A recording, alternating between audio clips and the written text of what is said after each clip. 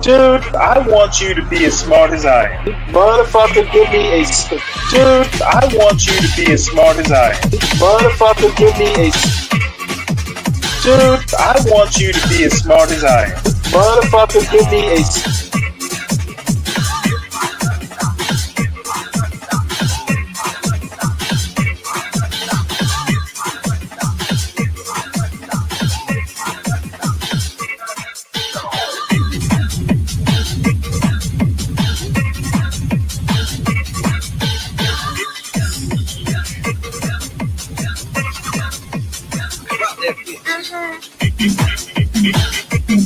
Dude, I want you to be as smart as I am. Motherfucker, give me a specific...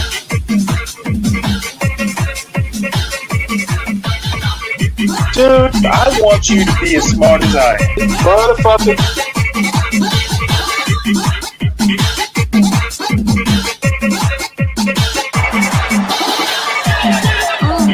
Come on out, you rapist!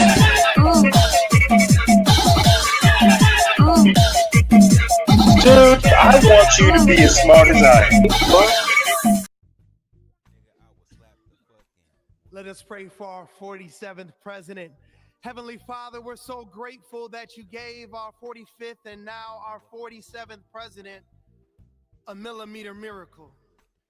We are grateful that you are the one that have called him for such a time as this, that America would begin to dream again. We pray that we would fulfill the true meaning of our creed, that we hold these truths to be self-evident, that all men are created equal. We pray that you use our president, that we will live in a nation where we will not be judged by the color of our skin, but by the content of our character. Heavenly Father, in the name of Jesus, we are so grateful today that you will use our 47th president so we would sing with new meaning, my country, 'tis of thee. Sweet land of liberty, of thee I sing. Land where my fathers died, land of the pilgrim's pride, from every mountainside. Let freedom ring, and because America is called to be a great nation, we believe that you will make this come true. So let freedom ring. From the prodigious hilltops of New Hampshire, let freedom ring. Or from the mighty mountains of New York, let freedom ring. From the heightening Alleghenies of Pennsylvania, let freedom ring. From the snow-capped Rockies of Colorado, let freedom ring. From the curvaceous hilltops of California, but God, we're asking you not only that, let freedom ring from Stone Mountain, Georgia. Let freedom ring from Lookout Mountain of Tennessee. Let freedom ring from every hill and every molehill in Mississippi, from every state, every city, every village, and every hamlet. And when we let freedom ring, we will be able to speed up that day where all of your children, black men and white men, Protestant and Catholic, Jew and Gentile, will be able to sing in the meaning of that old Negro spiritual, free at last. Free at last. Thank you, God Almighty. We are free at last. If you believe where the Spirit of the Lord is, there is liberty. Come on, put your hands together and give your great God great glory.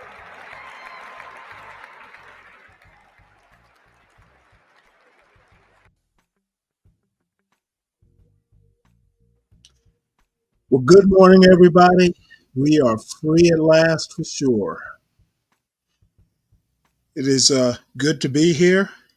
You like that, huh, Lead? We are free at last indeed.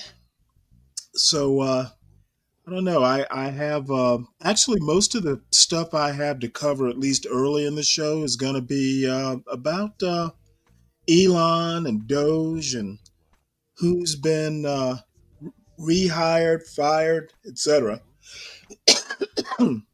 I released a video essay. Been kind of talking about the excuse me, the theory of stupidity. And my last video, standalone essay, was about MAGA basically governing. And the way they're governing right now is pretty much uh, meeting some of the criteria of the five human laws of stupidity. And most of it is just like, just doing stuff and not thinking before you do it. So we'll get into that. Hey, 12th man. So I watched at least the last few minutes of Portia's show covering Jasmine Crockett. I don't know. To be honest, I don't really have a lot of thoughts about it. There are people who think that politics is acting, and I tend to agree with that. I am of the mind that Jasmine Crockett is playing a role, and if her district is, I forgot what the number Portia used, but it's extremely black. I guess she's trying to identify with the people, and my thoughts on that are, you should never try and act. The number one rule, and one that I didn't always stress it, but it was always implied: always be yourself.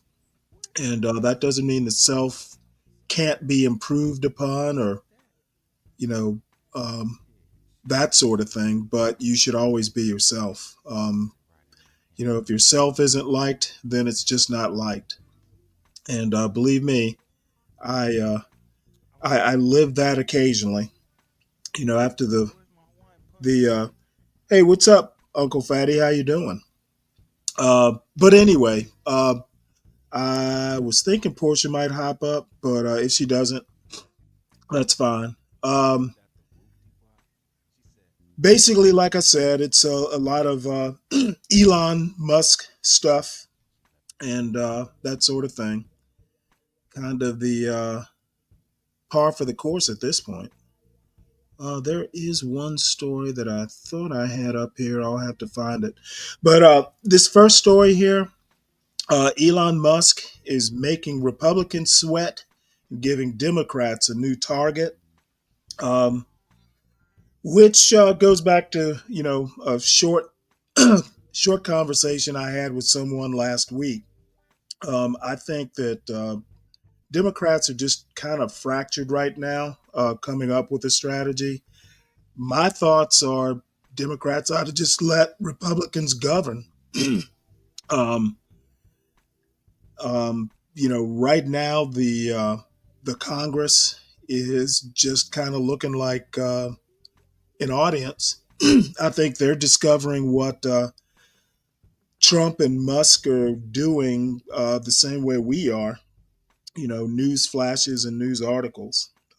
For some reason or another, Congress is not a player right now, and that is not how the Constitution meant for government to be. And I went into Article 1, Article 2, Article 3. I think when the framers of the Constitution put the Constitution together, they listed the branch of governments by article in order of importance. At least that's my thinking. So I'll go ahead and play this article. As you can tell, my voice is already starting to be a little shaky here. So we'll use the beloved auto reader. Elon Musk is making Republicans sweat and giving Democrats a new target. This article is by Jess Bidgood and Lisa Learer and read by an automated voice. He held court in the Oval Office in a t-shirt and blazer with a child clinging to his shoulders. He takes private meetings on Capitol Hill, offering his phone number for senators to voice their complaints, as if they are his constituents. And last month, he brandished a chainsaw as he promised to cut spending, to rapturous cheers from conservative activists. 7 weeks into President Trump's second administration, Elon Musk has not just upended the government. His omnipresence in Washington has also swiftly become an unpredictable factor that could reshape politics across the country. Already, the billionaire's signature slash and burn style and showy spending cuts have reverberated far beyond the Capitol, making even lawmakers from deep red states begin to sweat. He has shown a willingness to shape elections directly, both by spending locally and by threatening to wield his fortune to stifle dissent within the Republican Party. And he has given a glimmer of hope to Democrats in search of a message they can use against Mr. Trump, playing a starring role in new advertising for their candidates and by several of the party's major campaign arms. Democratic operatives gleefully swap private polling, suggesting Mr. Musk could prove a serious liability for the president. While many presidents have relied on family members or close friends as advisors, never before has the country seen an unelected billionaire and newcomer to electoral politics gain such a powerful and prominent perch in the White House. Mr. Musk's support for Mr. Trump, which came with close to $300 million in financial backing, may well have helped him win the presidency. But their unusual governing arrangement is opening Republicans to being yoked politically, not just to Mr. Trump, but also to Mr. Musk, as his Department of Government Efficiency pushes for what could prove to be unpopular cuts to federal programs and government jobs. Some Republicans are already acknowledging the potential political hazards, voicing a mild but notable word of caution about one of Mr. Trump's biggest priorities. "In my state, it's always about jobs and the economy," said Senator Shelley Moore Capito, who said she had fielded anguished calls from constituents in West Virginia. "And anytime anybody loses a job, it has political risk for whoever's in power, there's no doubt." The risks for Republicans extend beyond the possible effects of his cuts on voters. Mr. Musk is an eccentric figure who has long been unrestrained by filter or convention, protected by his wealth and his elite status in the technology industry. In a single interview with Joe Rogan last week, he made puns about Nazis, speculated about AI-powered sex robots, and slammed the idea of Social Security, giving Republicans who have long looked away from Mr. Trump's more outlandish public statements something new to avoid. Now, those ideas appear to have an open door to the Oval Office, through a partnership that is raising eyebrows even among some of their supporters. "I don't really know what that relationship entails with he and the president," Ms. Capito said, but she added, she supported the idea of right-sizing government. "I think we'll just write it and see what happens," she said. Democrats are eager to write it too. Elected officials, strategists, and activists across the party are embracing a Musk-first strategy as a way to rally their supporters, sway independents, and establish an early line of attack against Republicans. "It's an easy story. Elon Musk and the billionaires have taken over government to steal from the American people to enrich themselves," said Senator Chris Murphy of Connecticut, a Democrat and one of his party's earliest critics of Mr. Musk. "That's the message. It's true, it's persuasive, and if we repeat it over and over again, they won't win."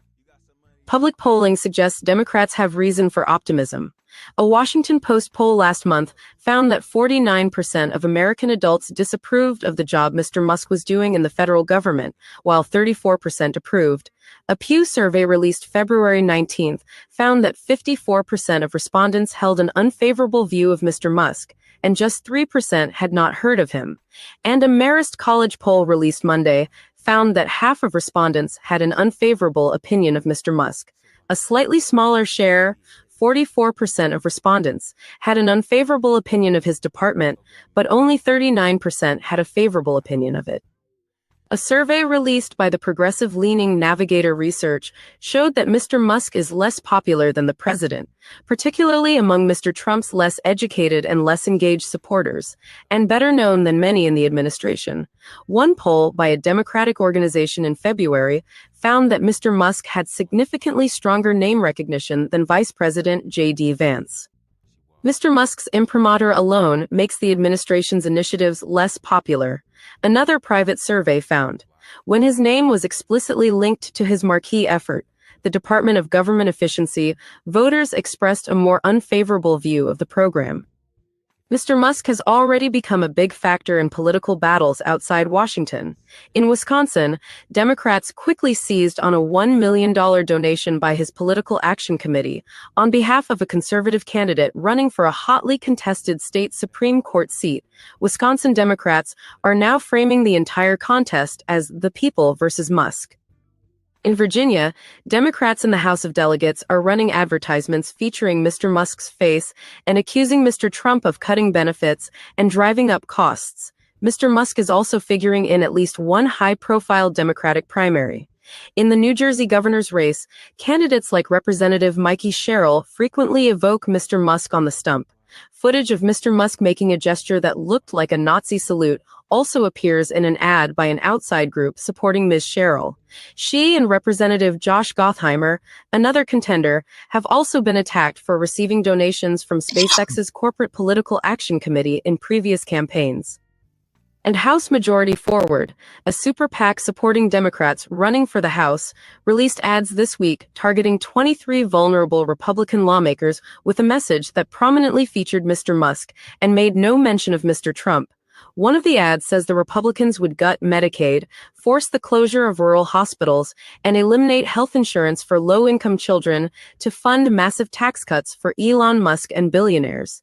It ends with video footage of Mr. Musk shouting and waving a chainsaw at last month's Conservative Political Action Conference. In February, House Majority Forward advised Democrats running for Congress to focus on how Mr. Musk's cuts could harm popular programs like Social Security and Medicare. While we shouldn't chide Musk, Trump, and others for being rich, audiences should know that the programs working families and seniors rely on are in danger so those in the administration can get rich, the group wrote.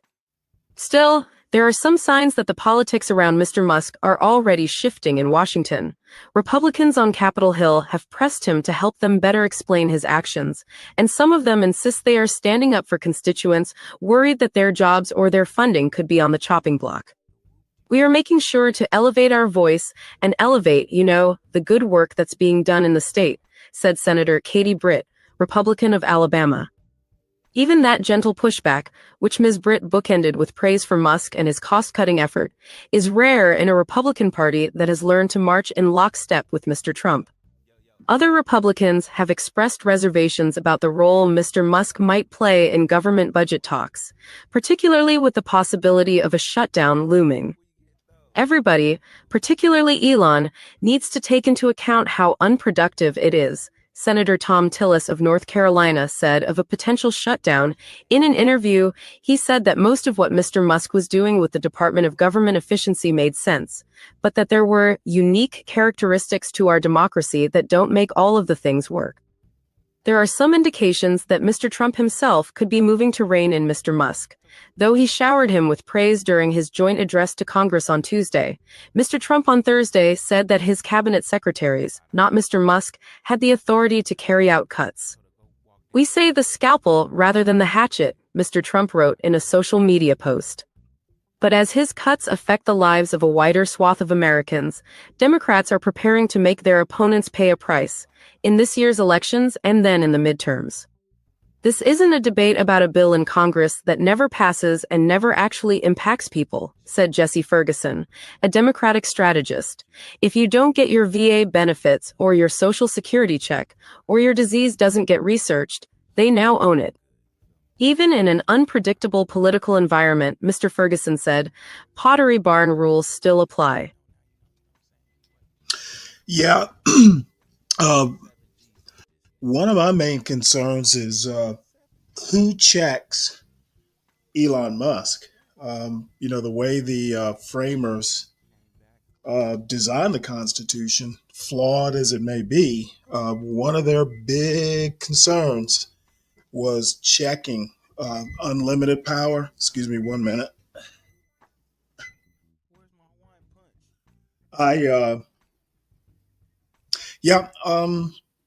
People use the term constitutional crisis. I don't know. I'm on the fence about that. But I think the fantasy of Elon Musk making cuts, I don't know why people are buying that. The executive does not decide who gets what and who doesn't get what. That's a congressional function.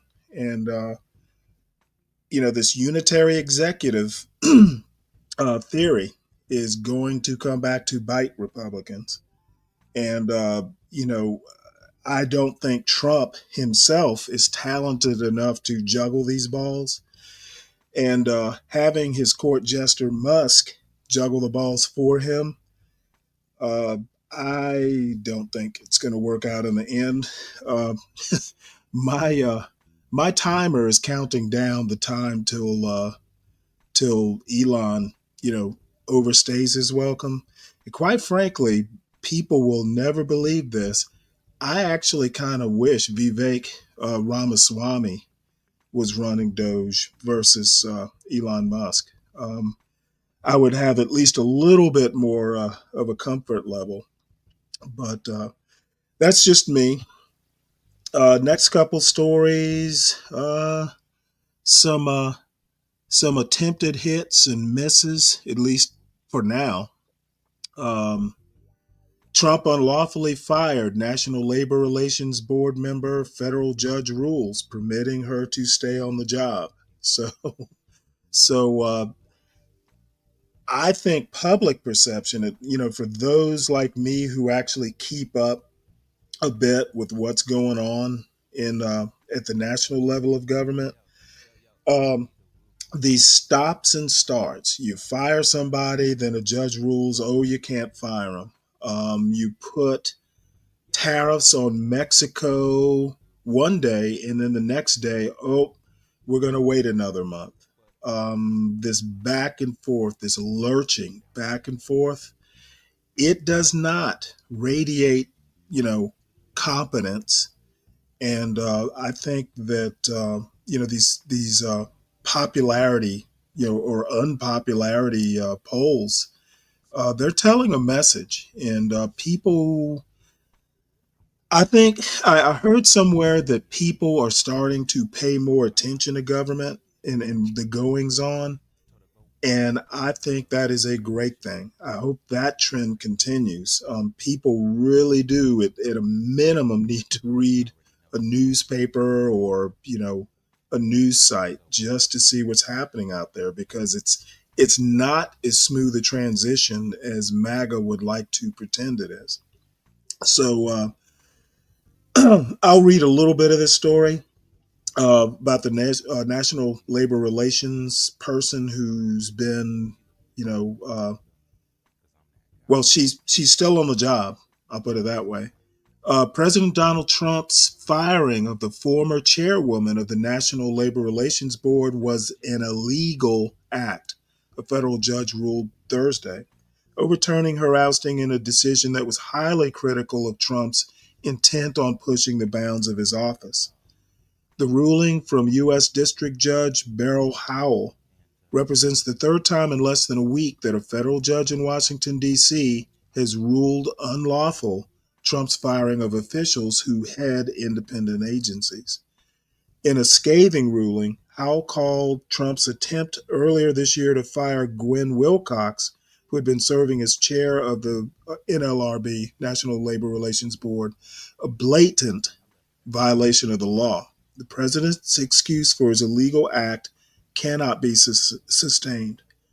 Howell's order reinstates Wilcox as a board member, but Trump's pick to chair the NLRB, Marvin Kaplan, will remain in charge. The Justice Department is appealing the ruling to the D.C. Circuit Court of Appeals. The president seems intent on pushing the bounds of his office and exercising his power in a manner violative of clear statutory law to test how much the courts will accept the notion of a presidency that is supreme, Howell, an appointee of former President Barack Obama, wrote in a 36-page opinion. An American president is not a king, not even an elected one, and his power to remove federal officers and honest civil servants like the plaintiff is not absolute, but may be constrained in appropriate circumstances, as are present here, she added. Wilcox sued Trump and Kaplan shortly after her ousting, claiming that it violated federal law that allows removal of board members only for neglect of duty or malfeasance in office, but for no other cause. She also said the law requires that removal take place only after notice and a hearing. The lawsuit said that Trump's dismissal gave no cause for his action and was done without notice or hearing. Howell agreed, writing that Wilcox's termination was not preceded by notice and hearing, nor was any neglect of duty or malfeasance identified, despite the explicit restrictions to removal of a board member of the NLRA. That should be NLRB, I thought. She said Wilcox shall continue to serve as a member of the NLRB until her term expires, unless she is earlier removed upon notice and hearing for neglect of duty or malfeasance in office. Wilcox, appointed by President Joe Biden, was notified of her firing in a letter in late January that said she was let go because her record showed she was unduly disfavoring the interests of employers large and small. Among the rules put in place by Wilcox and other Biden appointees that Trump criticized was one that prevented employers facing a union organizing vote from holding what are generally referred to as captive audience meetings, in which workers are required to sit through presentations laying out all the reasons they should vote against union representation, lest they lose their jobs entirely. Earlier this week, a separate federal judge ruled that Trump unlawfully fired the head of an independent federal agency that reviews federal employee firings. So he fired the firer. And last Saturday, a third judge in D.C. similarly said Trump skirted the law when he summarily fired the head of a government watchdog agency. Federal appeals court put that ruling on hold Wednesday evening, but the official, Hampton Dellinger, announced Thursday that he would drop his legal challenge to his ousting altogether. So testing is a good word. Trump wants to see what he can get away with. And, to be honest, I can't, I'm not gonna hate on him for trying. But I also think that I don't think the Supreme Court is going to be the show trial judges that Trump thinks they will be. They're already showing some independence, and lawyers are different. The judicial branch is a co-equal branch of government, so we'll see how that all works out. By the way, I read somewhere, and I can't find the article now, that Trump's a little pissed off at the Supreme Court, and he's looking at slashing their funding as well. So we'll see how that goes. So the next story, again, chaos at the VA, inside the Doge cuts disrupting the Veterans Agency.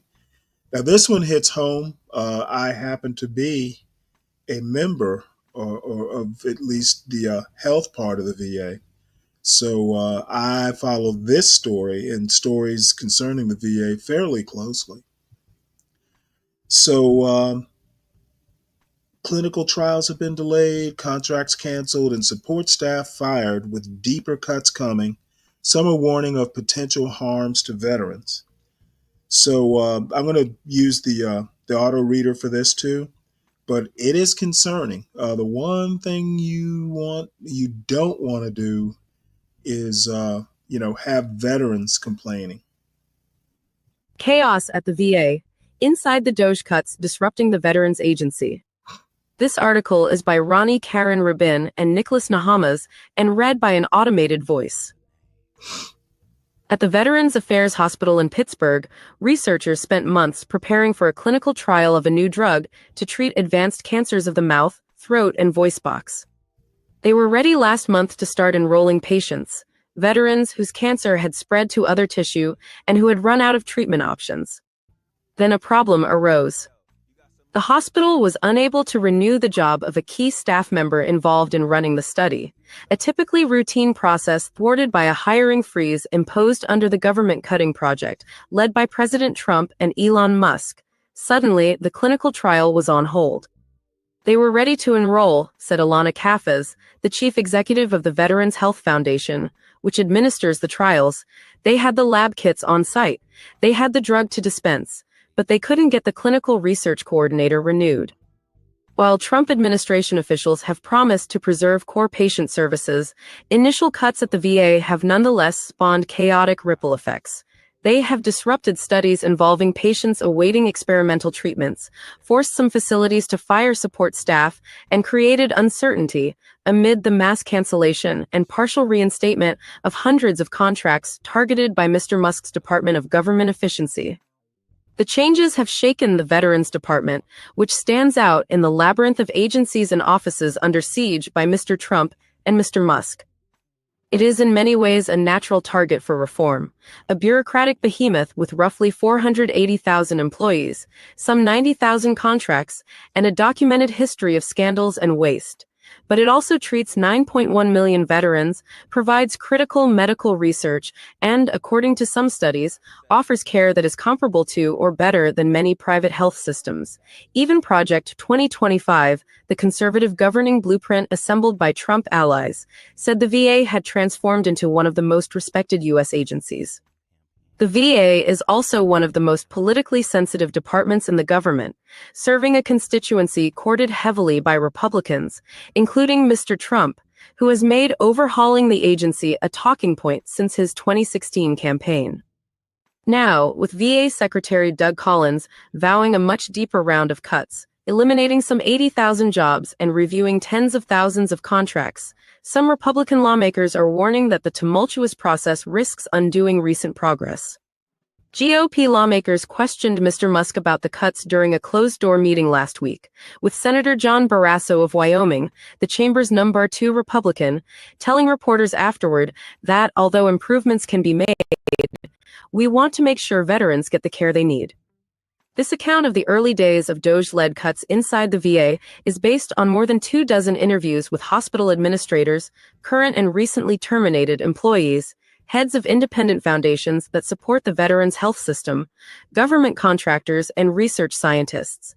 Many agreed to speak on the condition of anonymity because they want to continue to serve veterans or hope to be reinstated in their jobs, and feared retribution from the Trump administration.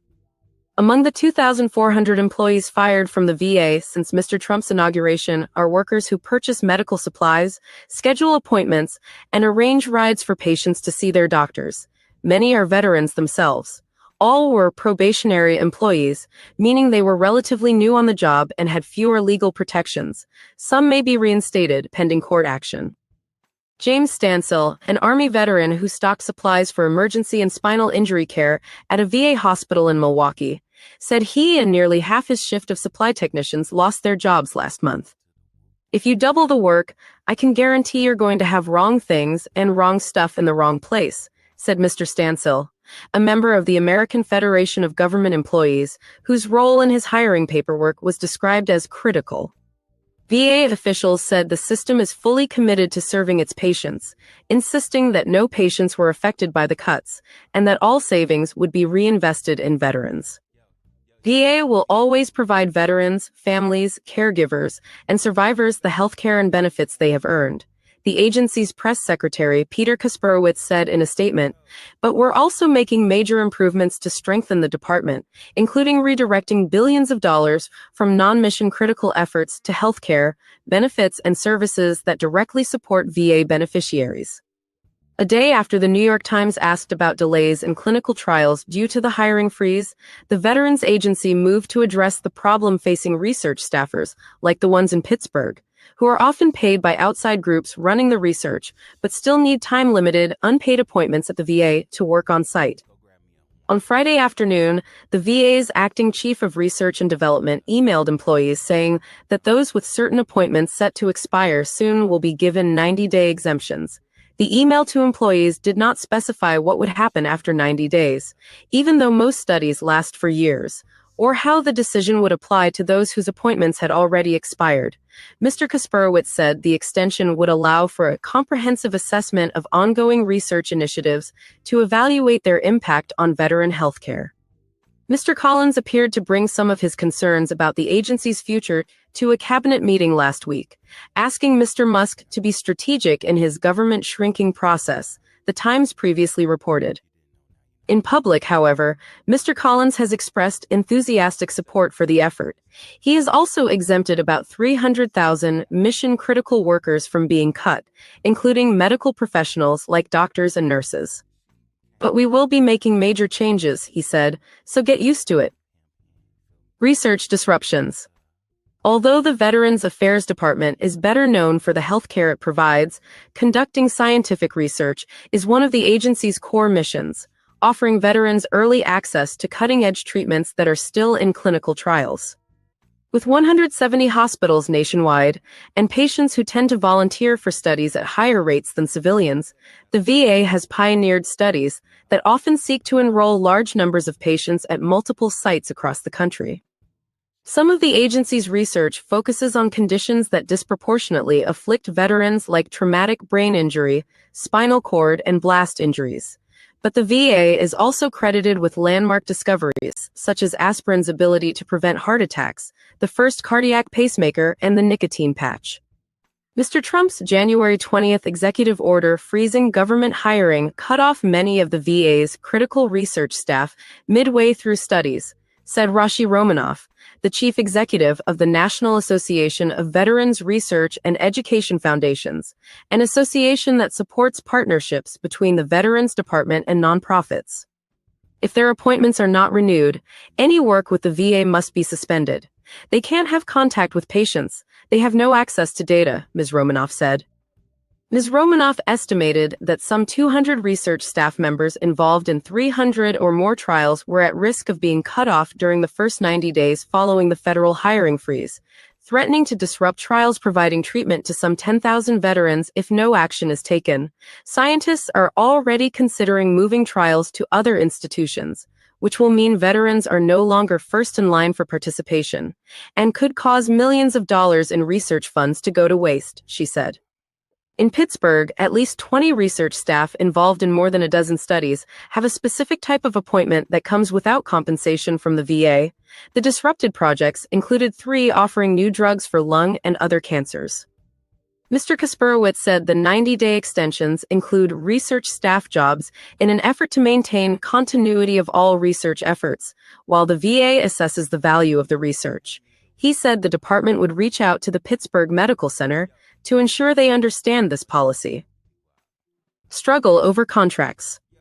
The VA has long struggled to maintain oversight over its spending, including a vast network of contracts worth some $67 billion per year, according to the agency. A report by the agency's Inspector General's office noted improper and unknown payments totaling $3.2 billion in fiscal year 2023. In an initial push in late February, the VA tried to cancel roughly 875 contracts. The list of cuts was provided by DOJ, according to emails reviewed by The Times, with a directive that termination should begin as quickly as possible. No more paying consultants to do things like make PowerPoint slides and write meeting minutes, Mr. Collins wrote in a social media post announcing the cuts. But senior VA officials were soon making frantic appeals to roll some of them back. In an email, one official wrote that the contracts on the termination list included over 100 that were deemed to be mission critical, adding that their cancellation would lead to catastrophic mission failure for essential veteran programs or healthcare operations. The email highlighted services like sterilizing medical equipment, maintaining boilers and generators, filling prescriptions, and overseeing human clinical trials, some of which were previously highlighted by the Washington Post. Within minutes, Dr. Stephen Lieberman, the acting Undersecretary for Health, underscored the message. Please reconsider the decision being made, Dr. Lieberman wrote in an email reviewed by The Times. Early the next morning, the VA tried to pump the brakes. ALL, please halt any contract terminations that are in progress, another official wrote, highlighting his words in yellow. But many contractors had already been notified that they were losing their work, emails show. By the next week, the VA had managed to walk back some of the terminations, saying it would cancel 585 of the original contracts. One that was spared was a contract for maintaining imaging machines in a Midwest hospital, which would have had to halt all scans as soon as the machines came due for inspection. The hospital fought successfully to reinstate that contract, but it is still pushing to rescind the cancellation of other service contracts, such as one for technicians who order medical supplies, an administrator at the hospital said. Mr. Kasperowitz, the VA spokesman, said that the contracts that were canceled were identified through a deliberative, multi-level review involving senior department leaders and contracting officials. So far, the VA has refused to reinstate some contracts because the work does not involve direct interaction with patients or their families, emails shared with the Times show. But one hospital administrator said many positions are critical, even if they do not entail direct patient care, such as those who purchase medical supplies. Lots of people don't understand how important these roles are, the administrator said. They are critical. They're trained and certified. We can't just replace them with random hospital employees. The firings last month of 2,400 probationary workers deemed non-essential have also complicated life in some facilities now forced to operate without support staff. One such worker was Shantae Duncan, who spent 3 months as an office manager at a mental health center for military veterans in Indianapolis. Sometimes Ms. Duncan found herself picking up the phone and talking to veterans in crisis, including one recently who was experiencing severe hallucinations. I kept him on that phone for over an hour until a therapist was available to him, said Ms. Duncan, who said she was speaking in her capacity as a member of her union, the American Federation of Government Employees. But on Valentine's Day, amid a purge of thousands of workers across the government, she was fired, leaving no one but therapists to sit at the front desk and check in patients, Ms. Duncan said. A sign posted on the door tells veterans to call their counselor and leave a voicemail message if the office is locked. Jeremy Singer-Vine and Katie Edmondson contributed reporting. Well, as I said, I actually am a member of the VA healthcare service. And I can tell you right now, I do not want, my doctors or I've done physical therapy. I don't want them answering phones because the time they're spending answering phones could be time spent with patients. So this is disturbing. I also wanted to let you know that Doug Collins, the guy who is the new VA Veterans Administration Secretary of the Veterans Administration, is a Georgia congressman. I think he's down around Brunswick. I'm up in outside Atlanta, but yeah, I'm very familiar with Doug Collins. Well, familiar. I won't say very familiar. But Uncle Fatty, thank you for bringing this up. I had no idea. This is VA crisis line employees among those fired amid federal workforce purge. And for people, probably everybody knows this, but veterans have, if not the highest, one of the highest suicide rates of any of the groups that they track. So having people not answering those phones, again, disturbing. So let me play this because to me personally, this is important. VA crisis line employees among those fired amid federal workforce purge. An unknown number of Department of Veterans Affairs employees at the department's suicide crisis line and workers who man the phones and completed administrative tasks for vet centers were among those fired last week in a purge of the federal government workforce. More than 2% of the VA's probationary workforce was dismissed effective immediately last week, with VA officials saying they were not in mission-critical positions. But according to media reports, congressional lawmakers and union officials, several were employees of the Veterans Crisis Line, which provides support and services to suicidal veterans. At least 2 crisis line employees who were fired were told Wednesday they would be reinstated, according to Senator Tammy Duckworth, DL, who intervened on their behalf. but they had not been given access to their work accounts as of Wednesday afternoon, she added. These folks, because they had a very vital job function, should never have been laid off, Duckworth said in a call with reporters Wednesday. One hotline worker, whose name was redacted in a widely circulated social media post that has been authenticated by military.com, said she had worked for the federal government for 9 years before going to work at the crisis line. The employee, who also serves in the Air National Guard, was 12 days away from the end of her 1-year probationary period when she was fired. I am absolutely devastated. Nobody, not even leadership, had any idea this was coming, she wrote. The VA has roughly 450,000 employees, most of whom were exempt from a federal hiring freeze announced January 20th or who did not qualify for the deferred resignation offer issued by the Office of Personnel Management on January 28th because their jobs are considered essential to supporting the nation's veterans. The federal government has roughly 2.4 million workers, including 220,000 probationary employees, mostly new hires or those who have worked for the government and transferred to a new department or were promoted, resetting their probationary status.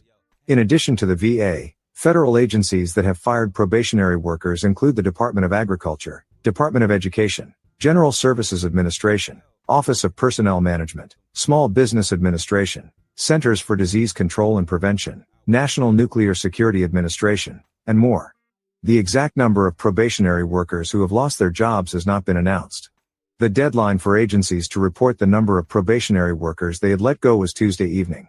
Senator Richard Blumenthal, Democrat Connecticut, said Wednesday that the cuts not only were affecting veterans, who make up 1/3 of the federal workforce, but services to veterans within the Virginia. According to Blumenthal, Virginia employees are reporting effects that include closures of operating rooms, reductions in the number of available intensive care unit beds, and cuts to inpatient mental health facilities.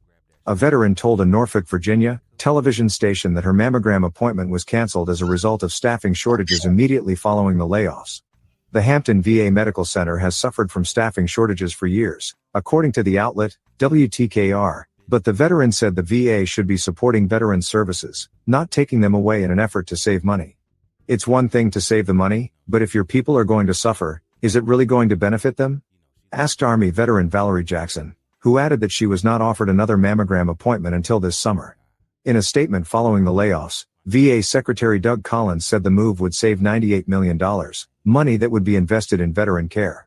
This was a tough decision, but ultimately it's the right call to better support the veterans, families, caregivers and survivors the department exists to serve, Collins said.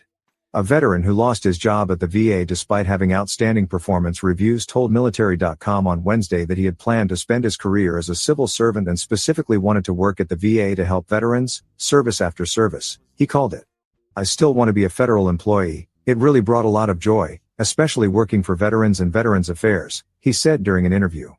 Blumenthal pledged to create an appeals process for fired employees and said the established process has been compromised because Collins was named the head of both the Office of Special Counsel and the Office of Government Ethics, in addition to his responsibilities at the VA, after President Donald Trump fired the leaders of those offices. It's a clear conflict of interest and denies VA employees any effective right of appeal, so we're going to stand up for them, Blumenthal said in a call Wednesday with reporters.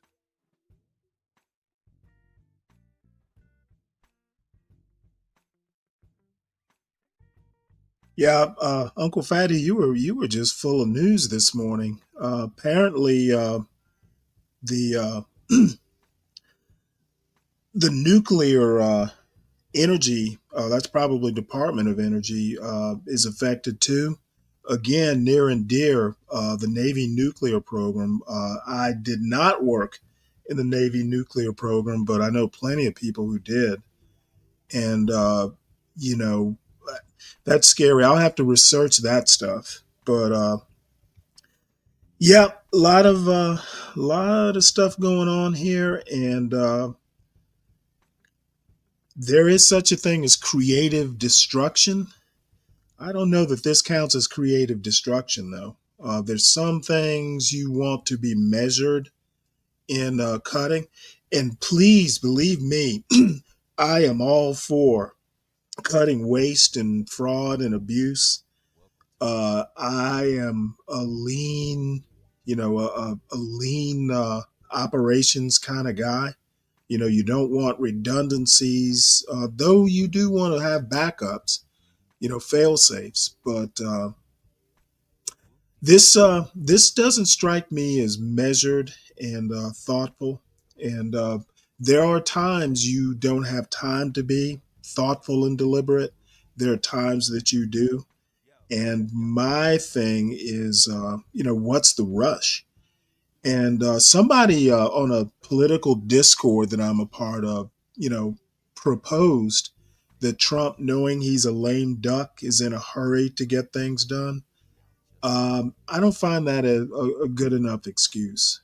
Lame duck or not, I expect my presidents to be thoughtful, deliberate when necessary or when possible. And Trump's not a thoughtful, deliberate guy. I don't think anyone would ever describe him as that. And Elon Musk definitely isn't. So, something that I have been paying somewhat close attention to is the Bannon Musk uh, as the world turns sort of situation that's going on right now. The populist versus the billionaire, Bannon, Musk, and the battle within MAGA. I've made the comment several times to John Galt that basically MAGA is oligarchs dressed up in populist clothing. I contend that the billionaires rode the back of the working class into office, and now they're taking off their disguises and showing revealing their true selves. And it's floating in the ether out there that any cuts that actually do take effect, this money won't be rolled into anything that would benefit non-billionaires. It's basically going to wind up being used not to reduce the deficits or the budget shortfalls, but to basically enable tax cuts for businesses and the very wealthy. And I wish I could say, I when I heard that, I went, nah, they'd never do that. Um, we are no longer living in that world. It is entirely possible. So President Trump has made it clear he wants to keep both men and their allies within his movement, but tensions are growing. By the way, Steve Bannon's a former Navy surface warfare officer, so he and I have that in common. So, but that's where the similarities end. The populist versus the billionaire. Bannon, Musk, and the battle within MAGA. This article is by Tyler Pager and Maggie Haberman and read by an automated voice. After word leaked out about a clash at the White House where members of President Trump's cabinet challenged the authority of Elon Musk to reshape their departments, one of the president's top allies, Stephen K. Bannon, quickly piled on. Mr. Bannon, who has characterized Mr. Musk as an interloper, a parasitic illegal immigrant, and a truly evil person, suggested the world's richest man was weighing Mr. Trump down. I don't want to say an By the way, just to note, Elon Musk actually did work in the United States at some point as an H-1B visa holder. Um, so, that's probably why the program's kind of near and dear to his heart. anchor or lodestone, Mr. Bannon said on Friday of Mr. Musk on his show War Room, which is watched closely by a number of Trump allies, as well as the president himself. It's not that yet, but it's trending. That is starting to affect everybody. The long-standing animus between Mr. Bannon and Mr. Musk encapsulates a key tension at the heart of Mr. Trump's Make America Great Again movement. It pits those like Mr. Bannon, who want Mr. Trump to carry out a more fully populist agenda, against ultra-wealthy interests, epitomized by Mr. Musk, who occupy key positions in the president's orbit. Mr. Trump has made clear he wants to keep both men and their allies within his movement, but Mr. Bannon's vocal disdain for Mr. Musk has been noticed by the president. In mid-February, the president told Mr. Bannon that he wanted him to lay off the attacks on Mr. Musk and for the two men to sit down privately, according to two people familiar with the comments. That meeting has not happened yet, and it is not clear when or if it will. But Mr. Trump's effort to mediate between the two men, which has not been previously reported, reflects the president's awareness that Mr. Bannon has a powerful megaphone with key parts of the MAGA base. Mr. Bannon has been preaching about populism since the Tea Party wave slowly started to remake the Republican Party in 2010. He and his acolytes see Mr. Musk as an opportunist with no ideological stake in the MAGA movement, who only wants to advance his own interests. But Mr. Bannon's vision for the movement also has its fair share of critics for its alignment with right-wing nationalism, which he has labeled a badge of honor. Let them call you racists, Mr. Bannon told a far-right gathering in France in 2018. Let them call you xenophobes. Let them call you nativists. Mr. Musk, who was a Trump critic for years before becoming one of his biggest benefactors, has seemingly given little thought to the MAGA movement and its future. Mr. Musk has been privately irritated by Mr. Bannon's attacks at times, according to people in touch with him. But he has only rarely engaged with Mr. Bannon. Bannon is a great talker, but not a great doer, Mr. Musk posted on X, his social media platform, last month. What did he get done this week? Nothing. In a statement, Caroline Leavitt, the White House press secretary, said, "We do not comment on private conversations that may or may not have occurred. President Trump is thrilled with Doge's historic work under Elon Musk, and he will continue to cut the waste, fraud, and abuse in our federal government on behalf of the American people." A spokeswoman for Mr. Musk did not respond to a request for comment. Mr. Bannon's attacks appear to be as much about attention as anything, although his allies say he is fighting for what he views as the soul of the MAGA movement. His supporters are quick to mention him as a potential candidate for president in 2028, noting that he finished in second place in the Conservative Political Action Conference's 2028 Republican primary straw poll last month, though far behind Vice President J.D. Vance. "Steve is looking down the pipe," said Raheem Kassam, a close Bannon ally and the editor-in-chief of the National Pulse, a right-wing news site. "He's looking into the future, and he's saying, oh no, there's an atheistic, amoral, CCP-aligned, unaccountable foreigner that's going to be the head of the MAGA movement at some point," Mr. Kassam said, referring to the Chinese Communist Party. "And I think he's right to express the concerns in the way he's doing it." For now, though, the MAGA movement is personality-driven, devoted primarily to whatever Mr. Trump wants it to be, regardless of the inherent contradictions, as he has taken control of the Republican Party over the last decade. Mr. Trump has led the quasi-populist movement by knitting together a wide range of factions and ideas, many of which conflict with each other. Mr. Bannon served as chief strategist during Mr. Trump's first term before an acrimonious split in 2017, but he was among the people most devoted to the lie that the 2020 election was stolen from Mr. Trump. Because of that, Mr. Bannon has credibility with some of the supporters Mr. Trump needs to be successful, and with Mr. Trump himself. Mr. Bannon also has clear ideological disagreements with Mr. Musk, particularly over immigration. Mr. Bannon vigorously disagrees with Mr. Musk's support for H-1B visas, which allow high-skilled individuals to work in America. Mr. Bannon has also warned that billionaires like Mr. Musk and other tech executives, many of whom supported Democrats before backing Mr. Trump, will abandon the MAGA movement. Bannon has been a dyed-in-the-wool conservative for his entire life, and he believes very strongly in these core values, said Barry Bennett, a Republican strategist who worked on Mr. Trump's first presidential campaign with Mr. Bannon. He is always naturally suspicious of people who pop up and don't have the pedigree that he has. Mr. Musk in some ways came out of left field as a diehard supporter of Mr. Trump. Throughout Mr. Trump's first term, Mr. Musk had a lengthy list of critiques. He privately disparaged Mr. Trump's tariff policies, his obsession with coal mines instead of gigafactories, and his hardline stances on immigration. More broadly, Mr. Musk railed against those who he believed had become tribal in their politics, according to people familiar with his comments. In 2023, Mr. Musk signaled he would support the presidential campaign of Governor Ron DeSantis of Florida before changing his mind as Mr. DeSantis's campaign struggled out of the gate. Last month, Mr. Musk posted on social media that he loves Mr. Trump as much as a straight man can love another man. Among the MAGA faithful, both men have deep fan bases. Mr. Bannon is one of the movement's original content creators, dating back to his days overseeing Breitbart News and now through The War Room. Mr. Musk, meanwhile, has endeared himself to the movement through his transformation of X, formerly known as Twitter, into a hub of conservative activity. Musk is the volume button, Mr. Bennett said.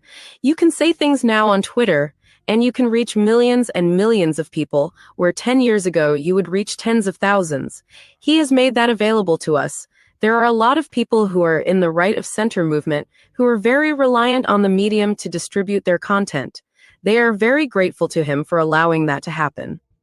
The admiration for both men was on full display last month at the annual Conservative Political Action Conference, where Mr. Musk and Mr. Bannon each received a rapturous reception.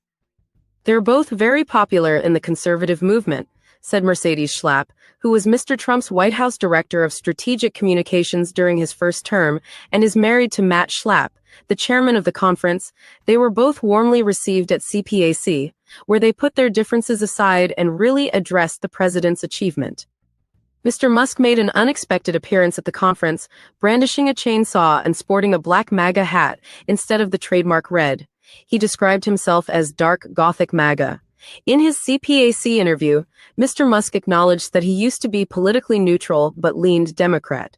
He said he had switched to supporting Trump when I realized I was a fool, citing cancel culture and efforts to infringe on personal freedoms. Mr. Bannon spoke directly after Mr. Musk, but he shied away from any direct confrontation. Instead, Mr. Bannon praised Mr. Musk as Superman. He also pointedly noted that history books ain't gonna remember me or Elon Musk or Tucker Carlson or Sean Hannity. They're gonna remember two things, Donald Trump and MAGA, okay? He said. In an interview with the New York Times last month, Mr. Bannon said there were fundamental differences between him and Mr. Musk. He's still not a populist nationalist, he's a globalist, Mr. Bannon said of the tech billionaire. He and I have a chasm that is probably insurmountable. As for Mr. Musk, his future intentions regarding politics are unclear. But one thing is not.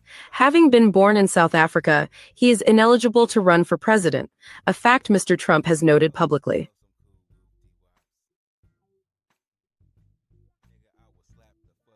Yep, well, so we go. Uncle Fatty brings up a good point. And I've said several times, in my opinion, and it's just my opinion, I actually haven't read this anywhere. 12th Man says that the GOP has been as unified. Well, he thinks they're more unified than ever. I agree with Uncle Fatty's assessment. I think America actually has four, let's call them factions. They probably should be actual parties. You've got MAGA, you've got Republicans, you've got Democrats, liberals, and then you've got progressives. And in my opinion, they kind of act as four separate entities. The GOP being united, it depends. If MAGA basically got elected under the Republican banner, MAGA is not unified. As a matter of fact, I predict towards the end of the year, you're going to see Congress, especially the Senate, kind of, pissed off that their power's been usurped. Literally, I just did a story about the populist faction of MAGA being at odds with the more tech bro, they call them broligarchs, faction. That's not unity. The never Trumpers are more the quote establishment Republicans. They are unified. So I disagree. Basically, there is a fissure in the MAGA movement. It's just a little fissure now. I'm hoping actually it becomes a chasm because populism is not populists are not gonna want billionaires tossing out working class jobs. And like it or not, federal workers actually do stuff And my one interaction with federal workers, again, is the VA. And I can tell you right now, their job is not easy. Even the schedulers, people scheduling appointments, it is not an easy job. So, government workers sit around drinking coffee behind a desk all day, at least in the VA, in my experience. And I've been, I've had two different VA medical centers, one up in West Virginia, now in Atlanta. Those people work hard. So, that's my 2 cents on the topic. Newt and the boys, back in the good old days. This is a longish article. I've played stuff before by Richard Hanania. Interesting article. I rarely agree with Hanania, but he is interesting at least.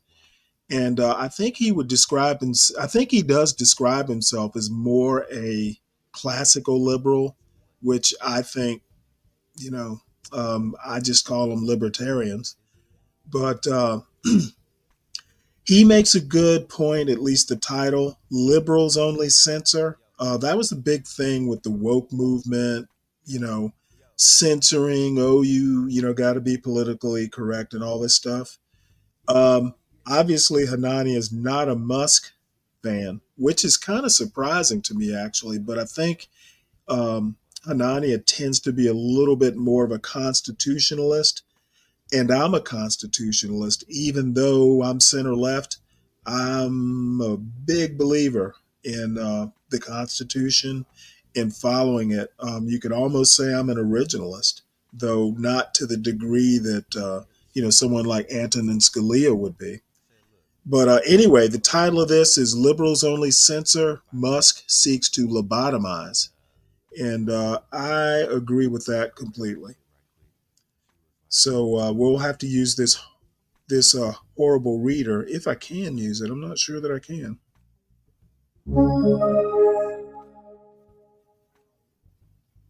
Liberals only. Oh, and by the way, I'm not going to play the whole article because it is longish, but once we get the gist, I'll comment and move on. Censor. Musk seeks to lobotomize. The public square is turning into a grotesque idiocracy. By Richard Hanania.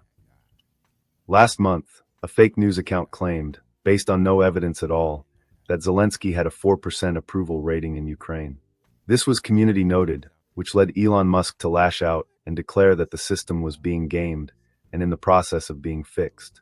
It was becoming increasingly difficult to see how real-time fact-checking could last on X when it was constantly making a fool of its owner, who has decided to take a very hands-on approach to using the platform to shape discourse in his preferred direction.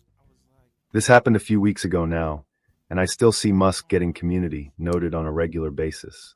It doesn't happen as much as it should, since so many of the things he says about Doge, government spending, and many other issues turn out to be lies. Most, if not all, of the recent community notes I see attached to Musk tweets are fact-checking a person he approvingly quotes, rather than him directly, so it seems likely he is putting his thumb on the scale, or engineers at the company have gotten the message to look the other way when faced with his constant stream of misleading statements. At first, I thought that it would be concerning if Musk changed community notes to hide the fact that he was spreading so much false information. But on further reflection, the fact that the system is still constantly exposing him as a liar, and he doesn't seem to care all that much, is even more disturbing. A liar under normal circumstances would try to hide the fact that he's lying. Musk, in contrast, is something much worse. He's a man who has contempt for the entire concept of truth, and doesn't care if the world knows it, as he poisons the public square. Being caught lying doesn't embarrass him, since he is not trying to win over anyone who is independent-minded and honest. Similarly, Grok will cheerfully tell you, accurately, that Musk is the biggest source of misinformation on X. Presumably, Xi Jinping censors Chinese AI models because in CCP circles being known as a transparent liar reduces one's status, but this is clearly not true on the American right. What all of this means is that the harmful effects of Musk's influence go beyond policy disagreements one may have with him, and get to the question of whether rational thinking about political, social, and economic issues is even possible in the world he is trying to create. When it comes to arguing about platforms and media outlets, we usually think in terms of political bias. It is true that the old system at Twitter disadvantaged conservative voices. Historically, the right has tried to build its own media companies and platforms to correct for liberal bias. Fox News emerged after CNN pioneered the 24-hour news format, while more recently sites like Parler and Gab were created as alternatives to the old Twitter. Conservatives within academia similarly call for more ideological diversity and less groupthink in their fields. The underlying premise of these projects is that left-wing news, social science, and analysis should be answered, countered, and perhaps replaced by their right-leaning or more politically neutral equivalents. Yet Musk's takeover of X and the changes he has made there, along with his personal dominance over the discourse and communication style more generally, are something different. In the past, conservatives and liberals would argue about what books you should read or where you should get your news from. Musk's rule of X, in contrast, stands in opposition to the idea that anyone should read any news in the first place, or serious work on public policy issues for that matter. This is a war on the human intellect, distinct from, and in many ways more sinister than liberal bias or censorship. Musk does not usually suppress knowledge or facts, but denigrates the entire idea that anyone can live in a universe where knowledge or facts matter, and seeks to reduce the prominence of anyone who would be naive enough to think they should. The rise of fake news accounts, the decline of independent intellectuals. Tyler Cowen has noted that one way we can classify intellectuals is according to whether they seek to raise or lower the status of elites. We can similarly see platforms as raising or lowering the status of different types of public figures. The old X was tilted in the direction of amplifying the voices of liberals and those attached to established institutions. The disinformation censorship machine reduced the reach of not only conservatives and reasonable COVID skeptics, but haters and conspiracy theorists more generally. Musk tilts the platform towards the other side of the political spectrum, while at the same time scrambling status hierarchies within the right to the advantage of some of the worst people in public life. Part of this is due to simply taking a hands-off attitude towards censorship in a world where the right is the lower human capital side of the political spectrum. People like Alex Jones, Candace Owens, and Tucker Carlson certainly have organic appeal, but Musk has made the problem worse by using his influence to amplify such voices, along with making other policy changes at X. The worst offense here is the deboosting of links. Under the old regime, liberals wanted you to only rely on what they considered credible sources of information. Musk doesn't want you to read anything at all that is not in meme or tweet form. He constantly announces, "You're the media now," as he elevates the voices of anonymous fake news accounts over those of real journalists. On a daily basis, the right-wing echo chamber runs with completely fabricated narratives. Any reasonable person who has the least bit of familiarity with what X has become since 2022 should have increased their respect for normal journalists. I consider Why the Media is Honest and Good, written in early 2023, to have held up extremely well in light of recent events. Thanks for reading. If you share my contempt for the world Musk is trying to create, please consider subscribing to this newsletter. Yeah, I think Hanania pretty much gets it right. Again, highlighting, if Musk doesn't want you reading or getting too much knowledge, essentially he is worse than the typical politician. In my opinion, politicians in general, left, right, center, whatever, tend to want people to they depend on people not knowing, the more or less nuts and bolts of what's going on in government.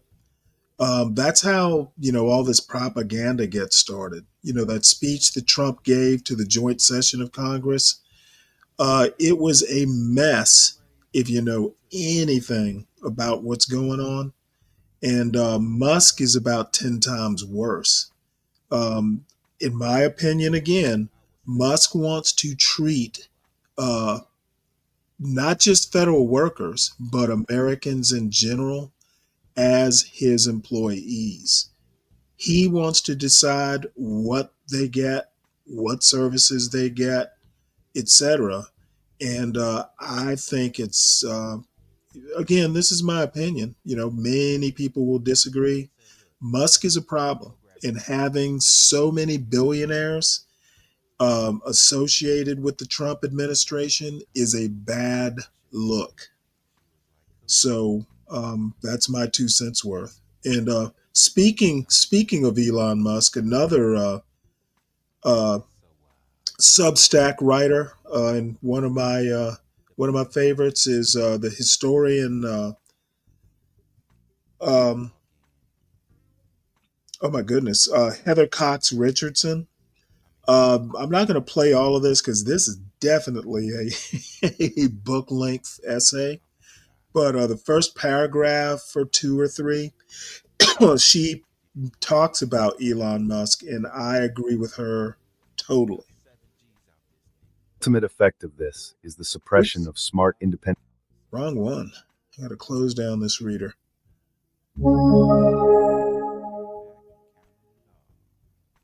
March 9th, 2025. By Heather Cox Richardson. Lately, political writers have called attention to the tendency of billionaire Elon Musk to refer to his political opponents as NPCs.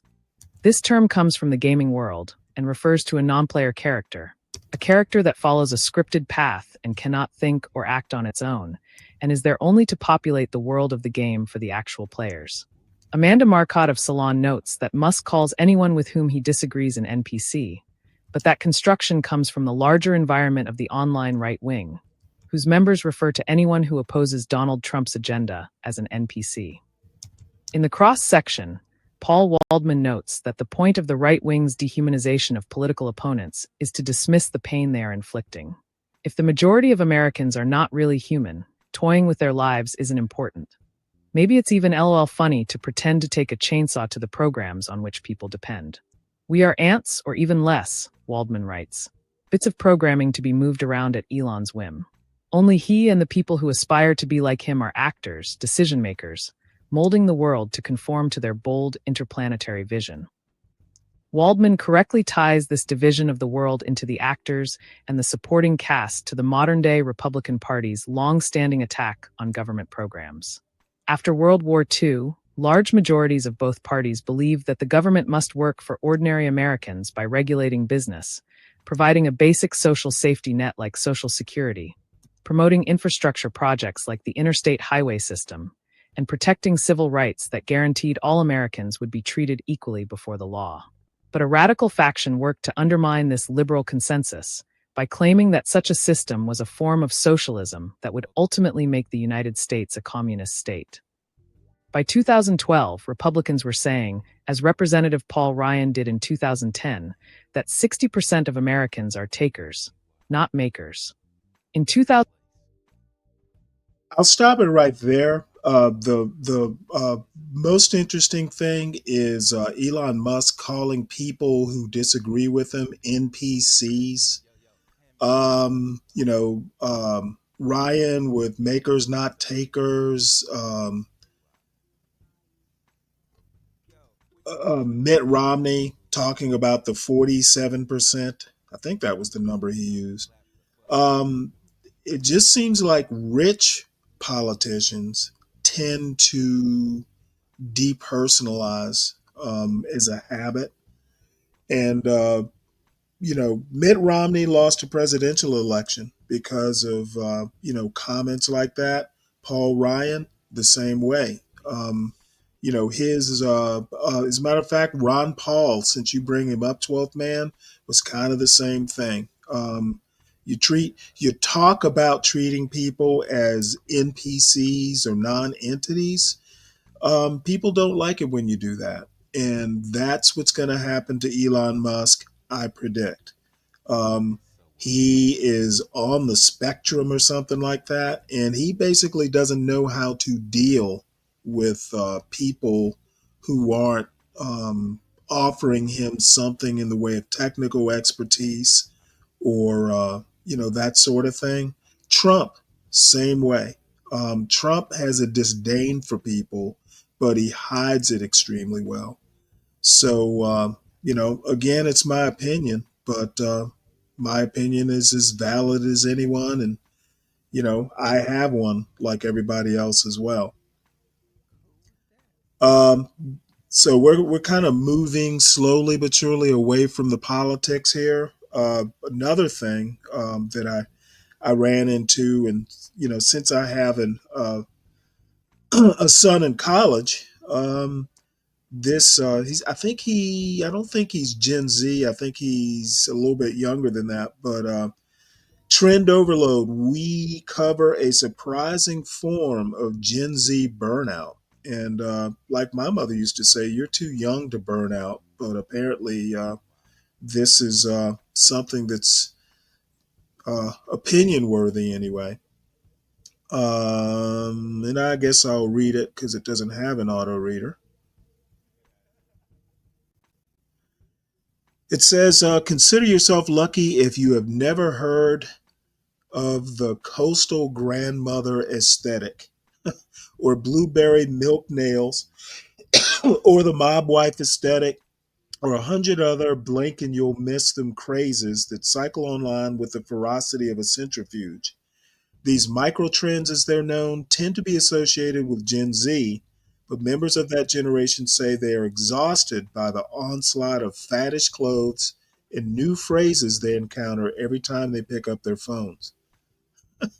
Imagine what us old folks feel like.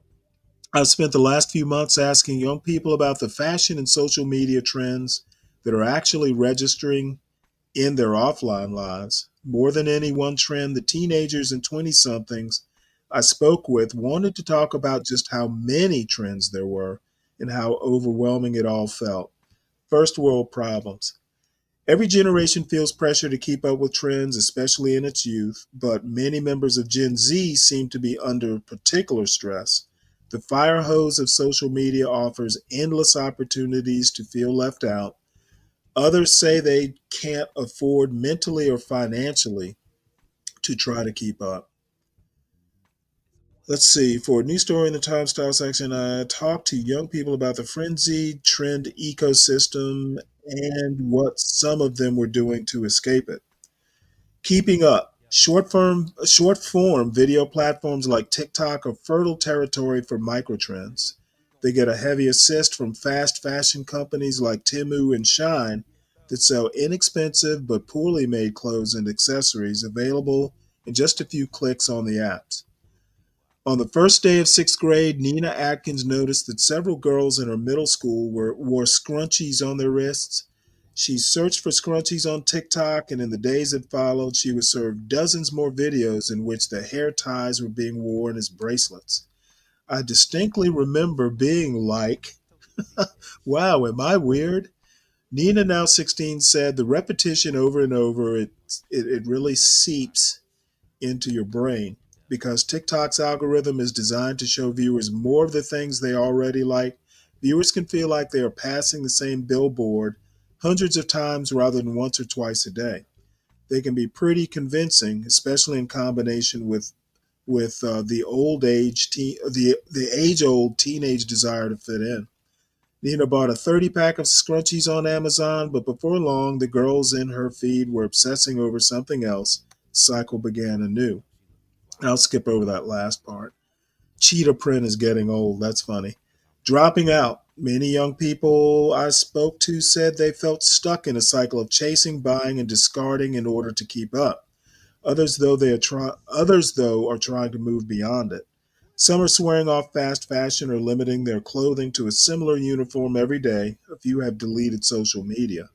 Deleting social media is a good move. Before buying something, Abner Gordon, 21, a student in Manhattan, tries to ask himself whether he wants something because it appeals to his sense of style or because he is emulating what he has seen online. So that apparently my son is a member of Gen Z. But anyway, I thought that was pretty interesting. I try and keep up with what young folks are doing so my son doesn't start calling me his old man. So, hey, Tom, how you Hey, doing? pretty good. How are you doing? Pretty good. So, That's what the apparently the young folks are being smothered by consumerism, and I do recommend they just go ahead and get rid of it, get rid of the social media, or limit it down to one or two. Do you remember the merry-go-round? The song. No, the store. I think I do. I don't think I've ever been in one. Well, I don't know that they have it anymore, but during the 80s, particularly the early 80s, it was a store that would sell only the most latest breaking fashion-y stuff. Oh, it was like a woman's clothing store? No. Oh, wait, no. I do remember it. Women's? Jesus, man. No, you know what? That was back around in like the 80s. That's what I said, in the early 80s. Yeah, I remember it now. I've never been in there.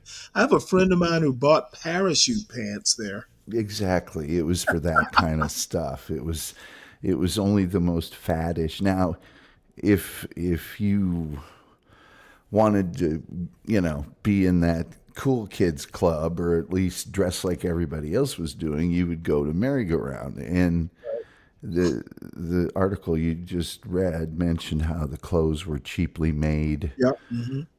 I look upon that as a blessing in disguise, because otherwise those clothes would still exist. I think it's really great that they just fell apart, but that was no different than back in that day.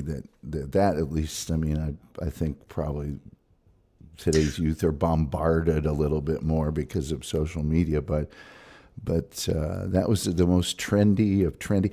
And there were other places like it, Back Racks, yep, and various other places. But I remember I used to, I was with this lady for 10 years. And when I first started seeing her, she was from Old Money. Right. And she says to me, "Look, the clothes you buy are crap. Yep. They're just crap, okay?" She said, "They're not quality. They're not durable." And there's things that she bought me in the early to mid 80s that I have that are still as if they're brand new, that I've been wearing for 40 years, that are just, very high quality garments.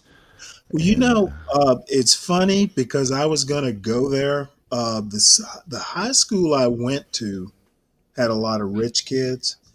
And I remember this one friend did go to my high school. And one day, it was one of these days where you could wear like your own clothes because we wore uniforms. And he showed up in a pair of parachute pants. And this was like the button-down shirt, khakis, and topsiders crowd. And they looked at him like, oh my God, what are you wearing? So that reminds me of your experience with your lady there. Well, I was also, working in an industry where everybody else dressed very trendy.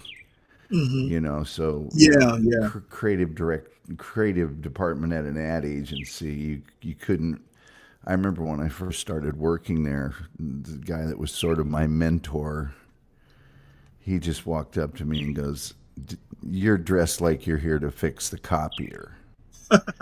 You need to jazz it up a little bit." And so, but yeah. I don't know. The one thing I can say is your girlfriend was absolutely right. Some of these things, they may look a little fuddy-duddy, but, pair of khakis, nice pair of shoes and like a button-down shirt. At least so far, you can appear somewhere and, people nowadays will go, "Well, what are you dressed up for?" My mother, for instance, there was a time when she was on a crusade because I liked jeans. They were just, quick to throw on. You didn't have to iron them and all this stuff. Oh, my mother. Oh, my God. It was just like, ugh. As a matter of fact, I don't even want to think about it. But funny enough, I rarely wear jeans these days, for some particular reasons. Not, who cares what I wear? But yeah, as a matter of fact, it turns out khakis in the summertime are a lot cooler, outside than jeans are. So, there's some practical reasons. And luckily, my son, oddly enough, he likes that, that Nike stuff, the athletic wear. But he's pretty good about not being too trendy. Though I haven't seen him in a couple weeks, so who knows what he's up to now. Yeah. Well, the things that she was referring to was the sort of the style and stuff. But as far as like sweaters, if you get a really super high quality sweater, it can darn near last you a lifetime. Yeah. It's, you do it on the cheap and, it's going to be cheap. Right. So whenever I buy anything, I like to try and make sure it's from a clothing standpoint. Now, khakis, I try to use those kind of judiciously. I guess not so much anymore now that I'm here in Texas, but you can't wear khakis in Indiana or Utah in the winter. You got to find something else. Well, yeah, you get them lined with flannel. Yeah, there are winter weight khakis. I haven't delved enough into the khaki to find out, but I haven't really been required in my career too often. Well, you got to also understand that, one of the working uniforms in the Navy are khakis. So I probably know more about khaki than your average person. Radio stations and Cartoon Network and advertising agencies do not require you to dress up. Right. You are, especially radio stations. Good God. You'd think you were in a hippie commune. But the other places, as long as you got on a decent pair of jeans, you're fine. Nobody's going to bat an eye. In fact, they would probably prefer you to wear one. One time I dressed up for a presentation. Got there in the morning and head of account service came to me and said, "When are you going to change?" And I said, "Why? We got a presentation today." He goes, "Yeah, and you're the creative guy. They don't want you dressed like an accountant. Go back home and dress like you normally dress, okay? That's what they want to see." Yeah, oh yeah. They said they that's what they expect you to look like. They don't want you to look like I look like. In other words, they want you to look like a freak. Yeah, I'm imagining a scenario where you show up well dressed and they send you home. Yeah, I'll never forget that guy telling me. Cause I used to right when I got out of. I had been working for a radio station as a production director, but and being on the air, but I was wearing khakis and a short sleeve button down shirt with a tie and some nice shoes, and it was my first or second day of my internship, and he just came up to me and said, "Are you here to fix the copier? Because that's what you look like." He goes, "I don't want to see you dressed like this ever again. Wear a pair of jeans, wear a t-shirt, relax. You're here to do creative work. You're not here to impress anybody with how you look. You're here to impress people with the work that you do." So, any old way. I see that 12th Man has still not been able to grasp the, constitutional. That's all right. Finer points of immigration. We love him anyway. At least some of us do. Yeah, no, speak for yourself. Well, this topic I know I'm going to catch flack about this, but I years ago when I lived on the mountain, um, looking to get out of mowing the lawn, I proposed to my wife that we throw out wildflower seeds on the front lawn, basically make a butterfly garden. And I did that and enjoyed it. And you did have to mow it every now and again, but the wildflowers would grow back. And I happened upon this article about butterflies. See how butterflies are surviving or not near you. And if anybody's interested, just let me know. Probably hardly anybody will be, but I got curious. If you live in Atlanta, Georgia, 114 species included in the study may be found in your part of the country. So 78 species are decreasing nationally, 16 with little change, increasing 20, and they've included they've included some of the species around here, and I'm not going to get so deep into it, but I like butterflies and moths. Moths less so because they're annoying and when you flip on the porch light. But I they're aesthetically pleasing, especially when you're out on the porch drinking your mint julep. So if anybody's interested in butterflies and whether they're decreasing or increasing, or this is area specific, so you can find out. Oh, and the other thing, speaking of it, and it's really more, towards bees, but Yeah, I I was have a just about to say at CBS. Good Lord, the number of bee stories that I've done in the last 3 years has got to be 100. yeah. Yeah. Well, I like when kids are selling honey. I used to work a place, and this guy is that I knew. His grandson kept bees. So, every now and again, I guess the right time of the year, his little grandson would sell jars of honey, and I'd always get two or three. Like locally sourced honey is just a weird thing that I do, but because I actually, use it as a sweetener in coffee and stuff. So I don't know. I just like that sort of stuff. I know it's kind of maybe hippy dippy or tree huggerish, but I have that side of me. Well, the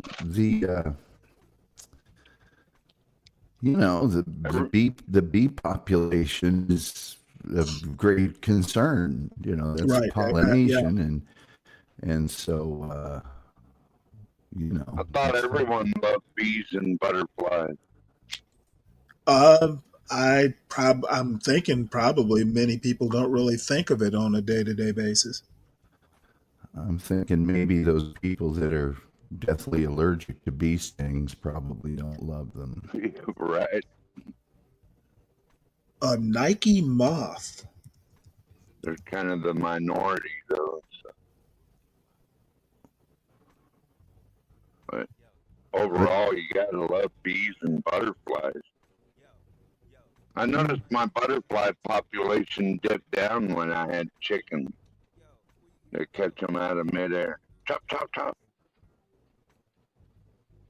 Huh. Makes them lay great eggs, though. They do some what? I'm Makes sorry, I the didn't hear hens you, lay man. makes the hens lay great eggs. Any of that natural protein they can get from ants, butterflies, Oh, I see. even bees. Yeah, but that's how you get that bright orange yolk instead of a yellow yolk. You get a orange yolk. They eat all that natural protein like that. That's why people Sweet. make mealworm. Little mealworm farms are so easy to do, and that way you just give them Well, that every now and then too. is Yeah. Uncle Fatty? Is this the moth? That's oh, that's interesting. I did not know this. Uncle Fighty says that's where the Nike swoosh came from, the Nike moth. Mm. I just thought it meant. I thought Nike meant victory. Who knew? Wow. Now this must be like an out west thing. I've never seen anything this magnificent in a moth. I had always heard it came from the wings of the Greek goddess Nike, who What the symbolizes fuck? speed, strength, and victory. Well, I mean, you would know better than most. Yes, but whatever. Who cares? It's a swoosh. They've got a swoosh. You know that I can tell you this: the "Just Do It" Yeah. that actually was an accident. They Really? were trying to come up. Yes, Chiat Day, the advertising agency, brilliant advertising agency that came up with the "Just Do It" and Bo knows this and all that.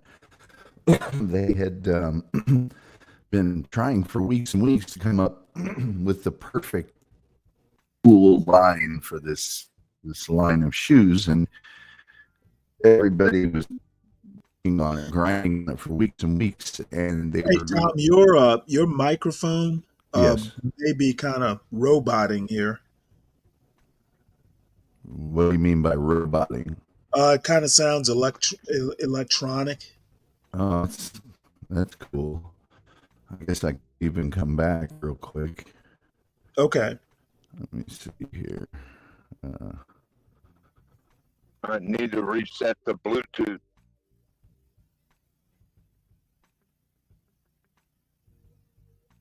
I have to do that every now and then too, Stanley.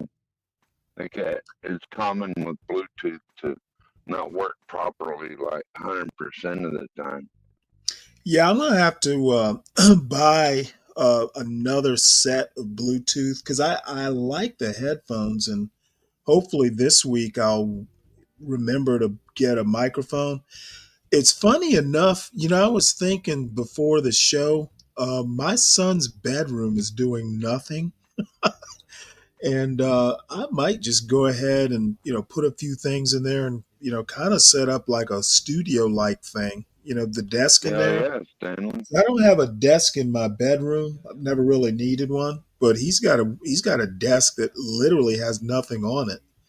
So I may just move the show in there, and instead of sitting on the edge of my bed, kind of Yeah. with the laptop on my knees. Yeah. Then we're gonna have to get you one of those gamer rock star chairs No, I'm not for going to the go that studio. far. There's an office chair in there. There's an office chair in there that should do just fine. What I may have to get though is one of those mat things that you see in offices. If you got carpet in the office, they'll put these hard plastic mats down. So the Yeah. chair rolls around easier. I've seen one they was advertising like it had a lifetime guarantee. Of course, you're probably gonna pay extra for that, but guaranteed not to break for Yeah. life. You know what? My That's son pretty had one when he was younger, and that thing didn't. Eventually it wound up um, breaking down. It was still usable, but certainly didn't look comfortable. That's So, where kind of one of those gamer chairs come in handy. You know, I don't think they put as much wear and tear on that down piece like we're talking about. now I figure if I get a gamer chair, I will have given in to something. I don't know exactly what, but I prefer not to. I think they're easier for getting up and down than basically using a old wooden office chair or something like that. Right. Well, this one it has adjustable height, so let's see here. I took all my stories, folks, from the from the New York Times, and never even got around to the Washington Post. So I'm just going to kind of go through it and see what's in there, see if anything's interesting, and then probably do a video or two, and then we'll get back to the news. Um, I've been studiously avoiding Pop the Balloon as much as I can because I get so much. It's funny because some people ask me, why aren't you doing Pop the Balloon? And other people say, all I do is Pop the Balloon. So I guess I'm trying to strike some sort of balance. One thing you'll learn on these YouTube streets, Stanley, is that you're not going to make everyone happy. No, but I know what mean, I you mean? gotta you gotta kind of listen every now and again. Yeah. I think most people just want you to do your own thing and maybe do a live stream or something. That'd be a good way to build your own channel up. Well, I stream this to the channel. Yeah. But I mean, like a walk around, like John Galt, go interview Yeah, I'm some not. people on this. I'm not the consummate entertainer that he is. So Well, I don't know. I didn't mean to get out, but you were saying you're looking into building an actual studio. So well, I I guess mean, that's it how would I just kind be of it would just be went off putting the on. computer, be putting the computer in there and kind of um, yeah. I'm not gonna like go in there and hang pictures and plants and all that. I'm not going that far. Mainly it's just so, I basically, if I'm sitting at a desk, I can use video, the instead of the Yeah. avatar. Plus, you could connect another monitor and be looking at stuff to bring up like Yeah, I that. put a Yeah. second computer in there for sure. I don't actually have an extra monitor that I know of. My son might have one in there. Maybe I'll get another monitor. But definitely the desk, I'd be able to put an actual microphone in there. I used this one piece Nexigo. It's a combination microphone, um, camera, and it's got a ring light recessed into it. So, when I used to just go on shows, it was actually really cool. I didn't have to sink money into a bunch of equipment, but now that I'm a pro and all, I've gotta invest. What's up, Uncle Fatty? How you You get doing? yourself one of these, and you can just lounge back, just like the guys on South Park. Exactly. But you like to do it, so why not invest in it, Stanley? That's all I have to say on that. Oh no, it is definitely the mic part because Oh yeah. these mics. This mic does fine, but when I do these video essays, I had to get in there and tinker around with computer settings and OBS settings, and I finally figured out how to turn up, I guess, the gain on the mic, but it took me a minute. Yeah, OBS is a little finicky with its mics and its cameras, but It's worth got, having a man, good one. it has so much. It's a lot to take in, but I'm getting the hang of it. I actually like it. It's a good learning curve. It's a good kind of basic. I Overall, like to most learn. platforms run off of that. I want to learn how you can put a background on your phone on StreamYard instead of like Doesn't do it on the phone. my actual surrounding. Yep, the phone doesn't do it. To learn about. You got to be on a desktop for StreamYard to accept it. Oh wow! I Someone wonder got if a you can goof? use the desktop switcheroo on Chrome to do that. If I just go to the desktop site and then you can select your own background. Possibly, yeah. I think if you run it through the actual, through the web page, and not just from clicking the link and stuff, that there is ways to do it. Yeah. Yeah, I'm gonna have to look into that. For sure. I'd probably be on cam more, but my place isn't that much, so be nice to. Well, that makes it authentic. No. What is that? A goose or somebody snoring or what? Is that on my side? I didn't hear nothing. Oh, let's see here. Yeah. Move that.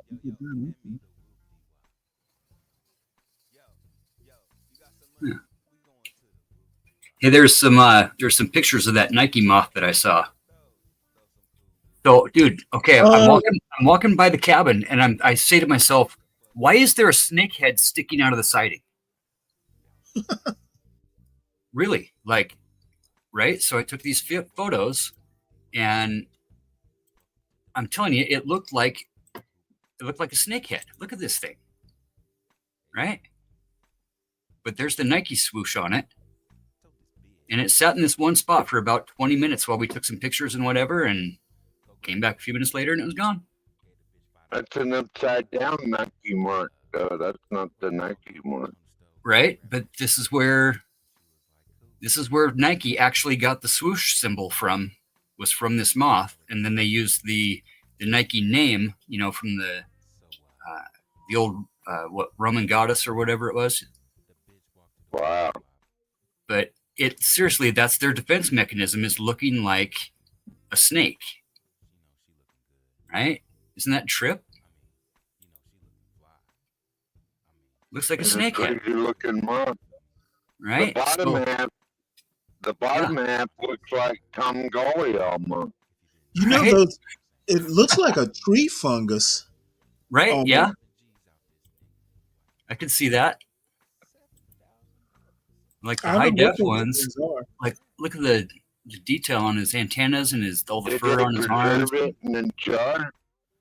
No, we didn't mess with it at all. I guess come to find out, they're pretty rare, and to see one is actually like a good luck sign to the Native Americans and stuff. So we didn't mess with them, just took some pictures and whatever. But man, I'll tell you, butterflies and moths are just as big as pollinators as bees are. I imagine. Yeah, because that, and it was just so weird. I had never even thought, I guess, I don't know, this is maybe over 10 years ago, probably 15 years ago. I got fascinated with gardening and just, just the moss and stuff. I lived up in the Blue Ridge Mountains, and driving some of these back roads, you see these fields with just nothing but wildflowers, and just beautiful. Yeah, pretty badass. So I was going to do one more story here, just to pile on. Mr. Trump. It's kind of hard not to, right? It's just so well. The thing is, one of the things that is so annoying to me is, you may not necessarily agree with a tariff or a firing or something, but they keep, he keeps reversing himself. And to be honest, being a former Navy man, a leader who makes decisions and constantly has to reverse himself comes off as indecisive and weak. One claim victory, bro. You're always Navy. You're not former, right, Stanley? You're not former Navy. Well, I'm a veteran, but I just worry, whether you agree with him or not, I do want the president to seem strong, even if he's an asshole. You don't want presidents reversing themselves. And this is like the second time he's had to, for whatever reason, had to reverse tariffs. He'll have a phone call with the Mexican president, and all of a sudden, up, we're going to push it back a month. But I'm wondering what kind of concessions are being made. How is the sausage being made? And maybe people aren't as curious as I am about that sort of stuff. I am. Well, I think it's because of their increased efforts in getting rid of fentanyl out of this country. It's like if they agree to do more, like today, Canada decided to tomorrow they're going to vote to replace Trudeau, and I think, that's already done. Part of it, right? That happened yesterday or Saturday. Yeah, so he announced it. He's been replaced, but I can tell you right now, I'm sure Trump had something to do with it, but he just Trudeau was at the edge. Trump might have, provided the shove. But Trudeau's been having problems for years now. And I have a friend who's Indian, and he kind of keeps up with the Khalistani movement. They've been having some issues up there with Indians, Muslims, just some turmoil that, the general public in America wouldn't be that interested in. However, I'm thinking some of that terrorist activity, there's always the threat that it leaks over the border. I think Trump is right to make some demands like you need to get your internal affairs in order. Sure. But he's definitely united Canada, that's for sure. Yes. Well, they've been trying to get rid of him since the trucker protest. You remember that? I remember that. Now, truckers refusing to do their deliveries, and they just quit. But I wonder. They didn't get rid of Trudeau. They I think it's a good thing. After all that, I think it's a good thing that Sheinbaum, I think that's her name, her popularity has gone up. So sure. So I don't know. People will tell me, well, Trump's playing 4D chess, but I'm not so sure. I can put it to you this way: Mexico and Canada being, I think they're America's biggest trading partners. Yeah. I'm sorry. By far, yeah. Yeah, I'm not so sure you want a Canada with a spine or a Mexico with a spine, because all of a sudden, they start making demands of us. As a matter of fact, I read a story, and damn it, I forgot to save it, where Canada is all of a sudden receiving a lot of American citizens. People are fleeing to Canada. Now, the article didn't say whether they were illegal or not. I imagine they're not. But I find it funny, when people are, the reverse flow, Canada coming and saying, hey, you got to stop these Americans from, invading our country. No, Stanley, it's not that, Stanley. It's the illegal immigrants here in the United States are immigrating into Canada. It's not American citizens. The article I read said American citizens. Yeah, it is. It happens after every election, though, really. It's nothing new. And Canada doesn't really necessarily accept them as citizens. You can get work visas and stuff, but it's not. Well, I actually hope it's not illegal aliens, because that's a ding on America. If we can't control illegal aliens migrating from, our country into Canada, that's on us. Kind of like Elon and his work visa that he stayed 2.5 years extra on when he was an illegal alien for 2.5 years. Same with Melania. She was an illegal alien for 3 years. Yeah. That doesn't make the news much, does it? Most actual illegal aliens, right, are here on work visas and school visas that overstay their visas. Right. Yep. That's because I think Musk went to the University of Pennsylvania. Most of them don't come over the border. They, walking. They come on an airplane. And you know that fent stuff, it's not coming in shipping containers through the desert across the southern border. Because there's more fent in Seattle and Minnesota, in Minneapolis, the Great Lakes area. Really? Right, where there's big ports, right? Right, yeah. Than there is anywhere in America. That's why Ontario's getting flooded, because they're right there in the Great Lakes area, right? That's why British Columbia is getting flooded with it as well, because they're right in the Seattle area. Well, by the way, thanks for all the Bluetooth device. I don't use Bluetooth to connect to streaming for broadcast. StreamYard hates Bluetooth stuff. I use a hard wire Ethernet connection, like most professional broadcasters would never use Bluetooth. Also, the British Columbia government is looking in on a tax for all 18-wheelers traveling through British Columbia to Alaska, like a toll. They're looking into that too. Well, hopefully it don't happen for all my Alaskans' sake, but it could happen. I guess we'll soak it up and it'll all come out in the wash. Yeah.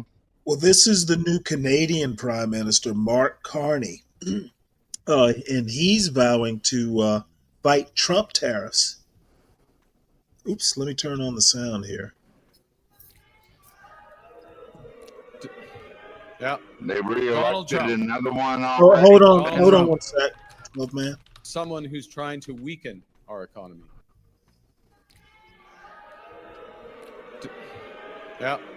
Donald Trump. And Donald Trump, as we know, has put, as the Prime Minister just said, unjustified tariffs on what we build, on what we sell, on how we make a living. He's attacking Canadian families, workers, and businesses, and we cannot let him succeed. And my government will keep our tariffs on until the Americans show us respect. America is not Canada. And Canada never, ever will be part of America in any way, shape, or form.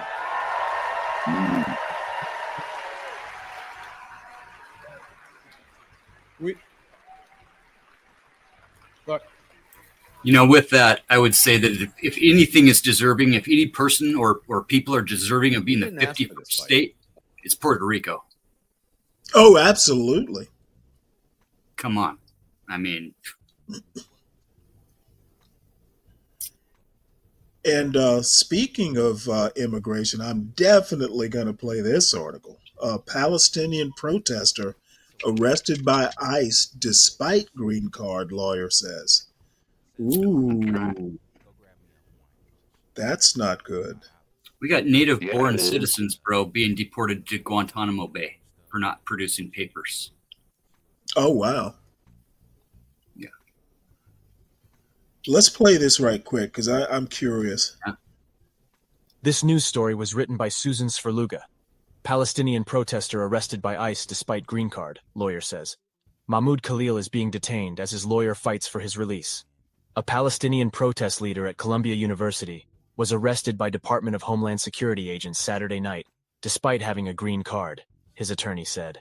President Donald Trump has promised to deport international students who participated in pro-jihadist protests on college campuses. Columbia was at the center of intense protests that broke out on campuses across the country last year over the Israel-Gaza war. The arrest came just one day after the Trump administration said it was canceling $400 million in federal contracts and grants to Columbia because university officials had not done enough to prevent anti-Semitism on campus. Mahmoud Khalil, who as a Palestinian graduate student was a leader in negotiations between protesters and Columbia officials last spring, was stopped by U.S. Immigration and Customs Enforcement agents who told him his student visa had been revoked, his attorney Amy E. Greer said in a written statement. When Khalil told agents that he was a lawful permanent resident, holding a green card, Agents detained him anyway, she said. Greer said she filed a habeas corpus petition on Khalil's behalf, challenging the validity of his arrest and detention. An ICE detainee locator website says Khalil is being held in Elizabeth, New Jersey. Greer was told Sunday morning he was there.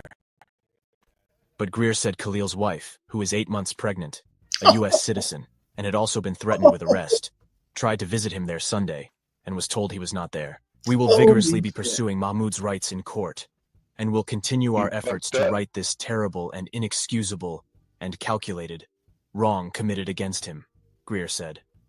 She said the arrest follows the U.S. government's open repression of student activism and political speech, specifically targeting students at Columbia University for criticism of Israel's assault on Gaza. The U.S. government has made clear that they will use immigration enforcement as a tool to suppress that speech. She said many people and organizations have expressed support for Khalil, and that he appreciates that. Homeland Security spokeswoman Tricia McLaughlin said that on Saturday, in support of President Trump's executive orders prohibiting anti-Semitism, and in coordination with the Department of State, U.S. Immigration and Customs Enforcement arrested Mahmoud Khalil, a former Columbia University graduate student. Khalil led activities aligned to Hamas, a designated terrorist organization. ICE and the Department of State are committed to enforcing President Trump's executive orders and to protecting U.S. national security. On Sunday evening, Secretary of State Marco Rubio shared a story about Khalil and wrote on social media, "We will be revoking the visas and/or green cards of Hamas supporters in America so they can be deported." Protests over the war have prompted national debate over the First Amendment and student safety, with some arguing that curbing demonstrations violates participants' rights to free speech and assembly, and others contending that some of the language and symbols used by some protesters is offensive and threatening to Jewish people. Colombia's interim president, Katrina Armstrong, said Friday that taking serious action against anti-Semitism on campus was the school's #1 priority. Trump has said his administration would revoke student visas of Hamas sympathizers, and he warned resident aliens who joined in the pro-jihadist protests on college campuses, "We will find you, and we will deport you." He has also said that foreign agitators will be imprisoned or permanently sent back to the country from which they came. International students can lose their visas if they are convicted of a crime, or if they don't take the required number of courses, because they have been suspended, according to the Immigration and Nationality Act. They can't have their visas revoked for beliefs or statements that are within the bounds of the law, but foreign nationals who endorse or are associated with terrorist groups could lose their visas. While the State Department can rescind visas, it was unclear what legal authority the Trump administration would use to revoke green cards, as Rubio said.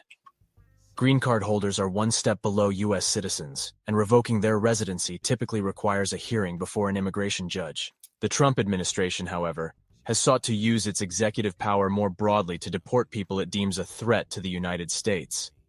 "The implications of this thing are big," said David Leopold, an Ohio immigration lawyer. "If you take someone like this, what's the next step? Is it somebody who is protesting for immigration reform? Is it somebody who is protesting climate or abortion?"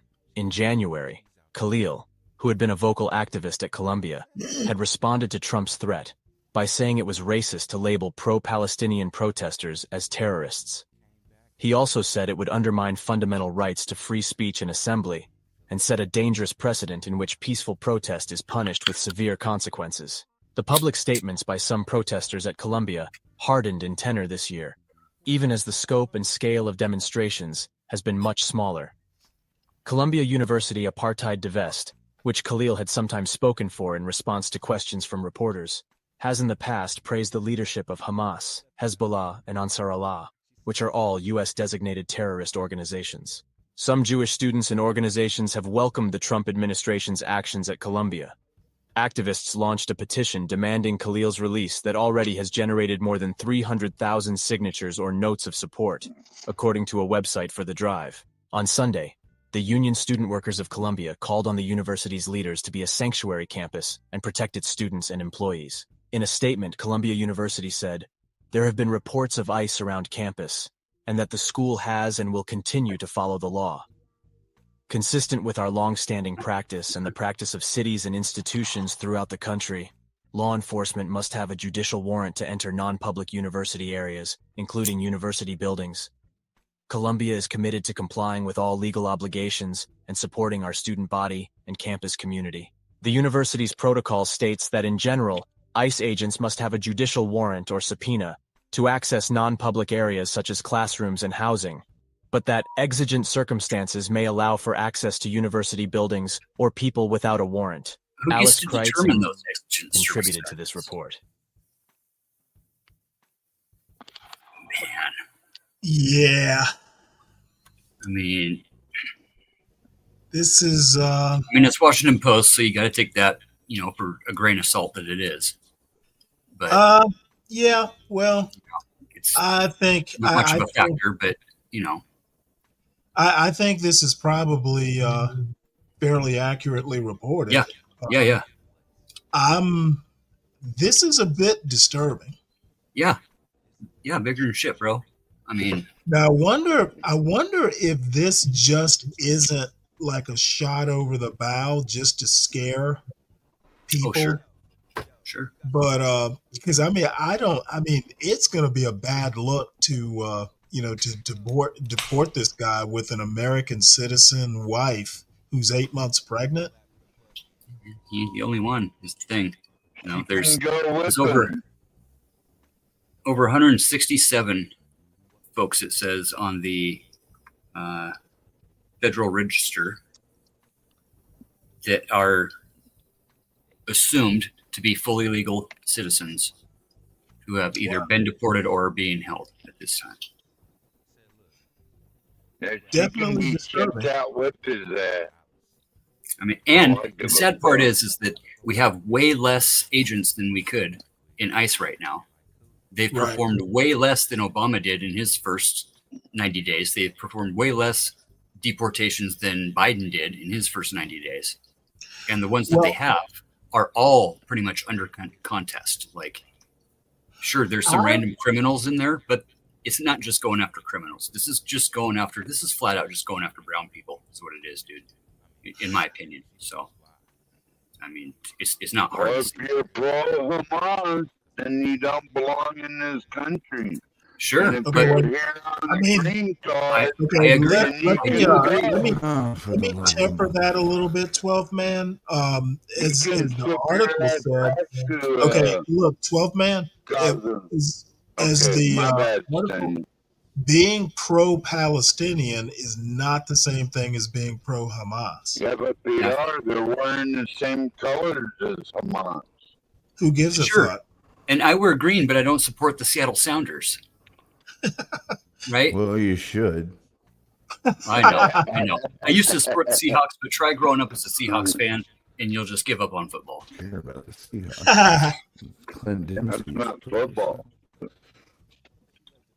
You know what I'm saying? There's been around since 1975. Come on, man. Who is Wong Kim Ark? Juan? Is that Juan that's on the program? Oh. Yeah, he's on with John quite often. Yeah? I get you now, DiCaprio. This is an old case. I think this guy back in like 1895 wanted to be declared white. He was Japanese or something like that. Let's see. It sounds Chinese. Or am I wrong? Was he in an internment camp by any chance? Or? No. This is back in 1895. Oh, wow. Okay. Wait, okay. Okay, let's see. I'm looking at this right quick just to figure out if this is the case that I'm thinking of. Because there was an Indian guy who... Yeah, he was Chinese, not Japanese. Chinese, okay. I don't think I know this. He was restrained of his liberty by the collector and the general manager of the steamship company acting under his direction in violation of the Constitution and laws of the United States, not by virtue of any judicial... Oh, I see. Hey, good catch, DiCaprio. Yeah. Go down to the third paragraph where it says although he was born in the city, or how's that go? Born in the city and county of San Francisco? Yeah, because the said Wong Kim Ark, although born in the city and county of San Francisco, state of California, United States of America, is not under the laws of the state of California and of the United States, a citizen thereof. That's original 14th Amendment stuff. Yeah. But I get I get your drift. The thing that I saw in here, it's 1898, not 95. The thing that I saw is that there was no judge. There was no hearing, no judicial hearing. Deemed to be. Well, who does the deeming?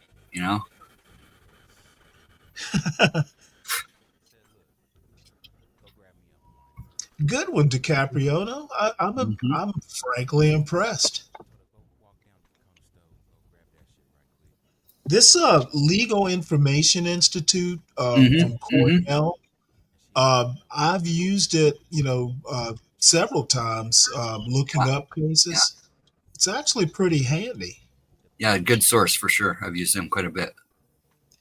So ground news. I mentioned that in the chat earlier, but ground news, like ground beef. Yeah, I've heard them. I've heard Sam Cedar advertises. How much? It's a paid service, though, right? It's like $5 a month, but man, it's worth it. I'm telling you, okay.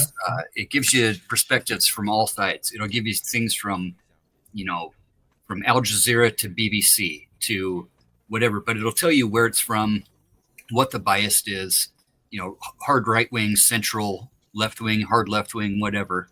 And you can get the same story in different fashions from different folks and really be able to decipher more about what's really going on and not just be, in an echo chamber, so to say. Well, you know what? I've got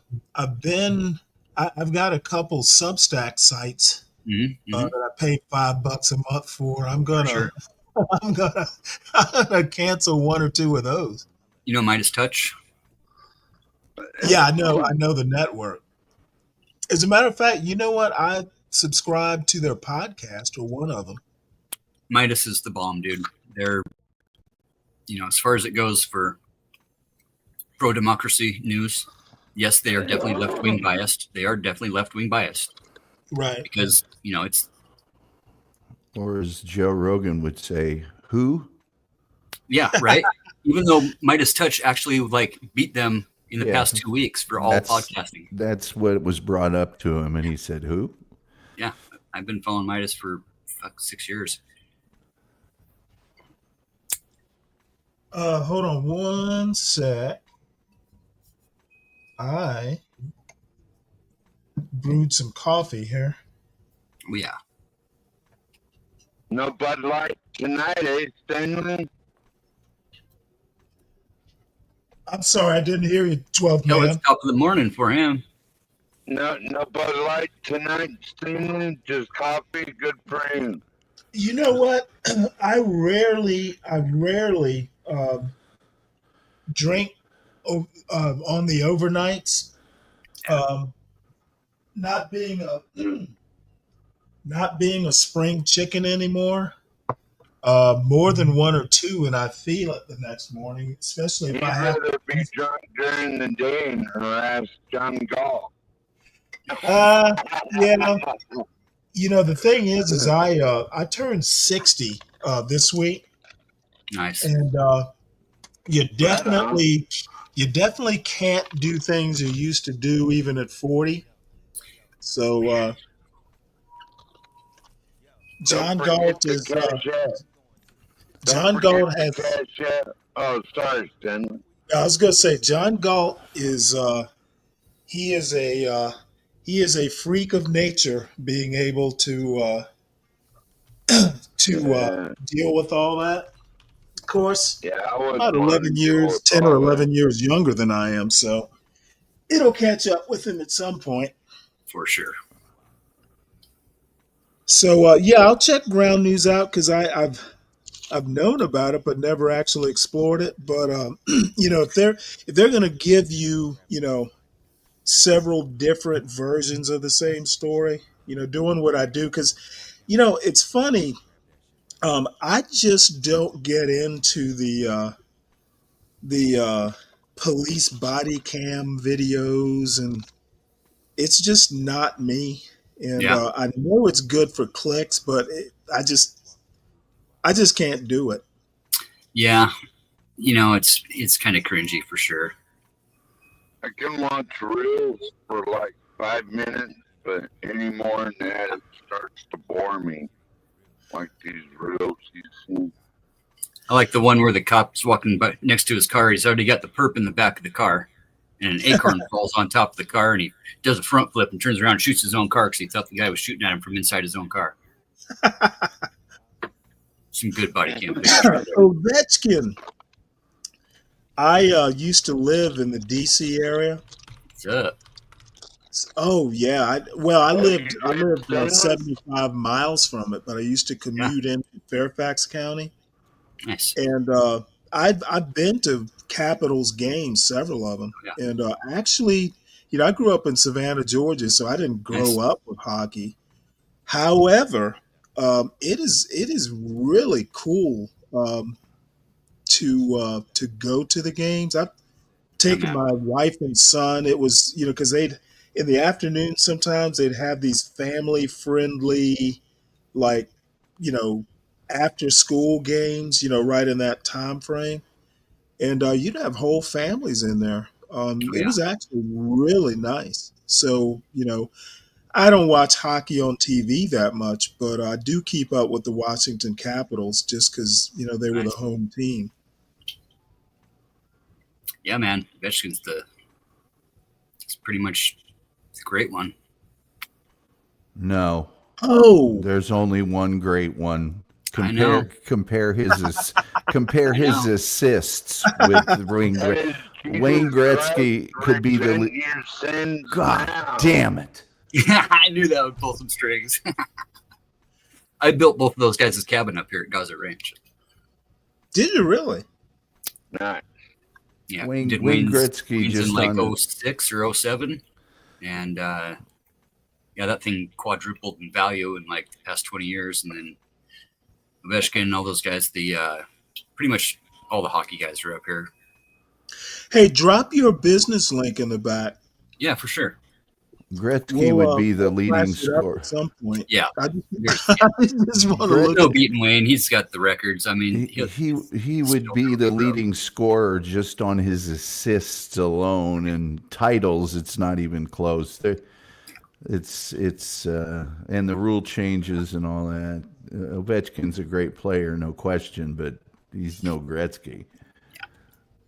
In today's age, did you grow up watching the Blackhawks? Well, I mean, yeah, but we also had the Indian. Dude, I took driver's ed with Wayne Gretzky. Nice. Did you really? Same car, yeah. Nice. Oh wow. He needed a driver's license. He was signed to the Indianapolis Racers in the WHA. That's who that's who I watched to begin with. Wow. And, he was traded very early by notorious Canadian businessman Nelson Scalbania. Had to trade him away because he needed the money. That's the name a villain would be proud of. He had to. It's a Bond villain name. Yeah, he really was. But yeah. Okay. So who was this guy, Stanley, that got shot up by the Secret Service? I don't know. I'm going to find out. Yeah, I haven't heard of this one yet. It's kind of the whole thing with it on the news yesterday. You're talking about Steve Bannon earlier, and that's this whole thing, Yeah. Also on apparently, Secret Service shoots critically injures man near White House. A spokesperson said the Secret Service had been notified of a man traveling from Indiana, hoping to spark a confrontation with police. So, death by cop, suicide by cop. Secret Service agent, it's their uniform service. Secret Service personnel shot and critically wounded an Indiana man early Sunday near the White House complex, alleging that he brandished a gun after having driven to D.C. in hopes of sparking a confrontation with police. Anthony Guglielmi. Yeah. Oh my God. It's Guglielmi. Guglielmi. That's it. That's it. Guglielmi. Sound like an How did immigrant.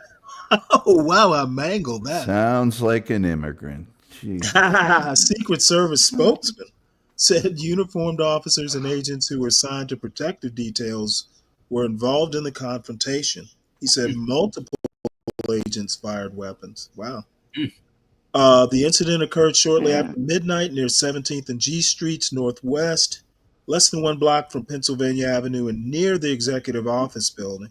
The injured man's identity and age were not immediately made public. Authorities said Sunday morning that he underwent surgery at a hospital and was in critical condition. Wow. Guglielmi said the department had earlier received a tip from D.C. police warning law enforcement agencies that an armed man was reported to be traveling from Indiana to the city to confront police in hopes they would shoot him. Wow. Guglielmi said Secret Service officers spotted a vehicle that fit the description parked near 17th and F Streets. And they obliged him. 17th and G Streets. Spokesman said the man brandished a firearm and was shot. No injuries to Secret Service personnel were reported. D.C. police, who investigate all deaths in the city, will lead the probe into the shooting. Authorities said they do not believe there was a threat to the White House or to the president. Wow. Yeah, we got an APB man making threats. He's looking to get offed by you guys. Go ahead, go find him. Come on. Multiple officers fired because they were scared of their lives. Bullshit. They weren't scared. Why would they be scared? Why would a whole team be scared? They're not scared of shit. Brandishing. Yep. Fear for my life. Yep.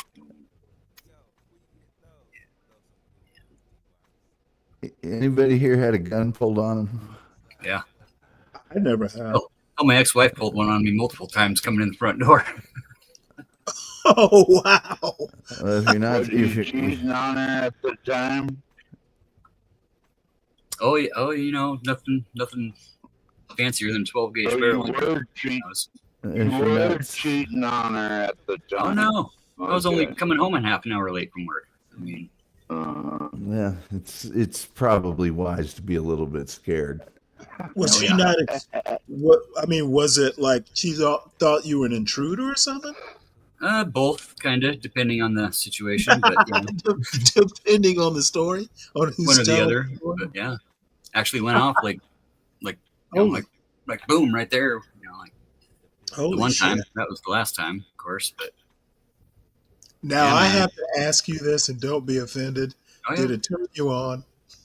Oh yeah. Oh, the makeup sex was incredible. Like, my woman can handle a shotgun. Oh yeah, shit. She used to come up elk hunting with us, and her uncles were big elk poachers up here. And when we'd go out in the woods, these boys had dropped 6-8 elk in a day, right? And she'd be the little skinny one that had to crawl up into the chest cavity and pull out all the larynx and stuff. Like you got to climb up into the chest cavity. Like, wow. Yeah, it's intense. I got some great pictures of her, just with her legs hanging out the rib cage. Up there grabbing all the tongue and larynx and ripping it back out through. And So she was okay when Luke had to split open. Was it a Hoth to get him? For sure. A tauntaun. A tauntaun. Okay. Yep. No worries. Nice warm intestines. Oh, she'd crawl right up in there. Yeah. I, on the other hand, could barely stomach that. Now, this was interesting. Former Virginia Senate candidate owes nearly $20,000 to immigrants she defrauded. Jasmine Mawad, she sounds Middle Eastern, 49, pleaded guilty to a felony after police say she posed as a lawyer and charged thousands, then threatened to turn the victims into immigration authorities. Let me guess. She's not a libtard. Yeah, I was about to say she's got to be a Republican. Come on. Let's see. Prince William County woman, no, right where Prince William is, who once ran for Virginia. Oh, she once ran for Virginia Senate. Owes $19,450 to 7 fraud victims after prosecutors say she targeted immigrants by posing as an attorney, charging them thousands of dollars for legal services she never provided, and then threatening to have them deported if they reported her. Oh. Ruthless. That's almost as bad as Steve Bannon ripping people off to build the Wall Foundation. Yeah. Oh, so she was in Fairfax County Circuit Court. I know right where that is. Jasmine Muad, 49, was sentenced to 6 months in jail. That's all. She was arrested in 2021 after police said she charged victims for legal assistance related to immigration, but never did that work, placing vulnerable members of our community at risk. She pleaded guilty to one felony count of obtaining money by false pretenses in February 2024. Wow, just last year.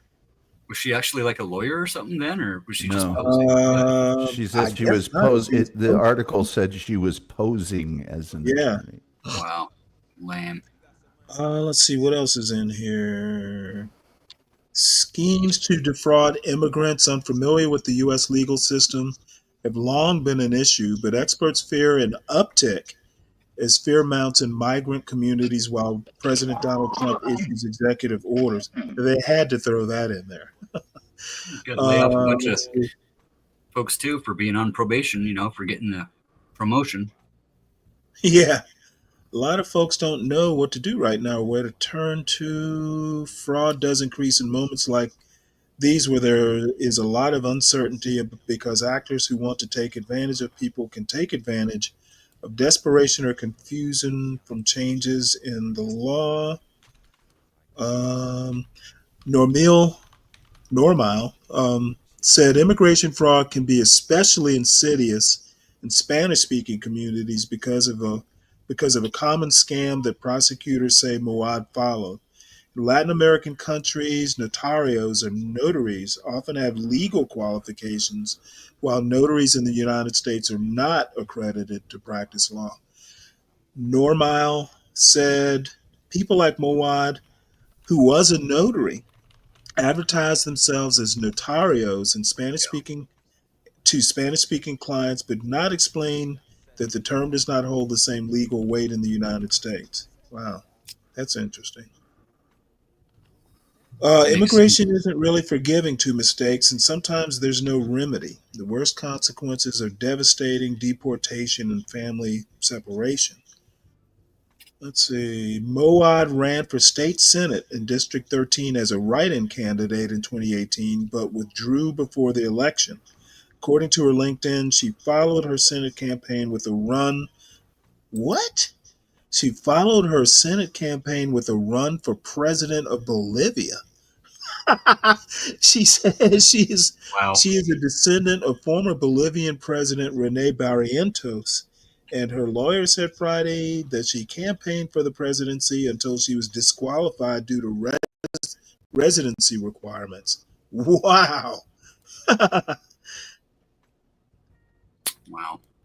Moad describes herself as the founder of a political party called New Americanos for America and a public figure due to her work protecting Latino immigrants in the USA. Wow. Moad apologized at the sentencing Friday and blamed her actions on her ex-husband, who is disbarred in D.C., Virginia, and Maryland, for failing to properly file his client's immigration forms. Wow. I don't know what to say to this. This is the word tawdry appropriate? All right. Go back to her mugshot there for a sec. Oh, you okay? If you're on a different page or whatever. She's not I was just wondering. She's probably got a big cross around her neck, I would think. No, it's just a headshot. Yeah, right. Wow. What a waste. That's a hell of a grift. And she's within my age range too. Guess maybe I'll be able to be her pen pal in jail. Future new ex or what? Yeah. That's pretty depraved, isn't it? Yeah. That's a bit true, but Just the crazy ones that you know. And I have to do this. This will be the last post story, but the house color that tells you when a neighborhood is gentrifying. A Washington Post color analysis of DC found shades of gray permeate neighborhoods where the white population is increased and the black population is decreased. Gray. Yeah, gray's the new trend right now. That's funny that they did a story on this. Yeah. Yeah, probably the past, it's gone, well, yellow house is like, you paint your house yellow when you want it to sell, right? And gray is pretty much after it's been lived in and established type of thing, but the exterior designers and whatnot are really throwing gray the past, I don't know, pretty much all the way since Biden got office, really started going gray after white on white. Some might call it elegant, others boring. The look itself is purposely unremarkable. Real estate agents and paint companies use words such as quiet, calm, neutral to describe it. we don't want to attract attention. Yeah, even with wood siding and these rustic deals that we're building up in this way, that it's all postmodern glass fronted walls and big, mini mall looking type homes where the whole glass wall opens up and you got your whole patio and your deck and everything. But all the siding and all the wood siding is all pre-stained grays, different tones of gray, for sure. Let's see. The majority of these houses down here used to be red, different shades of red or something bright. The house across the street was a lime green, Lovett said. Now they have all these houses that are black and white, gray, all these colors that were never around here. Wow. It's like lamb's blood on the door. Yeah. Happy Ramadan to all of our friends as well. Oh, yeah, I keep forgetting. It's getting close. You better be eating breakfast. Yeah, buddy. Fuck Ramadan. He explained. I tried doing that to the Easter Bunny, but I got sanctioned.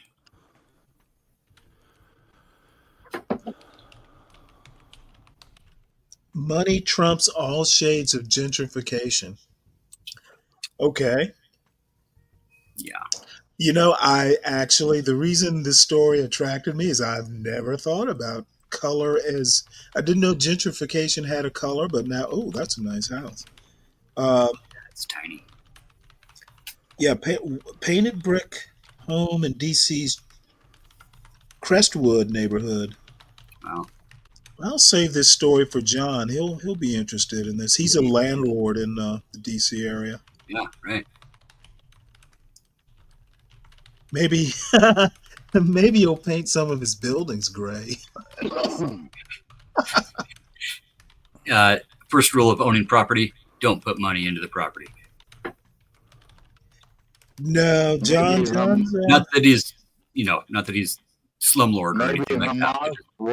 No, I've seen. Will think about it. I have to say the pictures he's shown. Oh, yeah. Of his, every now and again he'll go into a room or something like that. They're all fairly decent looking. I'm a sucker for wood floors. Yeah. So, they all, the floors look well maintained, etc.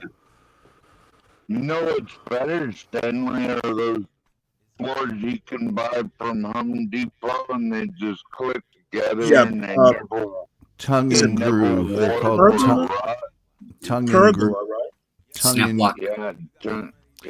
and groove.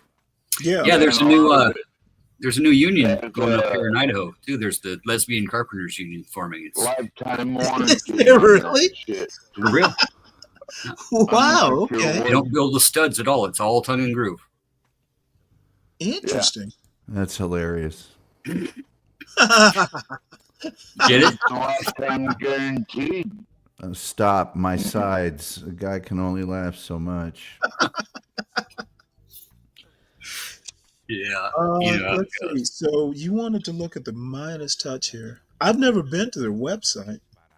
Yeah, they got a great thing going. They really do. And I mean, they're They're biased, but Oh, this is the other thing. I of course, God damn it, I have to do better about. I'll see a story and forget to put it in the Slack. Donald Trump set to begin dismantling Department of Education. However, he had to put it on hold. Yay. He basically was about to sign an executive order and then called off the ceremony for one reason or another. This is from March 6th, so it's a little bit time late. Let me see, can I find that story? Mainly because he's not going to be able to do it. Yeah. Well, It's literally a cabinet level department. Yeah.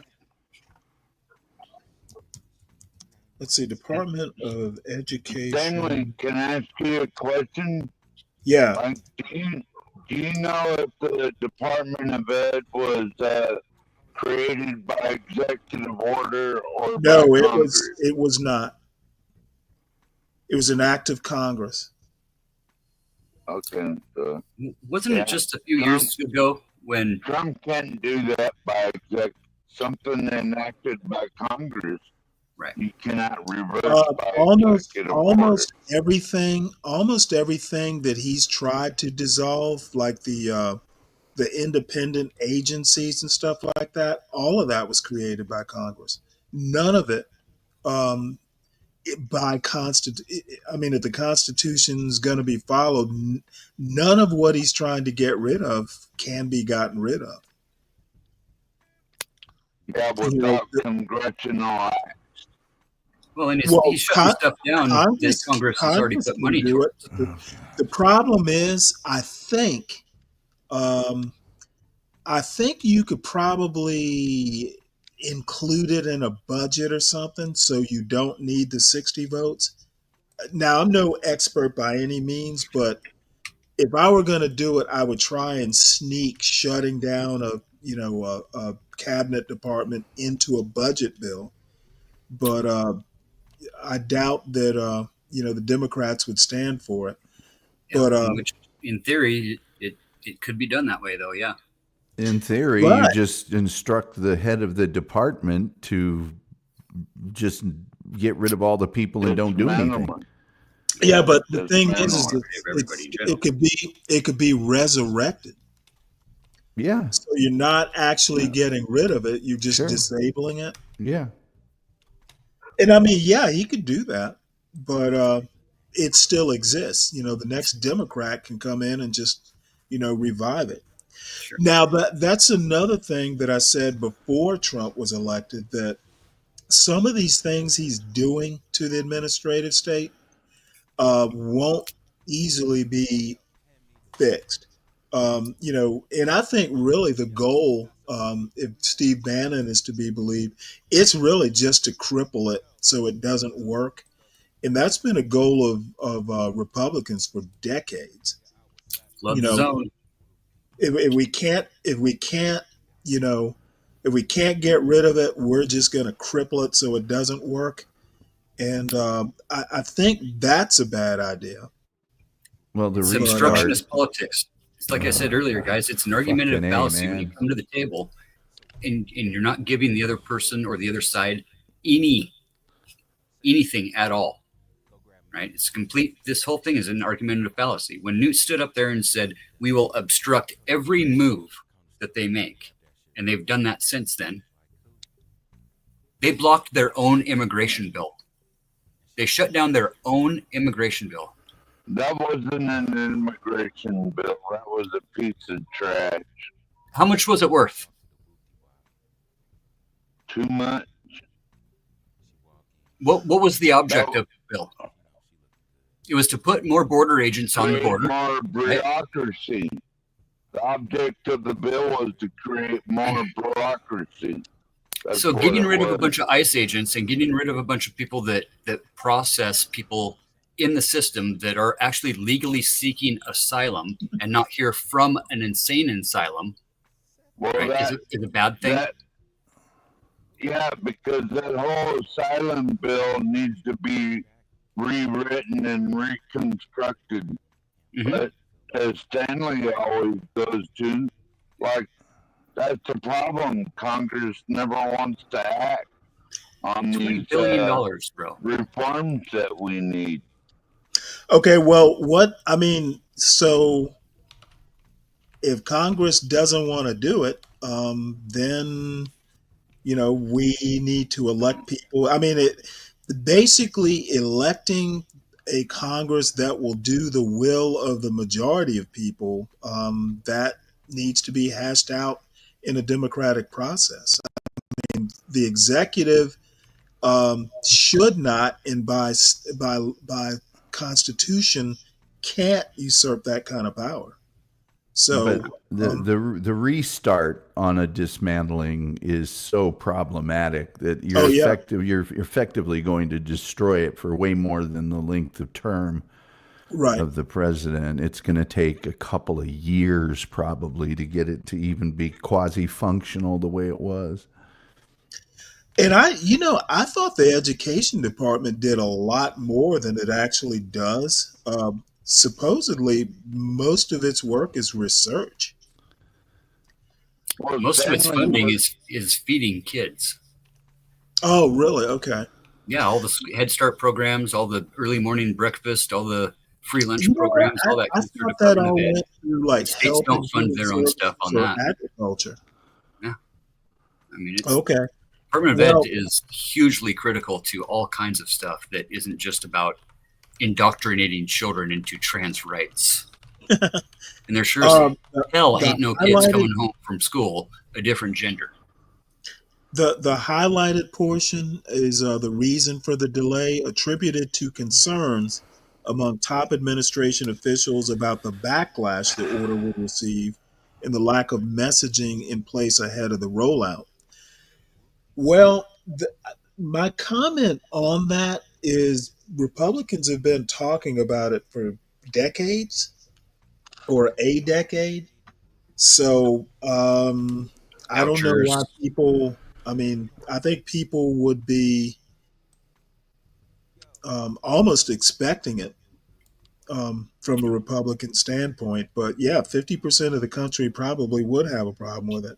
Incidentally, the funding for school breakfasts and school lunches is almost 100% the Department of Agriculture. Yeah, I thought so. Not the Department of Education. Who does the Department of Ag send that money to be distributed? To the various states to run the programs. Through the Department of Education. Oh, Jesus fucking Christ. No, they don't. Joe Biden cut school perhaps your extensive teaching background. That didn't teach DEI.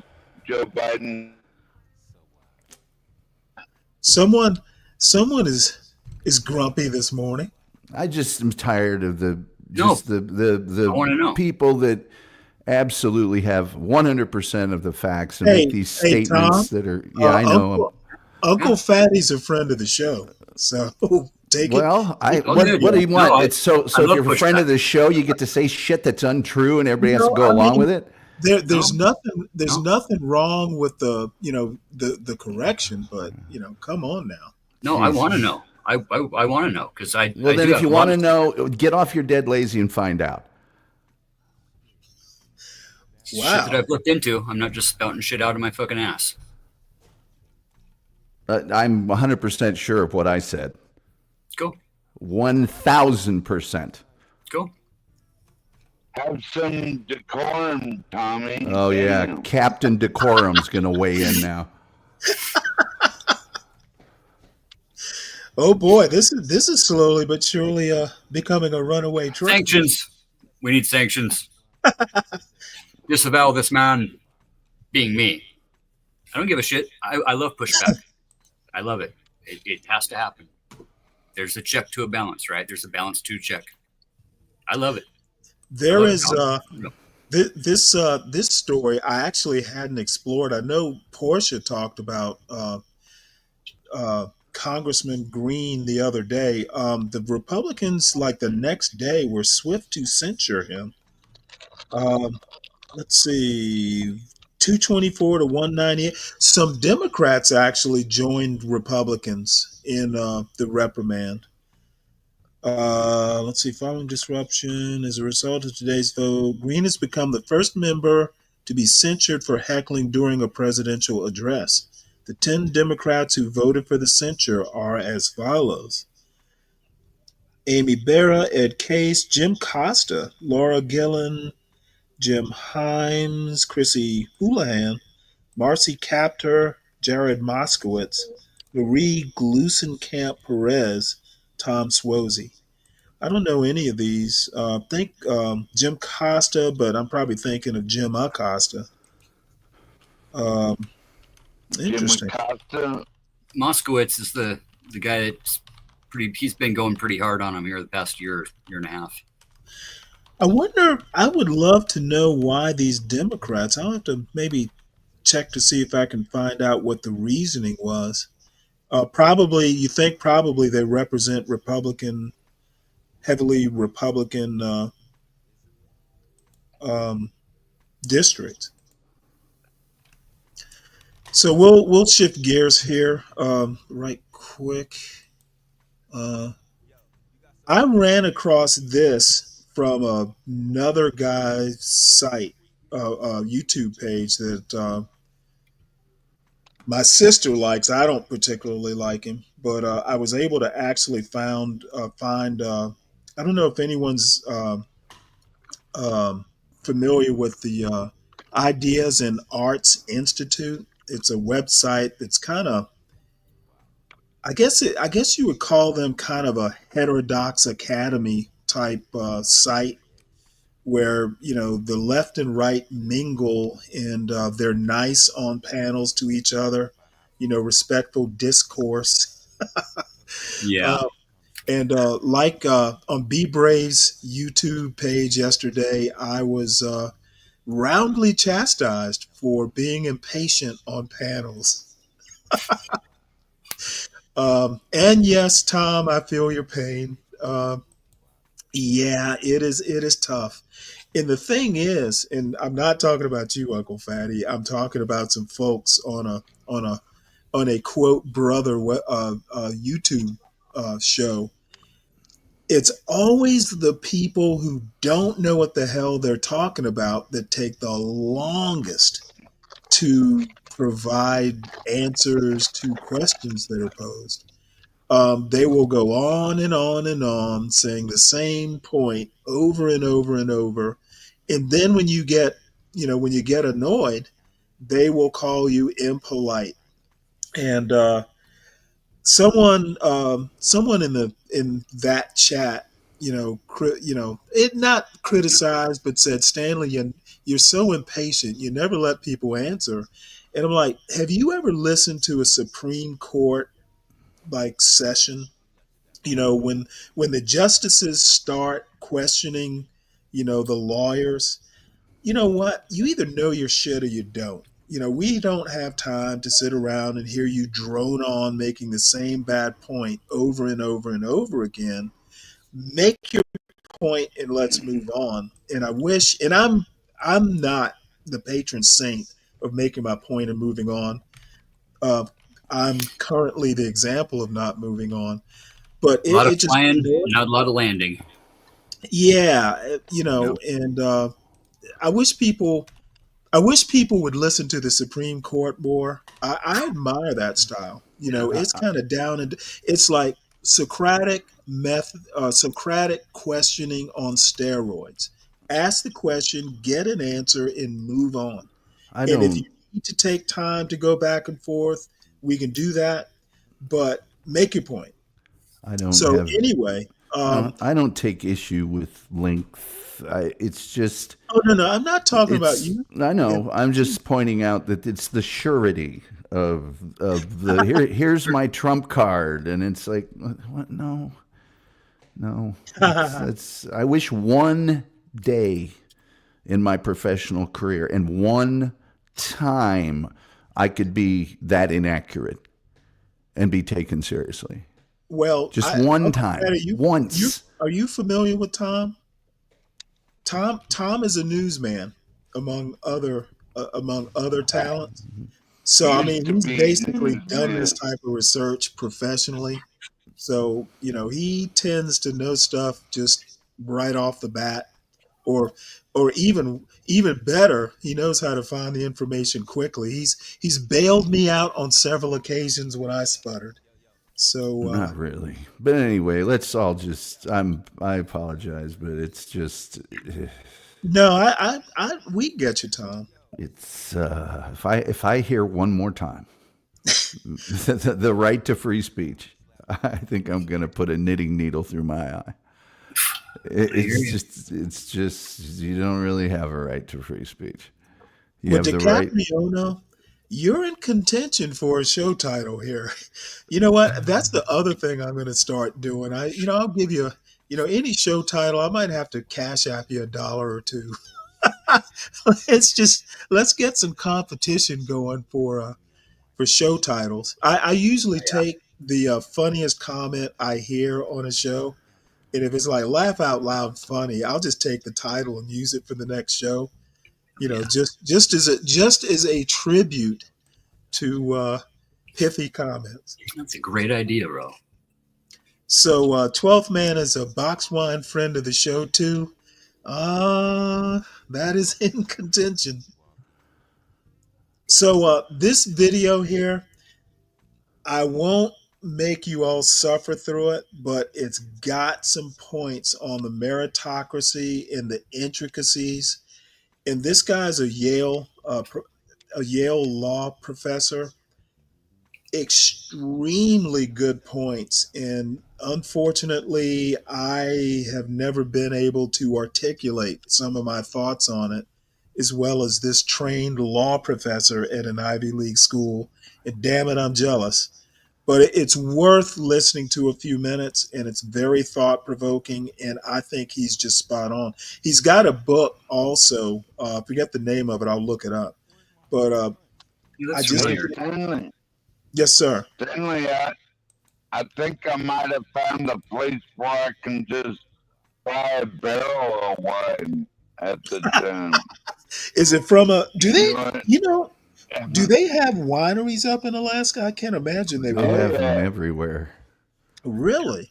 Yeah, there's wineries everywhere. It costs a few bucks, but I mean, plus you can reuse the barrel for capturing water for your plants.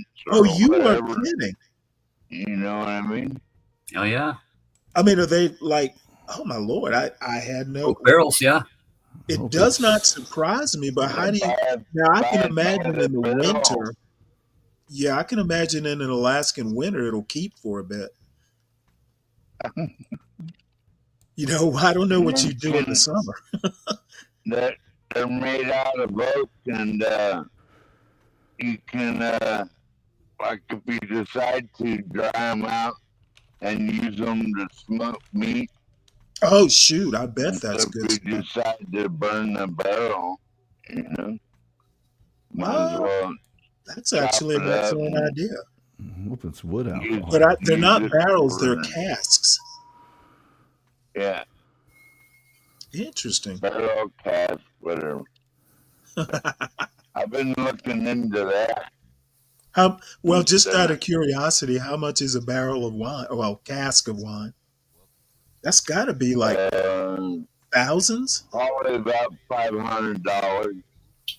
Interesting. If I was to get it here, yeah. Well, you know what?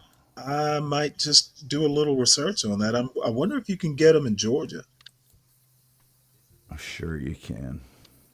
Okay, well, here we go. Dry topic.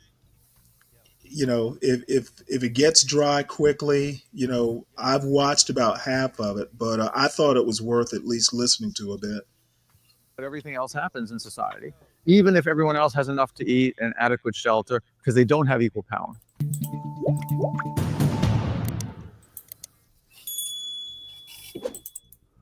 Daniel Markovits, welcome to How the Light Gets In. Pleasure to be here. Thanks for having me. So you're a professor at Yale Law School, one of the most elite educational institutions in the world. And yet a lot of your work recently has been critical about those very institutions and the people you educate. So have you felt a tension in critiquing the very system you excel in? I mean, there's a tension of a certain sort, but I don't know that it's a different tension from anybody who has privilege critiquing the kind of privilege that they have. You know, one of the things about this economic and social order that we've built is that it creates situations in which people who see through its structures have incentives and really only possibilities to act in ways that promote its structures.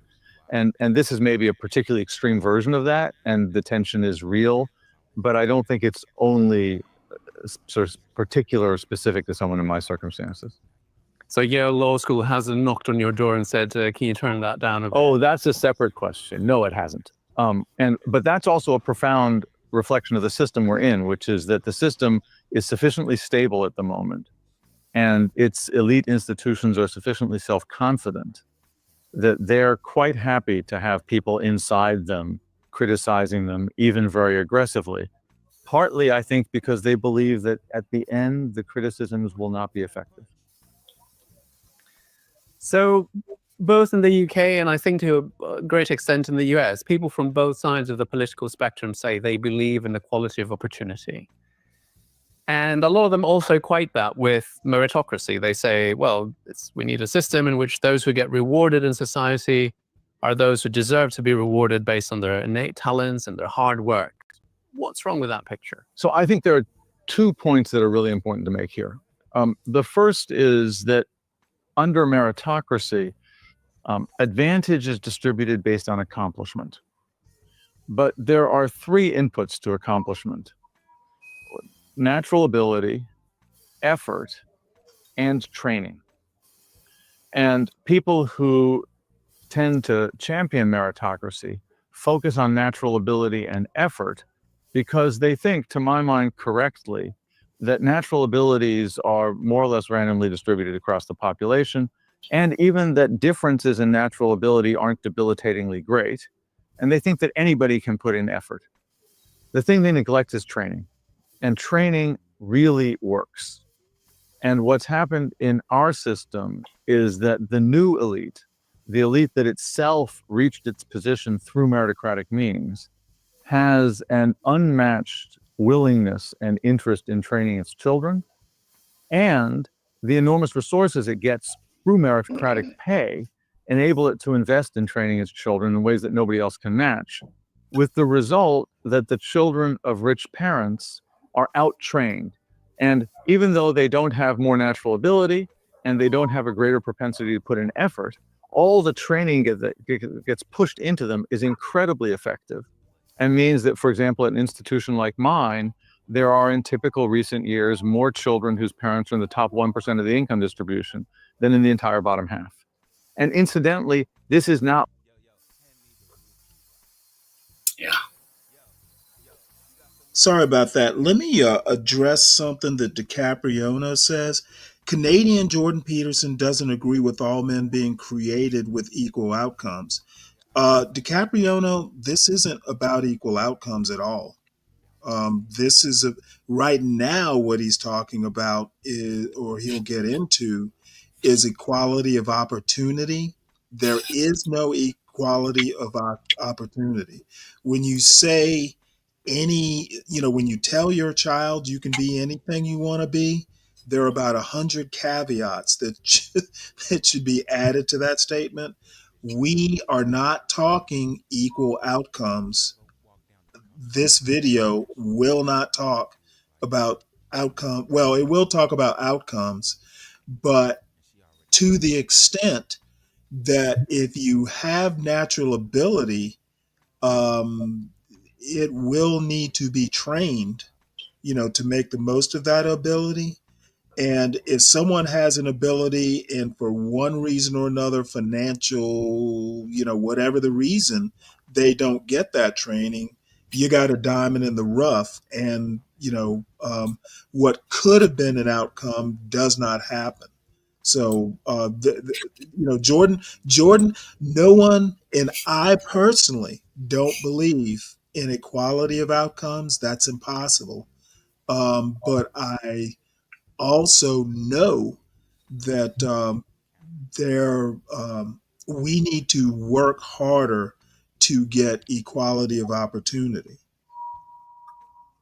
Anybody got anything to add? And I don't mean to, do homiletics, but I just wanted to make that point clear. Merit based. That's the whole thing about getting rid of DEI, isn't it? For merit based.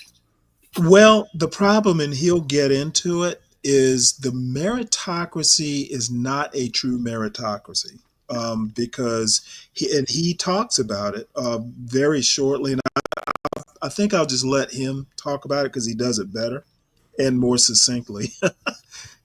Not limited to elite educational institutions. There was a study a few years ago about Major League Baseball in the United States, and the share of Major League Baseball players whose parents are Major League Baseball players has been going up. And the reason is not natural ability. The reason is it takes an enormous amount of training to be able to hit, say, a major league curveball. And if your father knows how to do that and starts teaching you how to do that when you're 3 and can invest in coaches, by the time you're 18, you will know how to do that. And what that shows is that meritocracy and equality of opportunity are not the same thing. So Right. That's the first very important point. The second very important point, which is briefer, is that when inequality of outcomes gets big enough, equality of opportunity becomes impossible. That's true under meritocracy because the elite outtrains everybody else, but it's true under every system. When outcomes are too different, those who have the most will use their privilege and power within the system or against the system, but often within the system, to secure opportunities for their children, and so equality of opportunity disappears. Great. I'd like to ask you about that in a second, but should we stay on this idea of meritocracy? So a lot of people who critique our current socioeconomic arrangement argue that, well, meritocracy isn't working. We don't really have a meritocratic system.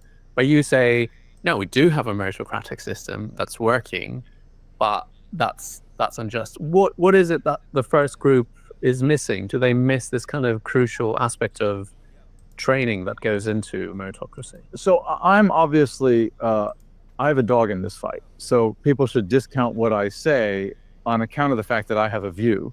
On the other hand, I've thought about it a lot. I mean, the disadvantage of thinking about something a lot is that you have a view. The advantage is that you thought about it a lot. And that's a balance that people have to strike when they think about this. But the reason I began with this preface is that it's not part of my view that the elite aren't cheating. The elite are cheating. And so there is some degree of elite capture, of rent seeking, and just of outright fraud. And that's an important part of what's happening in the system. But my view is it is not the dominant explanation for the concentration of privilege at the top and the concentration of advantage in the children of rich parents. And, one way to illustrate this is that in the United States, for example, if you are a big enough donor to a university, that affects your child's ability to get into that university. And it makes a difference, but the amount you have to donate is very, very large. $5, $10, $15 million. I don't know the exact amount because the universities, being ashamed of this, keep it secret. A very small number of kids get in that way. If your parents are alumni, that also helps you. But it's debatable how many kids get in on account of the alumni privilege or preference. And one reason that I know this is that my own law school has no alumni preference at all. And yet, our student body looks like the student body of other places, full of the children of privileged parents. The reason why is that the rich can secure an, in my mind, unjust advantage for their children within the system, rather than by violating the meritocratic rules. And to give you a sense of the force and power of this, here are 2 statistics about the United States that are striking.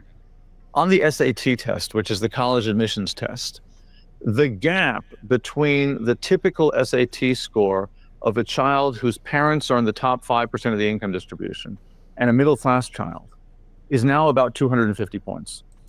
The gap between the typical SAT score of a middle-class child and a child that grows up below the poverty line is just 125 points. So the rich middle-class gap is twice as big as the middle-class poverty gap. And that's achieved not by cheating the system, but by playing within the system. An even more extreme version of this is that in a recent year, I looked at the numbers, there were roughly 15,000 high school seniors in the United States, one of whose parents had attended graduate or professional school, who scored at the Ivy League median on the SAT verbal score. If you ask how many kids in the country were there, neither of whose parents graduated high school, who scored at the Ivy League median, the answer is that the tail at that point is so thin that statistical techniques are unreliable. But if you crunch the numbers, it's under 100. And that is an enormous difference, obviously, in who gets into the Ivy League, and it doesn't require any cheating. Now, the fact that it doesn't require cheating, this is the last point I want to make, doesn't make it okay. And the other criticism I have of people on the left who focus on the abuse of the system is a criticism that people on the more radical left have always had of people on the more centrist left, which is they moralize and personalize politics. And it feels good to say that those who are at the top are somehow corrupt or venal. But if the real problem is structural, actually focusing on the corruption is a way that the system doesn't get challenged. Because it's relatively easy to say, let's get the rotten apples. Let's shut down the alumni preference. Let's stop people from being able to bribe their way into university and say we've won. And the fact is, even if all those things happened, the system would be, I don't know the precise number, 90%, 80%, as unequal as it is now. And structural change is hard. And that's what the system needs. So you mentioned earlier that this meritocratic system has produced extreme inequalities of outcome.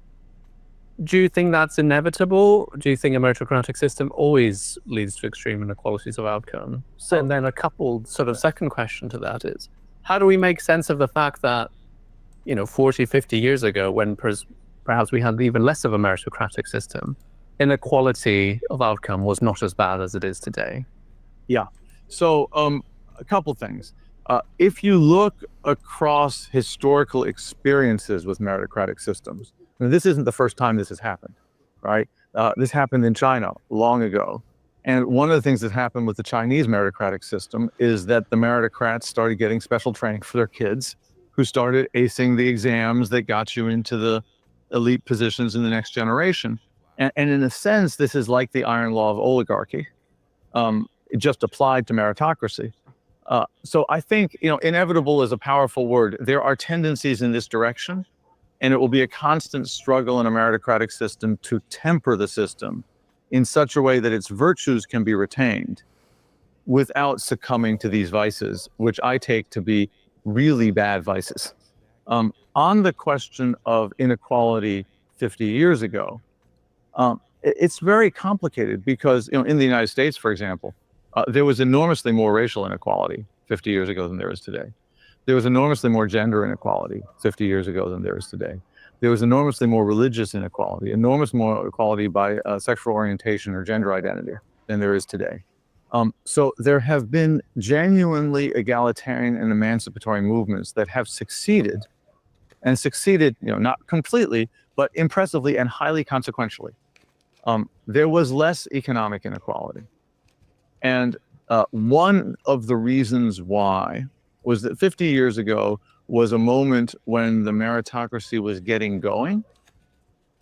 And the old elite that the meritocracy displaced was structurally unsuited to succeeding at a meritocracy.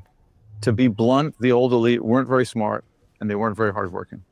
And so when elite institutions of education and elite employers started demanding smarts and hard work, the old families just couldn't keep up. They weren't inclined to keep up. They couldn't keep up. And again, in a way, this goes back to the first part of your question. The old elite had become elite in a system that was different from the new system. And so they were unsuited to it. But the new elite had won at the new system. So they're suited to it. So there's a sense in which any system for creating an elite, as it gets older and older, will tend towards a more insular elite. Mm. So some people, including John Rawls, famously, this Harvard political philosopher, very influential in 20th century politics, argued that, well, a just society can tolerate quite a lot of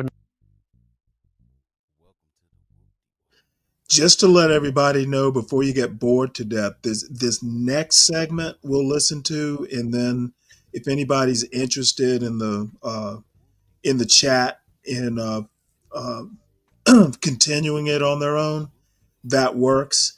This next segment, I really thought was excellent. Inequality, as long as it's making the worst off as well off as possible. And so some people have been pointing out, well, look, everyone's getting better off. Even the poor today are much better off than the poor were 50 years ago. So why worry about extreme inequality of outcome if that's the case, if everyone's being lifted at the same time? Yeah. So a couple thoughts about this. The first is that Rawls himself was actually more clear-eyed and skeptical about inequality than some of his writings or that characterization of him acknowledges. I was at a conference years ago at which he spoke on the occasion of, I don't know if it was the 25th anniversary of the publication of A Theory of Justice. And he came very close to saying that economic inequality had made the government of the United States illegitimate. So Rawls himself saw some of this and was disturbed by it, although it didn't always come out in some of the writing. And Rawls was writing at a time when the problem wasn't quite what it is now. That doesn't, in some sense, what Rawls himself thought, who cares? I mean, I care because I admire the man, but why should anyone else care? But the underlying point is that economic inequality is deeply corrosive of a social order. And it's deeply corrosive because economic privilege is associated with political power. In a capitalist system, it just is political power. In the sense that in a capitalist system, money just is the power to commandeer the state in the service of your projects. So what it is. And I'm going to stop it right there. And this goes to the heart, the part about, you can live like gods, but power, just have it in our system. Money is power. Just because you have enough to feed the family and buy a pair of Air Jordans, cake for the masses. Having a working poor or working class that have all their material needs met. Everyone wants power. Everybody has their own pet project, whatever that might be. And if the billionaires are in government, hint hint, actually shaping the government, and what they're doing is affecting people way downstream, that's where you start getting the social unrest, etc. Extremely important point. So those who say, what are you complaining about? We live like gods and they know who they are. There's your answer. Living like gods is not good enough. There's got to be some sharing of power. And if that's not happening, at some point, you get a Donald Trump. It's an excellent point for the Democrats in particular. Yeah. And so anyway, I'll stop my homily, but I thought this video was just fucking excellent. Drop a link for that, would you? Yeah, I will. Sure. And I'm not a particular fan of the Ideas in Arts Institute per se, but every now and again they drop a video that's worth watching. So I'll put this in the back chat for you. It was just it blew my mind. And a little bit about this guy, I looked it up. This guy's got a PhD in econometrics. So from Oxford, of all places. So, he was basically a mathematician, or he was going to be an economics guy. He got like a PhD in econometrics and mathematical economics. So when he starts citing numbers and, I trust this guy, at least based on his credentials. How meritocratic of me. But I think he makes excellent points. Sure. So, any comment, Tom? No. Ooh, okay. Any thoughts on having 4 gentlemen behind Trump on Inauguration Day that are worth more than half of all of America? I thought it sent an interesting message, and I don't know that. I think we got the message, and if not, we're gonna get the message rained down upon us. Trickled down. Exactly. Yeah. So don't pee on my leg and tell me it's raining. Yeah, but the other thing that I've found is I've gotten older, and I don't know whether it's a function of being a part of this John Galt urban landlord landscape, or whether it's just actually a function of getting older. I find myself actually being optimistic about stuff. Maybe it's just, because I have a son, who's, just starting out in the world, and, but I find myself being more optimistic than a lot of people I run into around here. And, throughout my younger life, I've always been the one who's a little bit jaded or just kind of, a little bit pessimistic. But I guess I'm turning a corner. So we'll figure it out, hopefully. It's a good corner to turn, though. Attitude to gratitude goes a long ways. Exactly. And I ran across this. I'm a big fan of the nature stuff, the live cam stuff. Nice. So this is, let's see, live walking in Paris, streets, cafes, and local secrets. And I'm a sucker for these live cam sort of things. Nice. So I figured it's a good background just to chat until we figure out where we're moving on. Imagine the wood scaffolding it took just to build that place. Oh my Lord! You know what? Didn't they have a fire or something? Like in the past 10 years, they actually had to shut. Is this Notre Dame? Notre Dame? I don't think so. It might be, but I don't think so, because that fire was devastating, and the renovation was, I think, going to be extensive and take years and years. But yeah, I could be wrong about that. I mean, as far as that could be it. So, that was a devastating fire. That fire was just absolutely catastrophic. Yeah, I didn't notice any flying buttresses, but it was the front of the building. Yeah. But I've never been to Paris, and believe this or not, when I was in college, I was a Francophile. And I just, the closest I ever got to going France is we were going to go to Toulouse for a port call when I was in the Navy, and we just never did. It's a great place. People so polite. Come on, maybe I'll put it on my bucket list. I just want to eat a croissant. Well, go to the right place. They're not. Yeah, I don't know. I just, the whole time I was there. See, I was there with a young lady who was fluent in French. Oh. An American, and so she could hear all the things they were saying about us and translate them for me. And I'm like, just biting my tongue the whole time, Hey, tell them they can thank my uncle that they're not speaking German right now. Right. Go ahead and tell them that. That might be another day. I don't know. It looks like they're doing some scaffolding work there. I'm sure the Germans would have remodeled that in the front. But you know it. Yeah. My daughter got to do a semester abroad. She spent 7 months over there doing a semester in college in Paris. Huh.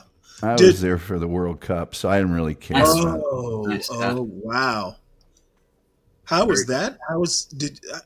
Did you made it to a game or two? Oh yeah. Nice. I went up to I Saint was Denis. I went up wow. to the U.S. training site, and of course, I think that's the worst performance, at least in the last modern era since 1986 of the U.S. at the World Cup. So it was just spectacular time to be over there. So this is interesting. It's interesting. The '94 World Cup here in the United States is still the most profitable World Cup that there has ever been. Really? And so going to that one was a little, it was just different, And Well, I had how been was to the Europe game? before. I just had never been to Paris outright. Excuse me. So, I mean, what was it like being at an actual game? Was it pandemonium? Was it like being, like at a major league base or probably closer to a football game Well, World Cup events are, worldwide? Yeah. by definition, they're nationalistic. I mean, and Right. so going to a game, I hate to say it, is you don't really get to interact with the game that much. It's a lot of, you don't sit, everyone's standing the whole time and jumping up and down, singing the songs. And so as a fan of the game, I'd already been to several of the matches in the United States, and I was doing it more for the other person. So, it was, it's always great. There's a lot of what I would imagine an Olympic Village is like. There's people from all different nations that are in that particular town. And you will get to experience that coming up in 2026. The World Cup will be in the United States, Mexico, and Canada, although the lion's share of the matches will be in the United States. The thing that we have a huge advantage of over here, and that makes us so profitable, is we don't have to build any stadiums. All these other nations have to build stadiums that can hold the capacity. I mean, and we don't have to do that. We already have them. So, it was fine. It was fine. I enjoy going overseas. I would never go to Paris again. Other cities in France, Marseille, Saint Denis, I'll definitely go there. But Paris itself is just, get over yourselves, man. Well, per request, I switched over to a London cam. Now we're That talking. can't be live. I thought it never snowed. But Kelvin says he might come for 2026 and stay in a John Galt Airbnb. Now you're thinking. I'm like, bring your flak jacket. So next on the agenda, I've got one of those Ugandan, I guess it's Ugandan dating shows with my favorite, quickly becoming my favorite little hostess. Pop the Balloon International? Well, they actually do have them. They've got a Bahamas edition, and then I just found one a few minutes ago from St. Vincent. The Caribbean version. I haven't seen one that's like out of the hemisphere yet, though I'm sure they probably have them by now. This particular one is, I think it's out of Uganda, but it's they've got several different versions, but there's a show, and this one isn't one of them, where there are four women behind a curtain, and the guy, and I haven't seen one where a woman is choosing, but a guy, they raise the curtain so the guy sees the feet and ankles, and then next round they raise it to knee or a little bit higher. Oh. So you see the legs and the hip shape, and then they raise it a little bit more so you see the whole torso, and then you finally get to meet the girls. It's pretty entertaining. But by the way, particular hostess, she's a little butterball, but I think she's cute as all get out. She's very good with she got a lot of personality. She's excellent at interaction. Kelvin, if you're coming here for 2026, there are no stadiums for the Washington, D.C. area. Your closest stadium would probably be New York, New Jersey. And you might want to wait. Is England qualified for that particular tournament yet? I don't believe they have. As you know, they don't always. However, if this gentleman is with us is in Seattle, he of course will be able to go to Seattle Stadium. That is one of the stadiums that will host here in the United States. The stadiums have already been selected for the U.S., Mexico, and Canada, but most of the matches will be here in the United States. Yeah, it'll be a good time. Seattle has one of the largest followings of any team in Major League Soccer. They used to be around 45,000 a match. I think they decreased to about 40,000 now, but they have 3 different supporters groups, and it's a very well. They've had a team, the Sounders, in some form or fashion of existence since 1975. So very. I'm actually aware of the Sounders. Yeah. Oh, by the way, Tom used to play, was it professional? Yeah, it sure was. Nice. Okay. Emphasis on was. Yeah. And I don't think play is the right word. Oh, I'm sorry. I was dressed up for all the games and had a really good seat. Nice. But playing wasn't, there was not as much playing that went on as I would have liked. Well, all I have to say is you were on the team. You made the cut. I got picked up when a guy got injured, and then the other guy got injured, so I played as a goalkeeper, and then the one guy got better, and I didn't play. I was still on the team, and then the other guy got better. Nice. And then coach wants to see you bring your playbook. Oh, wow. Yeah, that was great. Now let me ask you a question, an odd question. Were you able to do it full time, or did you have to work as well? I did it. It had I not been picked up in the middle of the season, because the next season I was there for the whole season. But the pay that I got, there were players. I think probably the highest salary at the time was around $100,000 for the big stars. I was paid $1,500 a month, and this is the mid '80s. $1,500 a month, and got the incredible cross-cultural experience of living in an apartment with 4 other players, none of whom spoke English very well. So I was the guy that ordered the pizza and talked to anybody who came to the front door and drove the car to the stadium and all that stuff. And Nice. learned a lot about the Serbo-Croatian culture and their reluctance to bathe regularly and all that kind of stuff. Well, It was a really great experience. How did the cooking go? Did y'all take turns cooking, or? There was almost no cooking done. It was, I think we had a per diem, and there was just a lot of, going to restaurants and ordering. We just ordered a lot of pizza. It was just a lot of that is what it was, really. And a lot of, sleep on the couch so you can cheat on your wife back in blah, blah, blah, Stan. So, with an American woman, I'll sleep on the couch. A lot of that stuff, a lot of that kind of stuff. A lot of fond memories. Just one more question. Do you keep up with any of those guys? It's really weird. There's one guy that I do kind of keep up with, and he's actually the guy that's sort of responsible for them picking me up.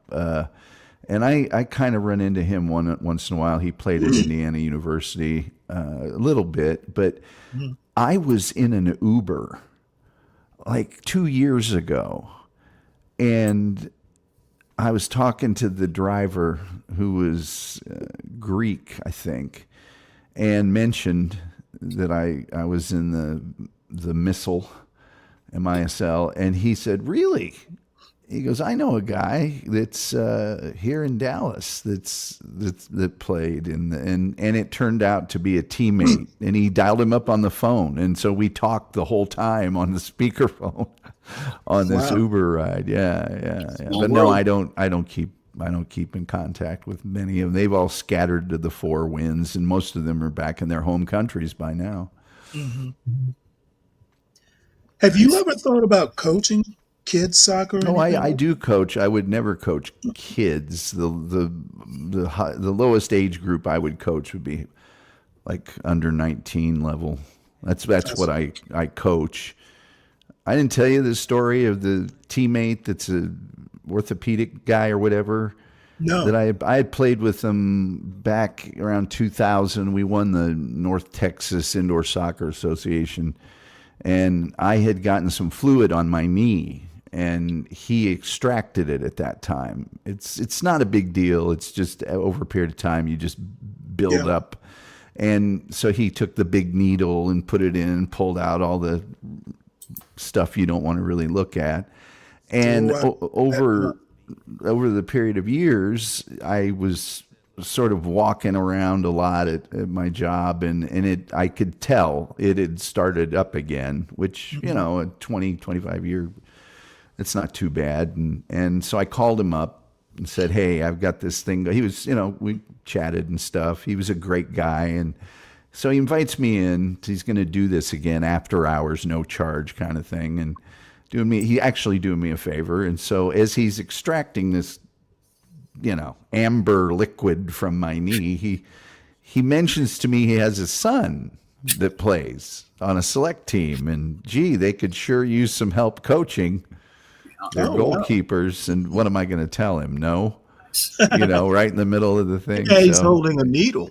Kind of Tom Sawyered me into that one, you know, help me paint this fence. So yeah, I occasionally coach. Sure. Good. Awesome. Kelvin, it is as nasty. It doesn't hurt. It just feels, my experience, because I've had fluid on my knee once, my right knee, for a totally different reason. It wasn't playing sports. Yeah, that needle in there just kind of feels weird. It doesn't exactly hurt. It's uncomfortable. It's not bad. And when it's done, you feel like $1 million, you know. Right. I mean, just even the second you get off of the table, you're walking and you're feeling like, oh, wow, this is great. Yeah. And you're not in agony when, you know, you're just kind of a little gimpy when you're walking. And I do a lot of running, so every now and then it would bother me there. But Kelvin, you ask any footballer over in your part of the world, and they'll tell you that they've had that done. You definitely have had it done. For sure. Do you still have issues? No.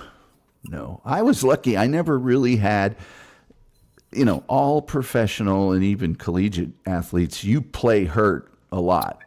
Right. You know, nobody doesn't play hurt. You know, these pro football players, it's like they're waiting for them to get healthy. I guarantee you all those guys are playing with some kind of hurt. And so I never had a broken leg or an ACL or, you know, I had I think a fractured tibia one time.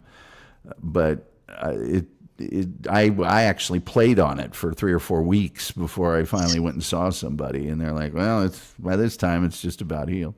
So, and being a goalkeeper, your fingers get jammed a lot, and you just, if you get a bad finger dislocation or injury, you just tape it to the next finger. You're right, exactly. You know, and broken toes. I've had a lot of broken toes, but there's nothing you can do about that. You just lace your shoes up tighter, you know. So, yeah. But that knee thing, if you, especially soccer with all the plant foot and all that other stuff, you're just gonna, it's just gonna happen. Tennis players get it a lot, and it's just a draining. It's just a buildup of fluid. There's nothing structurally necessarily wrong with your knee or anything else. It just builds up over a long period of time, and You know, it looks worse than it probably is, but when you see something extracted from your body that's from the colors that you don't normally see collection, it's just kind of interesting. Kind of like the color of her shirt right up there. It's kind of the color of like apple juice. Yeah. It's or urine. Yeah. I was trying to class it up a little, but yes, definitely urine. And it's not as clear, not nearly as clear. Now, the problem is that if you let that go too long and it gets bacteriologically something happens in there, then you're in big trouble. So, you know, it's best to get it done. But I worked in an office that was long and thin. And so anytime I needed to go talk to somebody or go to the elevators or whatever, I was walking a significant distance up and down more than I would have liked to. And after a while, you're kind of noticing there's a hitch in your giddy up a little. And it's like, I better get this taken care of. So anyway. Oh, yeah. Well, since Uncle Fatty put it back there, and my endless fascination with billionaires in the cabinet, I think she's a billionaire. If not, she is up there. What dismantling education department could mean for New York? Are school lunches at risk?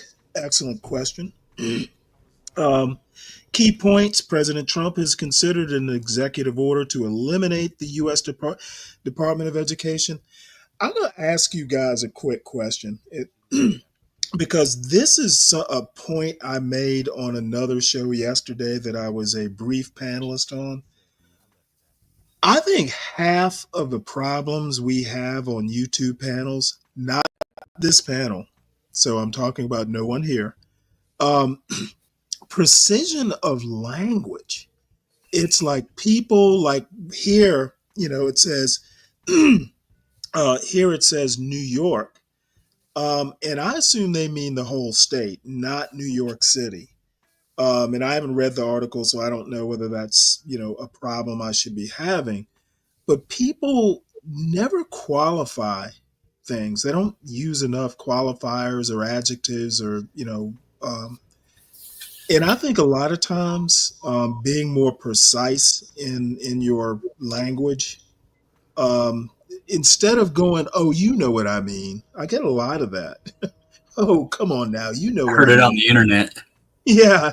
You know, no, I don't know what you mean. That's why we got told what qualifiers were last week, which was interesting. Yeah, but anyway, that's just a quick aside. No, I fully agree. I mean, I'm all about credible cited sourcing. That's what debate and discussion is all about. And right. Well, the sourcing is one thing, but you know, even when you're just making a general, you know, expressing an opinion, you know, people just don't go, well, some or a few or this percentage.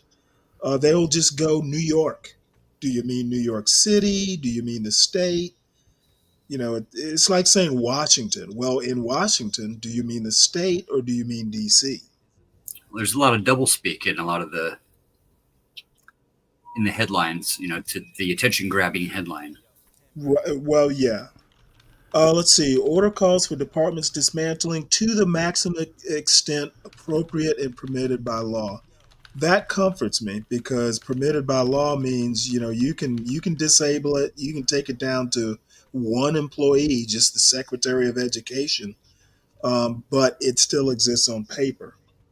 A copy of the draft order directs Linda McMahon, the newly installed Education Secretary, to take all steps necessary to facilitate the closure of the Department of Education and return authority over education to the states and local communities.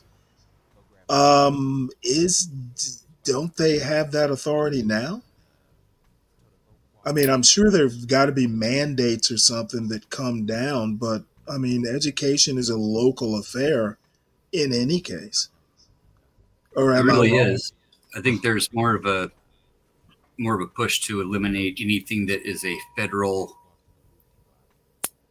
standard of practice, so to Right. say. Right. Yeah. Standards of practice.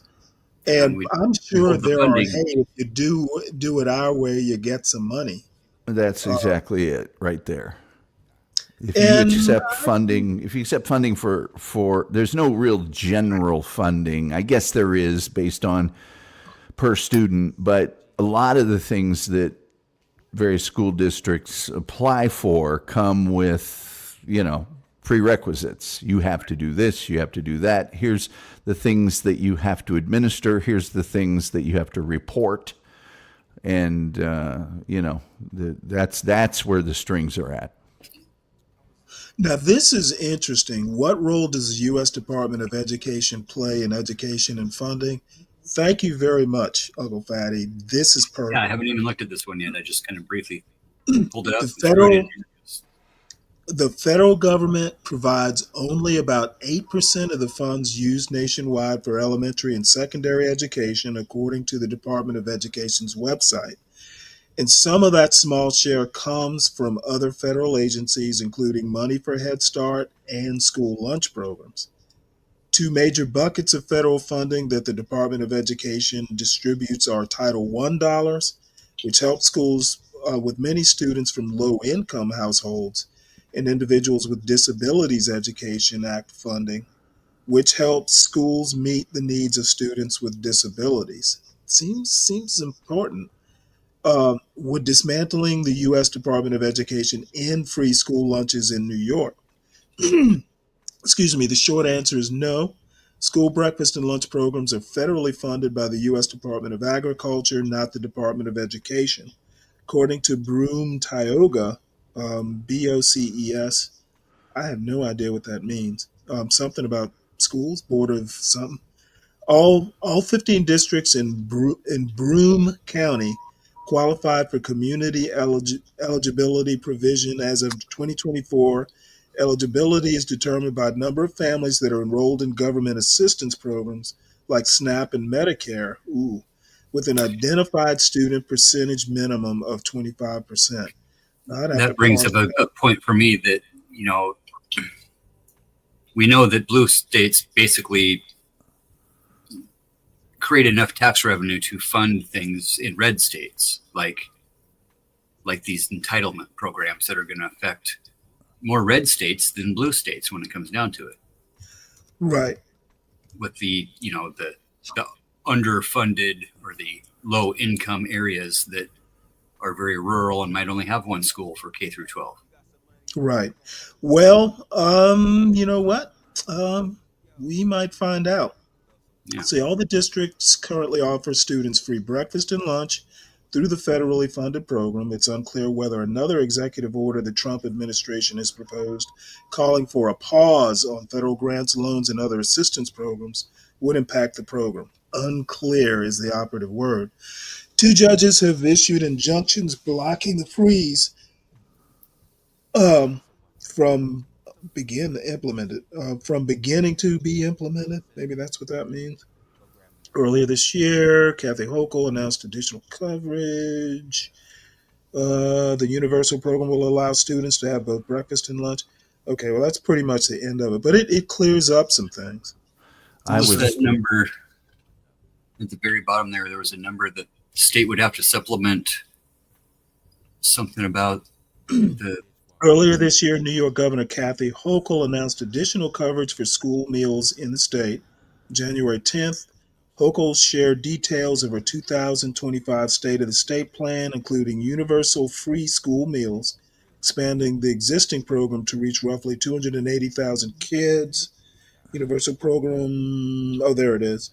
Universal program will allow the universal program will allow students to have both breakfast and lunch regardless of district's participation in the federal community eligibility provision program, and would bump state funding to $340 million to supplement what schools get from the federal program. So that's just a supplement to the federal dollars. Right.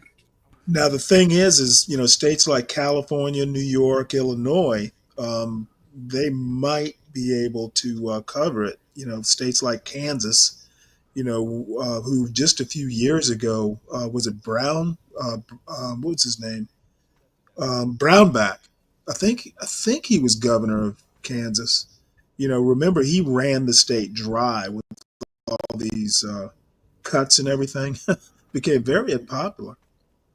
Or was it Oklahoma? I can't remember now. Could have been Oklahoma. Well, no, that was a different guy. He was by another Trump Bible for It the was schools. Kansas, I'm pretty sure. I could be wrong. But yeah, well, my point is that some red states, West Virginia, places like that, it'll be interesting to see how Kentucky, if it Georgia. I'm sorry. Kentucky, Georgia. I think Georgia will be okay. Well, I yeah. think so. We actually have a pretty decent economy. Yeah. I'd point out that because it is run and administered by and funded by the Department of Agriculture, a good portion of what you get as a school lunch is things that farmers provide. Right. And therefore, if you cut the school lunch and school breakfast program, normally those kids are going to bring a sack lunch, and those will not contain vegetables. Right. And then you're not a government purchaser either at that point. You're basically purchasing things provided by a private company that may or may not have that nutritional value, but certainly won't be purchased from a farmer. Right. And that's an issue in farm country. For sure. And as a matter of fact, when I worked on Tyson and Stillwell Foods, there are certain things. The school lunch is a really interesting kind of topic because schools get a break on things that they purchase that are basically vegetables, and that includes breaded things. So because breading is flour. Yeah. And so if you bread, say, I don't know, cauliflower or mushrooms or whatever it happens to be, they get a break on that. And so that skews the way school lunches serve up what's there. It's nutritionally, allegedly, the same, but there's things you get a break on, there's things that you don't as a school system that aren't necessarily covered by that free lunch program. And, it's just interesting the way that school lunches are put together, especially now. Yeah, seasoning is a big thing. It's like there's almost no sodium whatsoever. They've cut the sodium, and that's cool and everything, but there's a certain point at which it has to be palatable. Right. Kids have to want to eat it. And so, when I taught, I got the school lunch. For what I paid, it was like $2.35 or something. For what I paid, it was a pretty good deal. Yeah. I mean, it was a great deal. I think I took a picture of it. I could probably pull off my phone or something a couple Cheesy of times. yummies were the best. And it's like, this isn't bad, because if I had to go out and run out and get something at lunch, it'd be 3 times that. Right. Easy. Anyway, school lunches are, I think it's amazing that we do that. I think it's one of the few government programs that if you're against school lunches, I don't know what the hell's wrong with you. For kids that can't afford it and breakfast. I was going to bring up the point that, somewhere out there in the ether, they're looking to privatize a lot of these functions. And I don't know, I'm not talking about school lunches per se, but, one of the goals is, let's get, some of these services out into the private sector. And I guess you would create jobs that way. But there's certain things that shouldn't be privatized because government has an incentive, and they have a terrible record, but they do have some sort of incentive to do things right, versus profit. So, Good point. just throw that out there. Remember, Ross Perot was a businessman, right? Oh yeah. He straight up They said, just had "We don't want that- to run the country like a business. We want to run it like a nonprofit organization." Yeah, that just I think that theory, Trump is proving that theory, and maybe he's the wrong person to do it. But having a private corporation where he essentially is the corporate king, and having worked for four Fortune 500 companies, one. Let's put BlackRock in charge of school lunches. Well, yeah, but See what I was happens. the branch of Ticketmaster that I worked in was a standalone company shortly before I joined the outfit. So the product that it was season ticketing. The product was good enough that Ticketmaster bought the company. So that particular branch was basically a little fiefdom for the guy who was, the executive vice president. And believe me, when he said something, even my boss's boss, we were jumping. Bob, changing the name to protect the innocent. Certainly. Bob says this, so half the company, the engineering side, all the engineers are like, oh, Bob wants it, so we're going to drop what we're doing and give Bob what he wants. That's how Trump wants to run the country. And people are not, the voters are not employees. And I think that that's a lesson to be learned. Countries, nation states are not businesses. Well, the school system that I worked in, which is an extremely rural school system in the mountains of Utah, we had a business administrator when I first got there that she was great. She was constantly looking. In fact, she was a big reason that I started teaching there, is that she said, we need the best and brightest that we can get in here. And she did lots of things to make the schools more functional, to make them more effective in terms of education. And she ended up leaving, I think because a lot of pushback from the board. Sure. But she even got everybody raises and stuff, which had never been done. Cost of living, everything across the board. And they had a guy come in that was an accountant, and he started slashing stuff like there was no tomorrow. He did not realize that the function of the school system was to educate the students as effectively as possible. That had nothing to do with the way he examined things. He looked at everything as an unnecessary expense. It's like, well, why are we paying to resurface clean, not even resurface, to clean the floor of the gym? It's like, well, it's kind of unsafe for kids to be running around in a gym floor with no traction on it. And yesterday, and Sally shit her pants and went on the. Yeah, he didn't get that. Hey, these iPads have all the apps on them. We're teaching the students with them, and when they become out of date, we need to get new ones. He saw no need for new ones after because they would have them for 4 years. You'd get one in first grade. You'd take it for 4 years. The ones that were old went to the kindergartners on down the line. And he saw no need for that at all. And it's like, well, the function of this organization is to educate people. It's not to cut as many dollars as possible. Wonder if there were bonuses involved. I don't know. He's little not commission, Yeah. Well, when you have a school board that not a single member has a college education, right? But they all belong to the same club. Yeah. I mean, rural Utah. I don't need to tell you what club that was.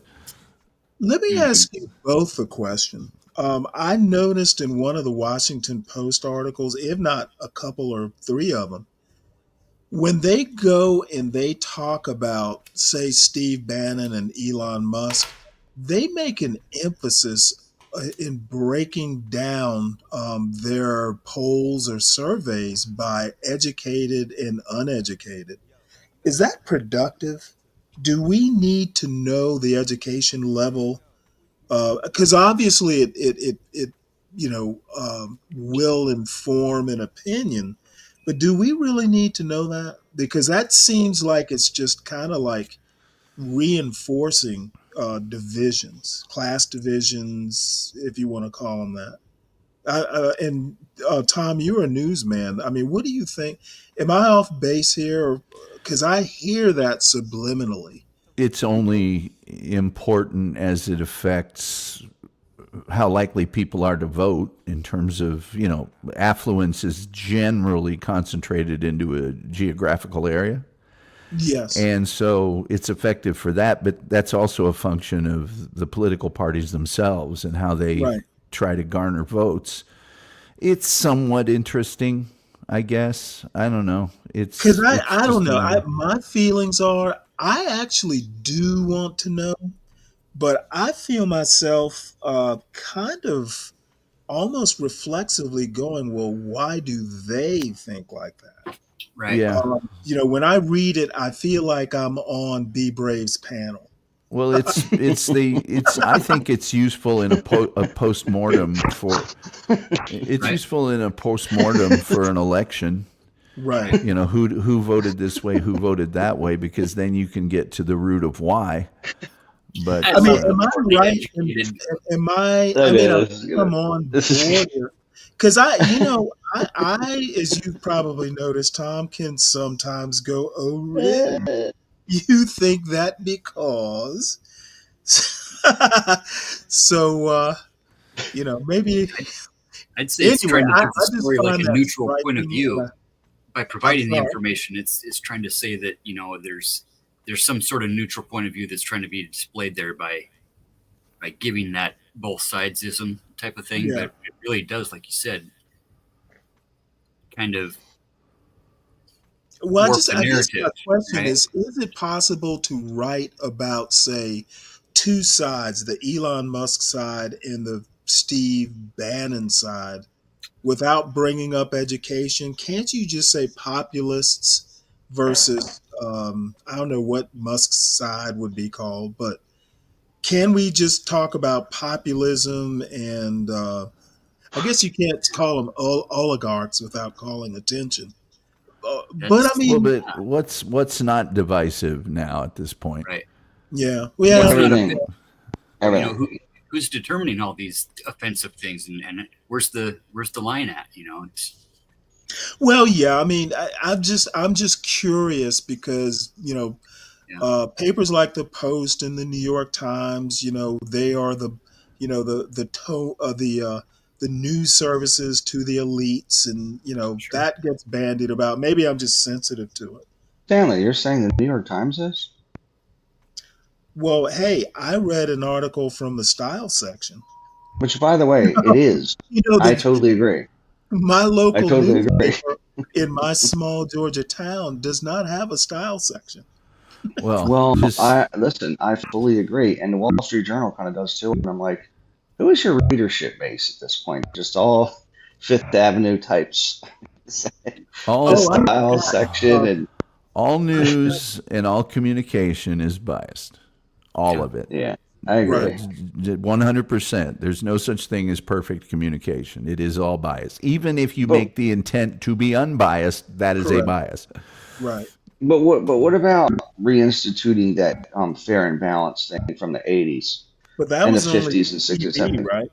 You're talking about the fairness doctrine? Fairness doctrine, yeah. That did not affect newspapers. That was only broadcast communication. Okay. I would be totally in favor of that, but that mostly centered on elections, and that just meant, usually in practice, that if there was a Democrat running for office and a Republican, that you had to give them the same amount of minutes of coverage per election. Yeah.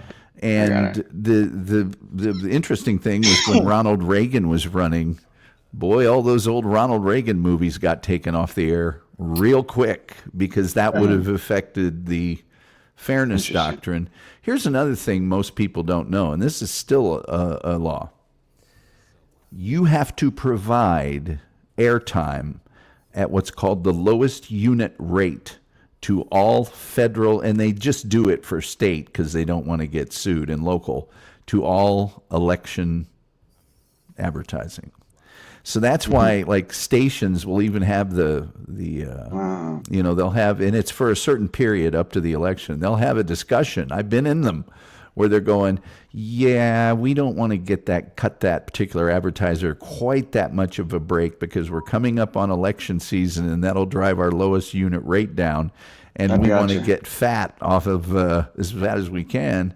There was even a situation once where a guy threatened to sue our station because he thought he was not paying the lowest unit rate, and the station immediately caved. They just immediately and informed his opponent because they're like, this is too much of a problem. We don't want to get in the middle of this mess. But yeah, but the fairness doctrine.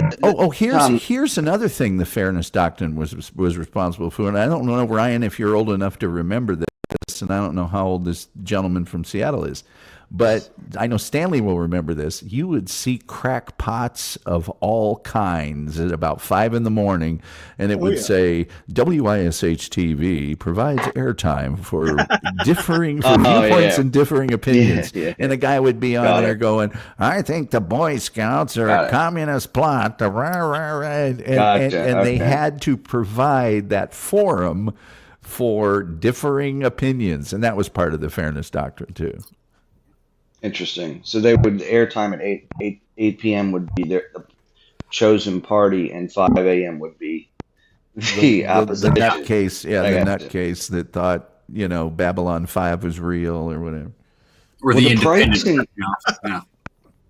The pricing issue is. I'll tell you this about that. So what that is because the federal government sees itself as the largest single entity dollar-wise in the world. They were like, if I sell drill bits to X contractor, I have to sell them to the government, and I can't sell them cheaper to the contractor than I can, or to anybody, to some, to the local grocery store. The federal government legally has to get the same or a lower price than whatever entity that is. And what's wrong with that? That's all businesses. Well, I think it's okay. Walmart does stuff like that. I don't have an issue. They've made it a law, right? So in other words, if I ever do that accidentally, otherwise, I personally can go to jail. And I think that's a little crazy. The other thing it does. I'll give you my opinion. I think that's perfectly fine. Walmart, for instance, and I know this from personal business experience. Walmart is probably more feared in the retail world for distribution type outfits, more feared than the federal government. You get their order wrong, they will charge back. So you basically, they'll hit you in the purse. What I'm saying is that Walmart will demand that they get better pricing than anyone else, and they have power to shop around. They're extremely powerful. Go into a Walmart, you'll see that they sell store brand everything except certain items. For instance, you can't buy store brand Walmart cola. They got deals with Coke and Pepsi and the rest of them that say, we're not going to compete with you on that. Now, Walmart will actually dictate to retailers the size of packaging, the number of ounces, because they'll say, our shelves are every 10-inch, we need a thing. So you need to come out with a 10-inch wide detergent or whatever else it is. They dictate a lot of stuff. And if you don't do it, you don't have to, but then you're not in Walmart, which is suicide.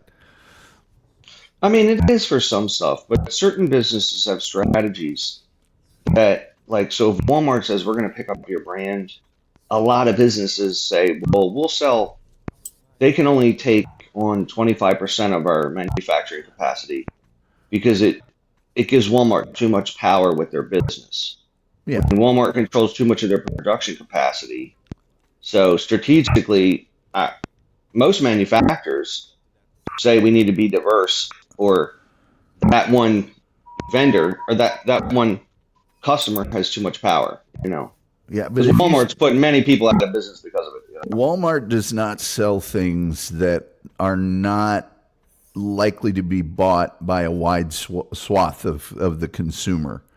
They're selling ubiquitous products. So, any business should not have, like, you don't want one client to have 50% of your business necessarily.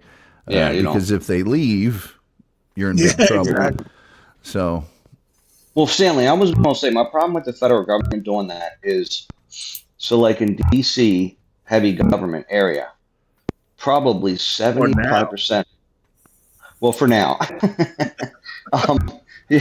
soon it won't be, but no. But I'm gonna tell you right now, probably 75 to 80% of commercial builders, and there's a lot of commercial building in DC, won't do business with the government because they have to give them the lowest price, and the federal government is terrible to do business with. It is terrible. It's a 193-page contract for that drill bit that you have to reprice 86 times, and it's so cumbersome. That's why a hammer is $400, right? Because it's terrible to do business with them. Oh yeah, I'm familiar with mil specs, military specifications. Yeah, mil specs. Yeah, there's one. Mil specs are broad based. They don't really call out any products from what I've dealt with, and half of them will, like for example, you have to source this particular product in the USA, and that product hasn't been made in the USA for 22 years. Right. So that kind of shit, or just a lot of the specs I see from them are from the 70s for their commercial buildings, and I'm like, what is this? Or they're in conflict. In other words, this has to be, under this number of VOCs, volatile organic compounds. Oh, yeah. And they don't make that product ever, right? It's in direct competition with itself, right? The product that they want. Right.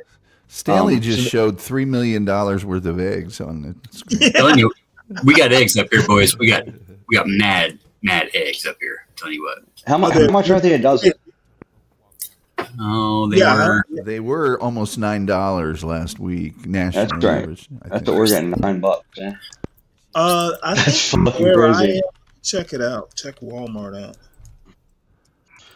My wife just said we buy that 5-pack or 5 dozen, I think, for $20.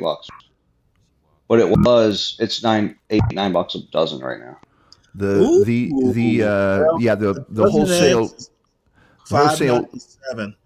wholesale retail price last week dropped slightly to $6.85 per dozen. That's wholesale, so they're going to mark that up. Now, some places will use eggs as a loss leader to get people in the door, and you might be able to find them for significantly cheaper, but that's well, they should be coming down. I have a neighbor who has chickens, and she hasn't offered me any eggs lately, so I bet she's selling. Well, last summer I had like probably 4 dozen eggs. She had extra eggs, so me and another neighbor probably got about, literally, I'm not kidding, 4 dozen a piece. I don't know how she got them, but those chickens were working overtime. Yeah. I didn't realize pirates were so heavily associated with candy, but that's just me. So is the Church of the Flying Spaghetti Monster. So yeah. Well, who knew? Indians and cigars. That makes sense. Oh. So, cigar store Indian. Yeah. Well, they introduced tobacco, didn't they? Wampum. Probably. No, that's the currency. But no, I think that's the Indians introduced, or Native Americans introduced it to the English. Yeah. Probably. So I think it was an American crop, wasn't it? Yes. way Yeah. back, they started doing it in Jamestown Yeah. back in like the mid 1640s or something. No, I mean tobacco was indigenous to the Americas, unlike Yes. unlike tomatoes to Yeah, Italy. yeah. So What? Um, they pre-Columbian were exchange. Yeah. they were in when Virginia started exporting it. England and Europe was getting it from somewhere else, and I can't remember where that somewhere else might have been. Probably the Caribbean. Now, I don't think the Yeah. Caribbean. You know what? I'm getting into going down a rabbit hole. I'm India, getting maybe. I know. There wasn't. I know there wasn't coffee in Colombia. There wasn't tomatoes in Italy. There wasn't potatoes in Ireland before Columbia Exchange. Right. I was Yeah. like, Yeah. really? Potatoes and tomatoes. Yeah. That's fucking crazy. And in Colombia, so apparently coffee comes from Africa, came to South America, right? But they looked at like there were no horses in North America. Right. Like that's nuts. There were no cows. And now you see the West is just all cows. It's crazy. So, the whole I don't see cowboy too idea. many buffaloes around these days. Yeah. Haven't they kind of reintroduced them? Like I think they're coming back, aren't they? Oh, I actually saw a little short documentary. Ted Turner's son is now running his. Yeah. Well, you know more about it than I would, Uncle Fatty. Like Ted Turner used to be the biggest landowner, and he almost single-handedly like repopulated the buffalo population or something like that. Yeah, the herds, or the Yellowstone herds. He grabbed a few of them, and there's a guy up in Central Washington that's got a probably 400 or 500 head herd. There's quite a few in Montana still that are private farms, private acreage, free range. But same with elk and deer around here too. We got the degenerative disease. This came back in the deer and elk population. So the actual, like, the private farmers are getting pretty worried. Not only that, but the wolves. The reintroduction of the wolves into Yellowstone has made a huge impact in our herds around the whole Pacific Northwest. Well, that's probably pretty good, isn't it? And no, it's actually, it's been pretty detrimental to, especially to the elk. Really, in the wintertime, the elk will herd up in these valleys, and the wolves will just pin them in and take out two or three. I mean, aren't they managing them though? Like, in other words, we are now, yeah. But okay, it's kind of a thing where if you see them, you're supposed to smoke a pack a day. Like, you know what I mean, with the target and the whole thing. But I mean, really, you get a look at this wolf skin coat. Well, yeah, you get a wolf tag with your sportsman's package. And oh, really? Like with cougar and bear, you want to have it anyways when you're out deer and elk hunting, just in case you run across them or you're getting attacked or anything else like that. You at least got the tag, and you can justify an attack shooting. But like with grizzlies, they need some wolves down in Georgia. Yeah. All them damn hogs. Yep.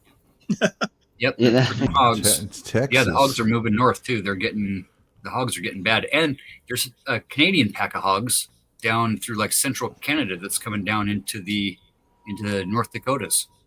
Texas has got to take down a hog. Yeah, man. Texas has got a huge hog problem. If you want to have some fun, watch on YouTube all the night sight hog hunting that they do. We watched hog hunting from a helicopter. Yeah, you can do it that way. Yeah. I call that picking up fat chicks at the bar at 4 a.m. You can also, by the way, Ted Turner may be the best boss I've ever had. Yeah. Oh, really? Do you work for Turner Broadcasting? Turner Entertainment. It's Cartoon Network owns Turner owns Cartoon Network. So when I was at Cartoon, he was our boss, and Ted was a friend to all the creatives. I was in a meeting one time, somebody from media popped up and started commenting on some of the creative we were doing, and he went, "What do you do again?" She goes, "I'm in media." He goes, "Well, little missy, let me tell you something. We pay these creative fellas a shit ton of money to be creative. So why don't you just be creative with that media over there?" We're all high-fiving each other and stuff. Ted was great. He was really great. I guess it's easy to be nice when you have $1 billion. Yes, it is. Yeah. Well, I remember when Ted Turner, like way back in the 70s, when Ted Turner basically had like all the outdoor advertising. That's where he started. That's how he started. Yeah. So he was born, into a wealthy family, but he put that sucker into high gear, And then he bought Channel 17 in Atlanta. Yep. Which was WTBS. He signed a big pitcher at the time, Andy Messerschmidt, to a big contract, and part of his contract required that he wear the number 17 because of Channel 17. He won the America's Cup several times. He was the guy in charge of that. But here's something: when you worked at Turner, you were told in advance that your phone could ring at any time, and you'd hear a voice say, "How did they do?" And you were expected to know the score of the Braves game. You were be able to tell him.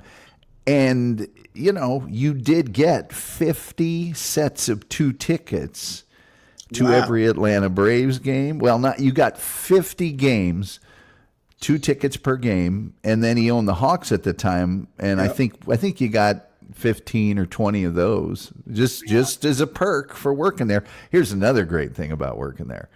You had a television, and I mean everybody had a TV, 13-inch color, that had 150 channels of cable on it for you to be able to watch the competition and to watch all of the Turner. And, people don't realize there was Cartoon Network Asia Pacific, Cartoon Network Latin America, Cartoon Network Europe. And so you could watch all of those. You could, it was an interesting place to work. But if you got that call, I never did. But how do they do? You were supposed to tell them. It was part of your orientation. You had a day's worth of orientation, and one of the segments was just about Ted Turner. And I already knew all about him. I loved Ted Turner from day one. So he's an interesting guy. Now, see, that's an instance of a benign dictator. Yeah. Or a beneficial dictator. There are just so many that are just not. I just ran across this story. I want to take a look at it before we get into my sweetheart here. And I can only lust after her because she's age inappropriate. I'm very sensitive about that. Scholars stranded in America and abroad amid funding freeze of State Department programs. Makes sense. I just have to rub it in. Let's see. Fulbright scholar Aubrey Lay was supposed to get paid for 3 months of work by the U.S. government through his teaching assistantship at a school for Ukrainian refugees in Estonia. Instead, he only got about 1 week's pay and no word on when he might see the rest of his grant. Lay is among scholars around the world who depend on State Department funding to participate in long-established programs like Fulbright, and say their payments were abruptly cut off after being notified that officials were reviewing their activities. Big brother is watching. The move appears to be in line with the White House's initiative to sharply slash government spending, a shakeup that has affected scores of government agencies. The government faces even more dramatic changes in the coming weeks and months. President Donald Trump has directed agencies to prepare for widespread layoffs known as reductions in force that will require more limited operations at agencies providing critical services. The funding freeze has sparked panic among thousands of scholars who area stranded outside their home countries without clarity on the future of their programs or the money needed to support themselves. Oh shit! Can you imagine being in a country with no money? In February, the U.S. State Department temporarily paused spending in an effort to review its programs and activities, according to NASA, an association of international educators. That included programs such as Fulbright, Gilman, and critical language in international scholarships. In the weeks since officials enacted the pause, some scholars and advocacy groups have said that the flow of funds dried up for people's grants, yet there is no communication from U.S. officials on whether that will change. The State Department did not immediately respond to an inquiry by the Associated Press about the funding freeze. Lay found the lack of communication from U.S. officials troublesome. He also left wondering about the future of the program that his grandmother also participated in decades ago. It was established in 1946. The program has become a flagship for the U.S. government's mission towards cross-cultural engagement. Worse for him is that it will mean for his students, particularly worst for him is what it will mean for his students, particularly if he is forced to leave early. I don't want to be one more thing that is changing and uncertain in their lives, Lay said. I can't bear that thought. Lay said he will be okay for another month, but he worries about participants with no extra money saved. You should have saved. Clarity that I've gotten is that nobody knows what's going on, he said. The clarity that I've gotten is that every time I've asked anybody, they don't know what's happening and they are just as confused as I am, as we all are.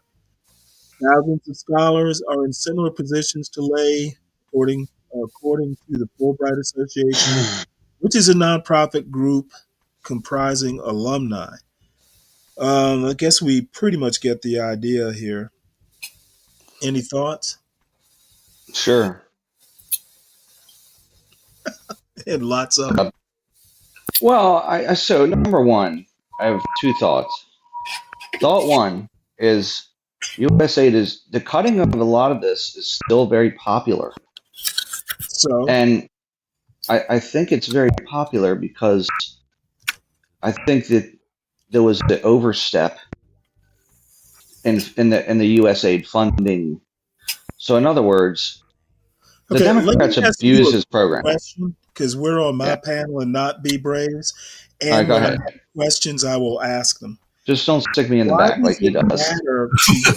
Why does it matter that it's popular? Because here's the thing. Like, this guy getting stuck, the Ukrainian getting stuck in Estonia, obviously is sad. And there's many cases where the cutting of USAID is not, I'm not happy with it, right? But I think if there wasn't so many abuses in it, okay, let's go back to let's go back to the beginning. Why does popularity of a decision matter versus making a well thought out decision that might force you to choose between doing what's right versus what's popular? Because I think that the program was fraught with bullshit. A lot of the funding is bullshit. This program has been around since 1946. Yeah. How much do you know about the Fulbright Scholar Program? Well, I read not just Fulbright. I'm talking USAID. That's what they cut. They didn't just cut Fulbright. In this particular article that's on the screen. Well, the funding is USAID, dude. That's what got cut. This isn't USAID, I don't think. Yeah, it's under the USAID package. Fulbright scholarships? Yeah, it's under USAID. How sure? I'm 90% confident it's under USAID cuts. I thought the article was about State Department, but I could be wrong. Yeah, well, USAID actually is now under Marco Rubio. I don't know that the Fulbright scholar. I mean, it's been around since I was a kid, and obviously I people mean, like. I thought it was under USAID funding. If not, if it's not, I Well, you know apologize. what? While I'll look it up. I have my Yeah. doubts about that, but again, the clarity that these things are expressed instead of I think it might be under USAID. The assurance, and Tom, I'm kind of with you on this. The assurance that some of these things are put out. Um, I don't think people on panels are used to being fact checked, I mean, and I'm usually it correct. disturbs me. Well, I'm not going to get into that. I'm just saying because you never really answered my question. Oh, Why what was the question? why do you come back? And I don't mean to pick on you, but you know why I'm doing this, Ryan. Why does it matter whether something's popular if it's not the right decision? If it is in fact under USAID, my point about that, if it's not, then everything I'm saying is Okay, no, no, bullshit, no, right? no, no. It does not Okay. matter where the source of the funding comes from. I'm talking about the decision to cut it, not considering the implications of the decision. And I'll just drop it. But what I'm Well, saying it's is not okay. Okay, it I don't. disturbs me when the response is, well, it's popular. I think the popular thing comes in when we have a leader who is solely 100% obsessed with how popular he is and how things are. Right, but you know what? We should be better than that. I don't. I just get, and I said at the start of the show, the slash and burn without considering the implications. In the end, it's going to be detrimental to 2028. And if someone on this Discord I'm a part of says, well, Trump's in a hurry because he's pretty sure he's a lame duck, et cetera, et cetera. And I just don't want to, I guess I have no choice but to believe now. But It's actually under the ECA. It's under ECA, so it's not even under USAID. we're not electing leaders. Well, I don't disagree with that.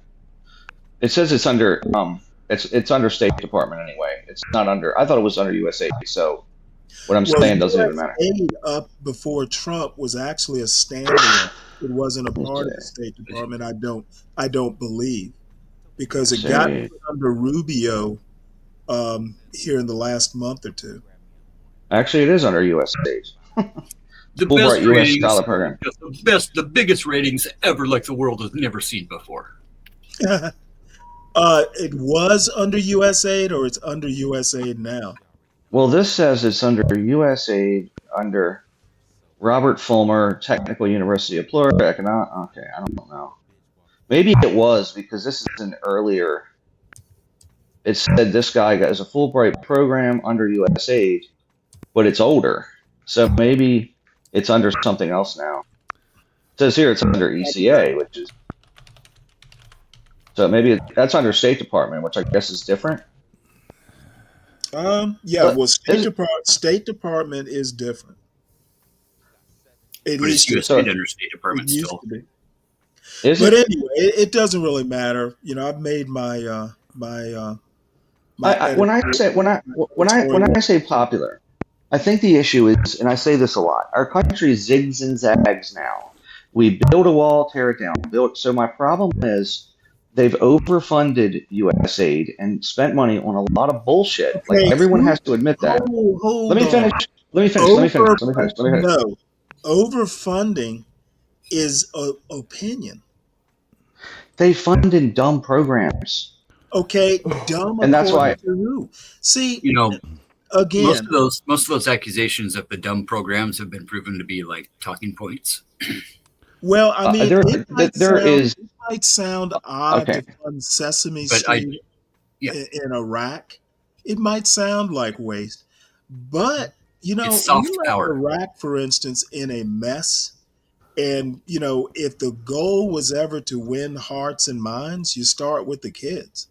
So, So here's my problem. Here's my problem with that. Once they revealed this to people, including me, right? I'm all about soft power and spreading U.S. democracy and a lot of the shit the Democrats want to do. I like it. Okay, but I do think there's a lot of as your want to do. Okay, let me finish. I'm trying to look at this I'm trying to look at the program. This individual case is obviously bad, right? The politics of it. Anyway, I think wasteful is in the eye of the beholder. That's my thought. If I could, the Fulbright program is administered by cooperating organizations such as the Institute of International Education and operates in over 160 countries around the world. The Bureau of Educational and Cultural Affairs of the U.S. State Department sponsors the Fulbright program and receives funding from the United States Congress via annual appropriation bills. So it's under the ECA, not USAID specifically. That's who sponsors it. Yes. Okay. It receives the funding from the Congress and appropriation bills. Well, those specifics aside, what I'm saying is there's going to be a lot of cases where they pull funding and people are harmed, right? That's just going to happen. But I do think a lot of the funding is bullshit funding, and it's ridiculous. So? It's total waste. Well, here's my problem. You said the U.S. government, earlier you said this, okay?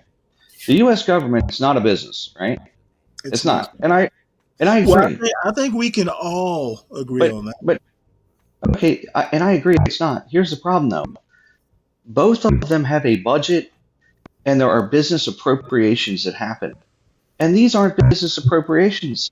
It's bullshit. A lot of the funding is bullshit. And they're we give them our money, bullshit, and they squander it. Is your pronouncement of bullshit an objective assessment? Do you think the American people are cool with? I know. Hold on. Please answer my question. Is that an objective assessment, or is it just your opinion? I'm gonna tell you right now, as a business owner, if I told the fucking government, well, I used the money for trans drag shows in Ecuador instead of the waterproofing business, they'd go, what? The IRS would fucking audit me and find the shit out of me because it's not a business purpose. But Congress appropriated that money already. Congress gave that money for a certain specific thing, which is being used for. It's not like a bait and switch or anything. Yeah, it's not like discretionary spending.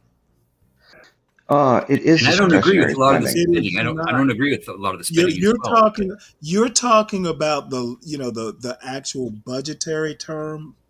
Okay. I'm saying Congress gave the money to the executive and told it what to do with the money. Okay, now, Congress, you could fault Congress, but you can't fault the people who are being funded. I don't. And this student in Estonia, I feel bad for that Ukrainian. There's a lot of people that are going to be hurt by these decisions. But it's okay as long as it's popular. No, I think it's an overstep to fund it and an overstep to not fund it. Right? Sure. So in other words, we have a Democratic question. If the mistake has been made, I'm assuming this money was like last year's budget. Let's just go ahead and say it up front. It was Biden who signed the bill.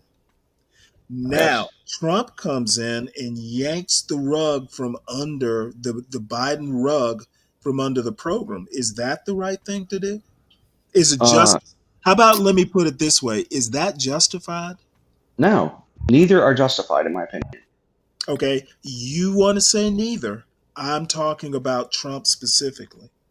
Well, specifically, it's not. Two wrongs do not make a right. We've already committed to do it.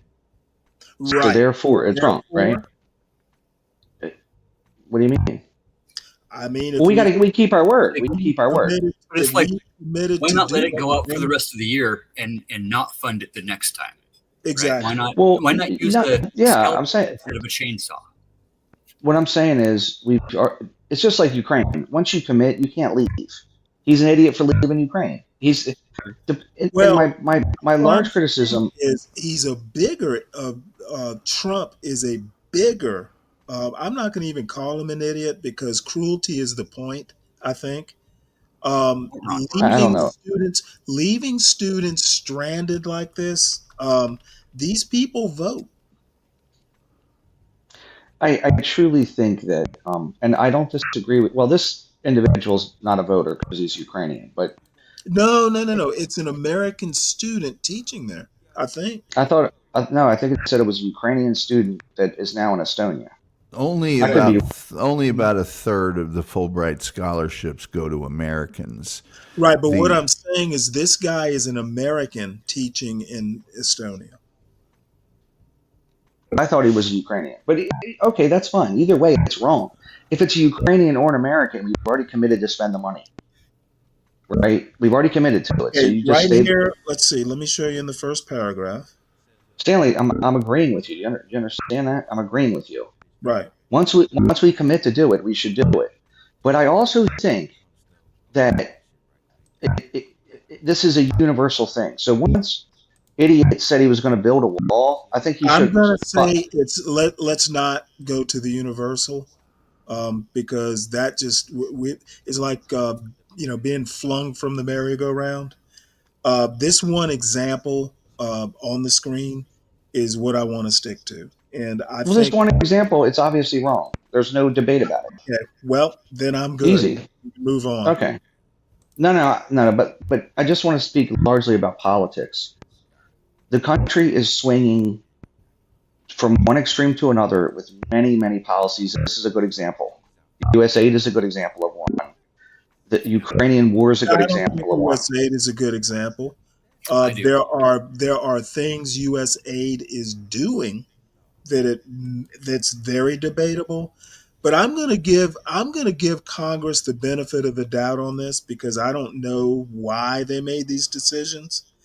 In two things. Number one, Americans I hear are starting to pay closer attention to this sort of stuff. So hopefully there's a silver lining to it. But number two, things that seem ridiculous from one perspective without actually asking why and getting the answer to why. I don't know that Sesame Street in Iraq is that wasteful for a specific reason. And I can get into it, but the long story short, I once had a colonel when I was in Army ROTC in college. He had a PhD in psychology. And one day he and I were just chewing the fat in his office. And he got to tell me, and I'd never thought of it. I was maybe 19 at the time. He goes, Stanley, if you ever want to know a country, look at what they're showing their kids. The cartoons, like the Saturday morning cartoons, are, not a end all and be all, but it gives you a fair idea of what the kids are learning. And, it's one element of predicting where we will be in 20 years. And I found that in a PhD psychology, I was like stunned. Damn, I never thought of that. 19-year-olds don't think of things. And that's what I thought of Sesame Street in Iraq, soft power from America, training the kids, whether it works or not. But, you could argue it's indoctrination. Sure. Grooming even. Well, I think that's the issue. It's not as ridiculous as one might think. If we ever want to sell those Acme products overseas, we're going to have to get those cartoons into Iraq. Straight up. I think that if you go through the list of USAID stuff online, I'm not going to waste my time doing that. Stanley, there's hundreds of stupid spending things. Hundreds and hundreds. What? Stupid sounding is the perfect word or perfect term. I've been thinking about this concept for like the past 2 weeks really hard and doing math on it and stuff. And like when we think about the overall budget, we think about the notion of I don't want my tax money going for no fandangled something or other, right? There are people that do want their tax money to go to these things, right? So, well, Uncle Fatty, like, I'll ask you this. Let me ask you Well, this, the Uncle other Fatty. thing I want to interject, it's something that I pontificated on last week.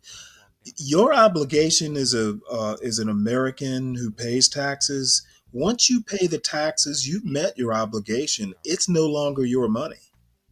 So you the can put yours idea through that I don't want 035, my you can put tax money, you know what? You don't control your tax money. That's right. I mean, that's why we have like locally elected officials. And, I was going to ask Tom too about, school levies. It's kind of like the school levy deal where everybody wants good schools. Nobody wants to pay more taxes for schools in their neighborhood, right? So it's kind of the same thing with the federal budget in my mind where, we can all be naysayers after the fact. I don't want my money going for no F-35. Well, I want my money going to the rainbow people. That's where I want my money to go to. I just, for some reason or other, think they need the money, whatever it is.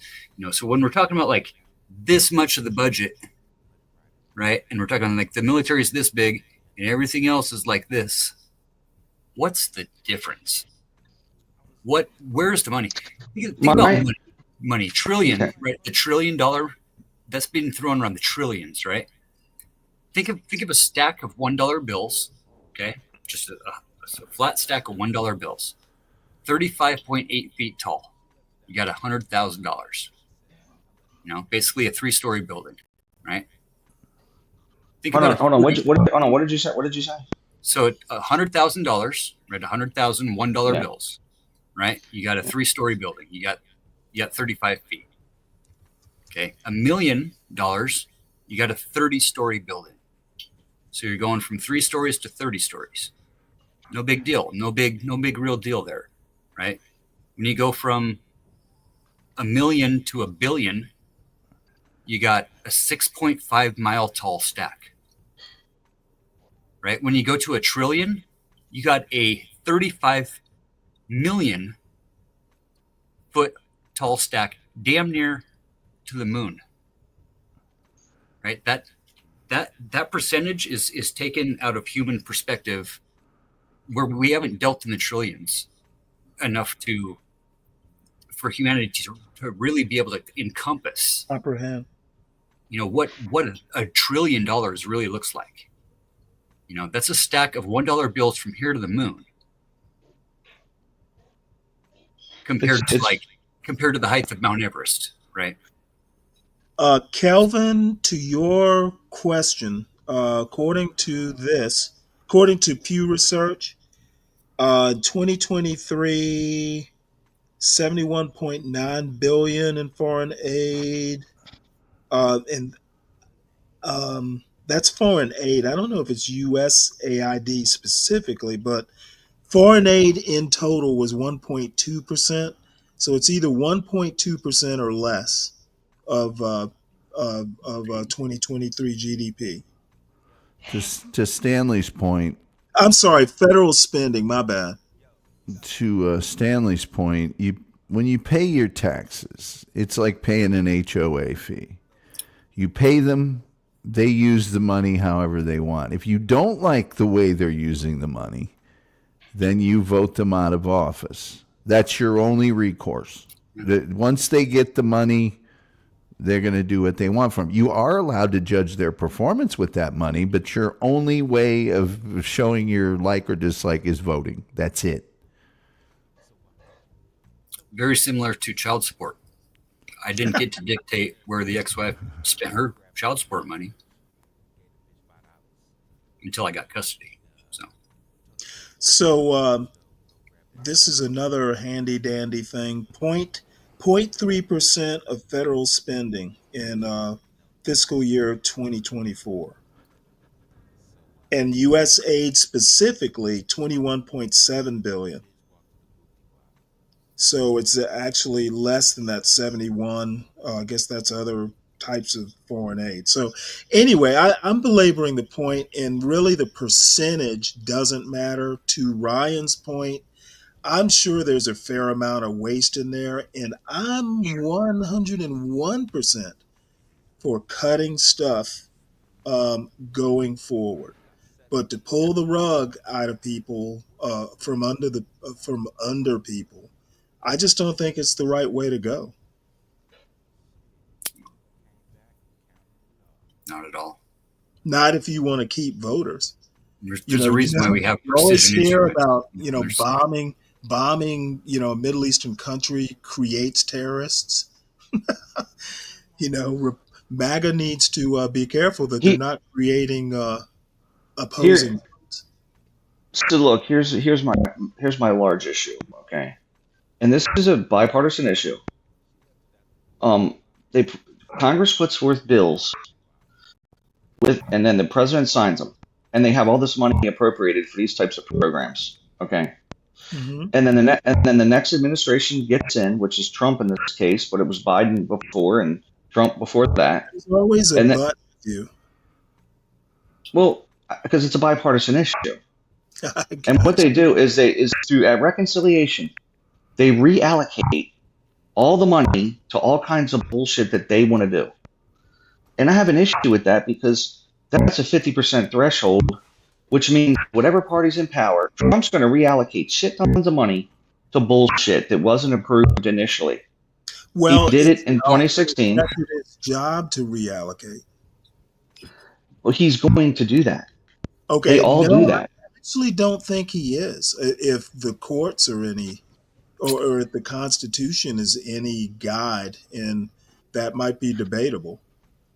Well, it'll go to committee, which is right now run by Republicans. That's Congress. So the executive does not participate in congressional committees. He may influence them.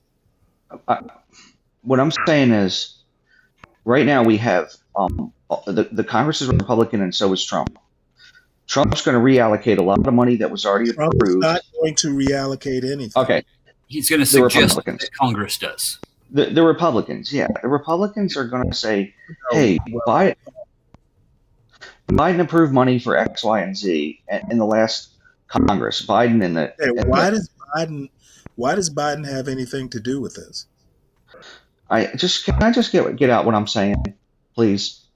What I'm saying is, once the money is approved and appropriated, the following year Congress comes in and they reallocate the money for other bullshit. For example, I don't agree that they reallocate unless they reverse what the Congress did before them.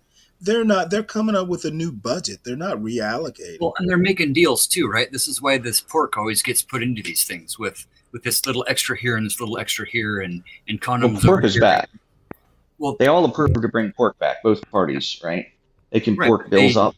They have to work with each other to pass the bill in the first place, right? So they'll make concessions to each other and throw in some pork and throw in some pork. So the actual, the point of the bill is X, but we're actually doing X plus plus plus plus plus. So let me give you an example, Stanley, to help with this, okay? Okay, you don't need to do that. I get it. No, I need to get my point across, and you're not letting me. Yeah, well, I get your point. In 2015, in 2016, 15 or 16, they approved money for the Department of Defense, okay? 2015, there was money approved for whatever year Trump came in, the following year. They reallocated the money, the Republicans did, under Department of Defense. Sure they actually reallocated?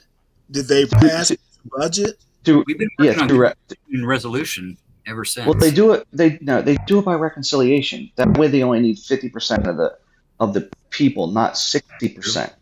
Okay. They do it so through reconciliation. Trump said, "You know what? We're going to take the money for Department of Defense that's already approved, and we're going to shift it and guess to what the wall." happened? To the wall. Oh, I know what to you're the wall. talking about. You're talking about building the wall. Reconciliation, yeah, they do it by reconciliation. And what happened when he tried to do that? He got it done. They reconciled to build the fucking wall. Okay, number one, he didn't finish it, and number two, I would have to go back and research because I thought the court said he could not do that. He did it with reconciliation, and they're getting ready to do it again with Well, he reconciliation. did it through reconciliation. He did not, and he didn't do it, by the way. He Well, he tried in to Congress. reallocate. He tried to reallocate and could not do it. They had to reconcile. So another example is No, um, I need you to address my point. Okay, he did not reallocate. Congress did not reallocate. They reconciled. Those are two different processes. okay, whatever the fucking Now word they is then. reallocated through reconciliation. I could Captain go with English, that. yeah. But they didn't Okay, just they had to go through a process, is my point.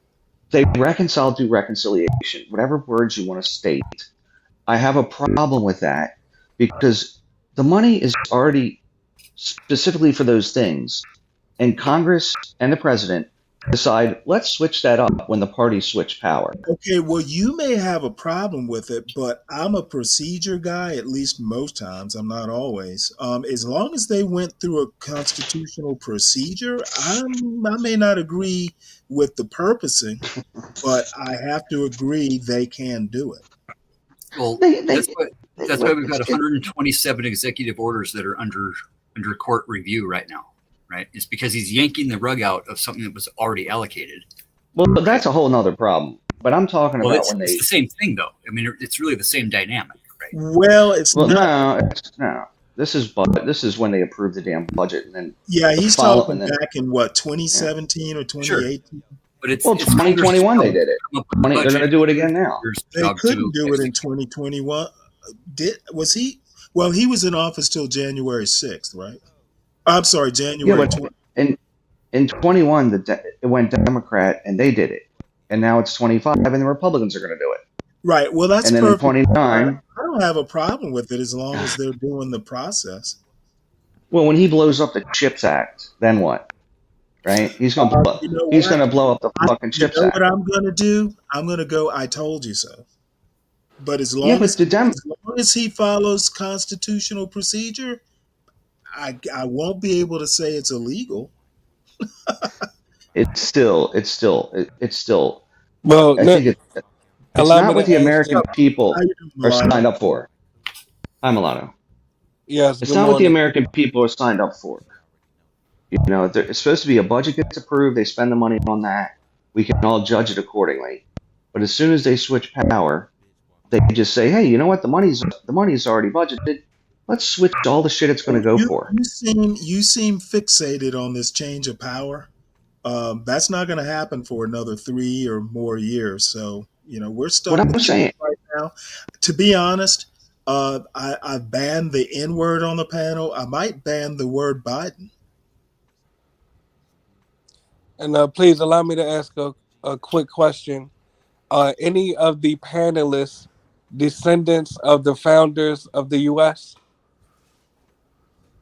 You mean Jefferson and that gang? Well, a descendant of the founding populations. Or in other words, out of the panelists, were any of your ancestors present in the U.S., let's say in 1776? You mean as a founder? I mean, to be honest, I don't know. I've got you don't okay. You don't know. Ties back to Madison. Exactly. All right. Anyone else? Okay, get to your point. The point is this, and Stanley, you have to stop being senile. No, I don't have to stop. I don't have to stop. You do. You do. No, this is part of the problem. I'm sorry. Put it in form of a question because I do not. Do you realize you're being bred out by foreigners in the country that your ancestors helped found? You know what? As long as she's cute and we produce cute babies, I'm good. Oh, yeah. You're a cuck, so you're a cuck out for the foreigners. Yes.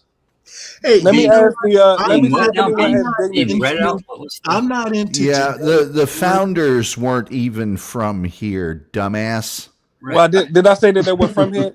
Jesus Christ! I guess they were being cucked. I guess they were being cucked by foreigners. Did I say that the founders were from here? Did I say you said that? All right, so it's a non sequitur. Dumb fuck. It's a non sequitur. Dick sucker. Jesus okay, you Christ. had a question, Milano. What is it? Yes, the point is this: why are you passing on your grandkids' inheritance to foreigners? Simple question. Okay, no, it's not as simple as you might think. Which inheritance? Genetic, economic? All of the above. Okay. The ancestral Well, land rights, I etc. don't. Are you saying we're squandering it? Clearly, you're giving it to illegal aliens. Oh, Who's fuck responsible that. for They're, 2/3 they're of the all national being debt? they're all being deported. Next. Actually, they're not. Let's go to New York or Wait, LA so and tell they're me that not all being of the illegal aliens they're are being not deported. being deported? Have you been in New York or DC lately, or LA lately, or Houston No. lately, or Should Chicago be. They're Yes, lately? we not had more they're ICE not agents, wouldn't it? have you been to Guantanamo Bay lately? I think there are a few of them there. A few of them, yes. You said all of them. Okay, They're well, clearly all not being deported. are He you didn't say saying all it's of not them. He are you saying definitely it's said not, all of them. Get the are you He airman saying said cut he it's the not, said head. they're being are you Exactly. Trump's doing deported. a really Man, Trump's that doing a they have terrible not job. all You been. can't exactly Mulatto? wave a magic wand and get them Yeah. all at once. When we find them, we Exactly. Okay, well, deport them. what's your Exactly. Meaning they're okay, still here. Mulatto? You're actually not making a point. That is the point. Okay, You've cucked. You've dude. cucked for illegal aliens. I am not in the mood. This is not B Brave's panel. You're emotional. This is You're not. emotional old I am Negro. not Oh, emotional, who's but all up in their You're feelers, huh? you're a Jesus passionate, Christ. sassy Mulatto, Negro. Man, Mulatto, get yourself under control, son. You're old sassy Get Negro. You're the white yourself, man's Jesus boy. Christ. get yourself under control, Like the think white man had you under animal control. priesthood or what? You got some dude. more to be? Get yourself under control, Mulatto, so I can ask you a question. You mean like the white man had you under control? Is this Yeah, go ahead. process, this deportation process, not happening fast enough? It's definitely not. Okay, so what would you do if you could wave a magic wand? Well, clearly, what I would do is, if I were a descendant of U.S. slaves or a descendant of the founders of the U.S., I would call ICE on every potential illegal alien, as I myself have been doing. I got over 50 illegal aliens deported myself. What the fuck have you Jesus all Christ. done? Do they? Don't break your Don't arm they? patting yourself on What the have back. you all Are done? you? Are you about? Aren't they offering rewards? Are you? I did it for free. I did it for the No, love are of they my offering country. rewards? They don't Hold up, even. are Well, they? you better get your I ass did it for the in. love of my country. Better They get don't. Money to your make I'm ass. not a cuck like you. You They better don't get give your you. ass in gear. You're not doing I'm it. not a You're not. cuck like you. You get your But ass in still, gear. You're not doing it quick enough. all that Well, if time, I had hope, they would all all that be What do you time. cucks. need help But I for? come from a country of cucks like you. What Do do you you have a need help woman? I for? come from a country of cucks You're a like one you. man Mulatto? wrecking crew. You're a Exactly. one man wrecking crew. Get Mulatto? busy. How What are you many talking to have you us got for? deported? What are you talking to us for? Chop How many chop. have Hit you the got streets, deported? Elliot Ness. Come on, G man. Get Hold to on, work. mute up, Hey, cracker. The Mulatto. question is, how many have you got deported, cracker? Hey, Mulatto. How many people have that Me You're on the personally. brink of genetic annihilation, cracker. Hey, On the Mulatto. brink of Got you there. genetic Got you annihilation. there. Hold on one The sec. white Hold race on. is on the You brink don't of genetic Let me annihilation. ask really. Mulatto a question. Yes. I think Mulatto. I'll All be right, go fine. ahead, Stanley. Let me talk to the black, because I cooked the whites. Oh, So for go ahead, God's black sake. man. Yes. I mean, do you have a woman?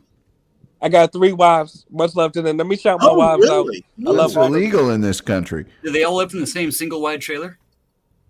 No one laughed. No one laughed. That's where the crackers live. That's where your cousins live.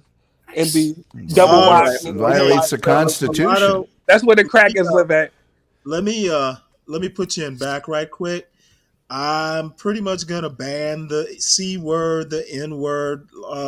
We're not gonna do the race thing up here, okay? I'll call them Neanderthals for your comfortability. Well, it proves you can use a big word. Yes, these are the Neanderthals. So go ahead, my Negro friend. I'm listening. Also doesn't understand anthropology. We're all descendants Yes, of the you're a Reese's Neanderthals, monkey you descendant. dummy. You're a Reese's Hold monkey on, descendant. Let me. Caucasians. Well, I let's have a know. dialogue. Caucasians are know. Reese's monkeys descendants. I want to be a It's in their little. DNA. I want to be a little bit more liberal in the chat, but on the panel, I actually am going to demand that we just, think of, Kelvin asked me if you could use ninja. Sure, why not? But that is provisional, kind of like a federal job. That word could be laid off at any time. What if we just stuck to the idea and not the person? No, let's just not use the terms. Words Yes. have meaning sometimes. But Well, that's you what I mean. blacks, Like, just stay on the idea, not the individual. Let's stay on the idea. You have cut to the illegal aliens, and now they're taking over your communities. They're not taking over my Yes, they have. with this one. The biggest city in New York, pardon me, the biggest city in the U.S. is full of immigrants. The Okay, biggest city, the second biggest city, America, and the third biggest city. Full. Hey, let me do a You're Trump triggered. on you. You're chimping out. You're Let me chimping do out, it. and you're a Neanderthal. Let me do a Trump on you. I don't Yeah, live go there, ahead. so I don't care. Exactly, and your grandkids will put you in a nursing home to be abused by Filipino nurses because you're Hey, a let me coon. put it to you this way: You're a cut coon. if Yes. my son waits to be as old as I was when he was born, I'll probably already be in a nursing home. They'll swing the Yeah, kid. the nursing home coming soon. You're gonna get abused by Filipino and Nigerian nurses because You know, you're so a cut the coon. nursing home, You're the a nurse- cut coon. nursing home analogy does not work on old men like It'll work me. on your ass when you in there getting whipped up and they making TikToks twerking on your forehead. You know what? as long as they Let's talk about it. before they do it, I'm good. Jesus All right. Christ. Let me talk to your white daddies though. Let me talk to your white daddies for a second.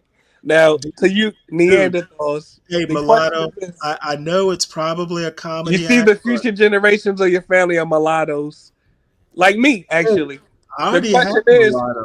genetically, you want to survive? Hey, let me tell you a story. When my Hold son, on, you see now, Negro. I'm talking to the Are immigrants Neanderthals. tainting the blood of America? Repeat that question. Are immigrants tainting the blood of America? It could be argued that they are. Yes. You know what that is, right? That's the Great Replacement theory. I mean, have you been to Miami lately, motherfucker? Have you You're been to being North replaced. Idaho lately? That's one state with a small population. Let's name the big states with big populations. Have you been Why? to New York lately? Yeah. Have you been to North Idaho lately? Have you been to Massachusetts lately? Checkmate. Have you been Yeah, to California yeah, lately? I was there Checkmate. last summer, Have you been to actually. I was Texas last lately? year, Checkmate. Have you Yeah, I been to was there last Chicago summer. lately? Checkmate. Yeah, I was there 2 summers ago. Yeah. dude, don't be Yeah, declaring so you're being bred out. like you actually made a good point. Yes, you're being replaced. You know what? Anywhere where eyes can see it. Hopefully, you are too.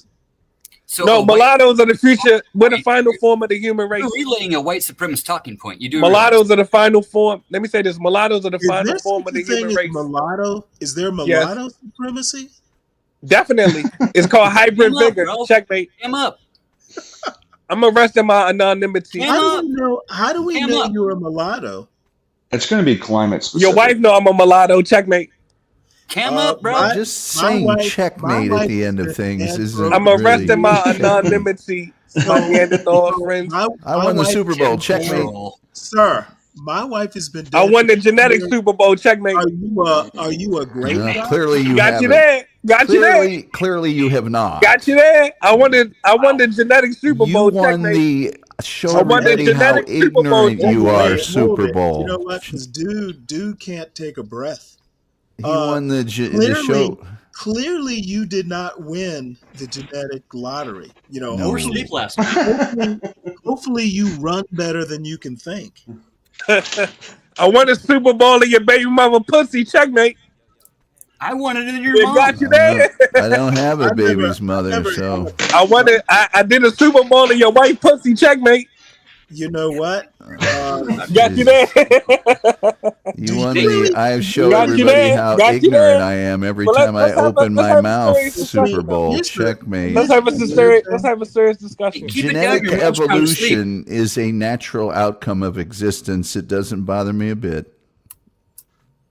You're being cucked out of existence because you have no integrity. What do I care?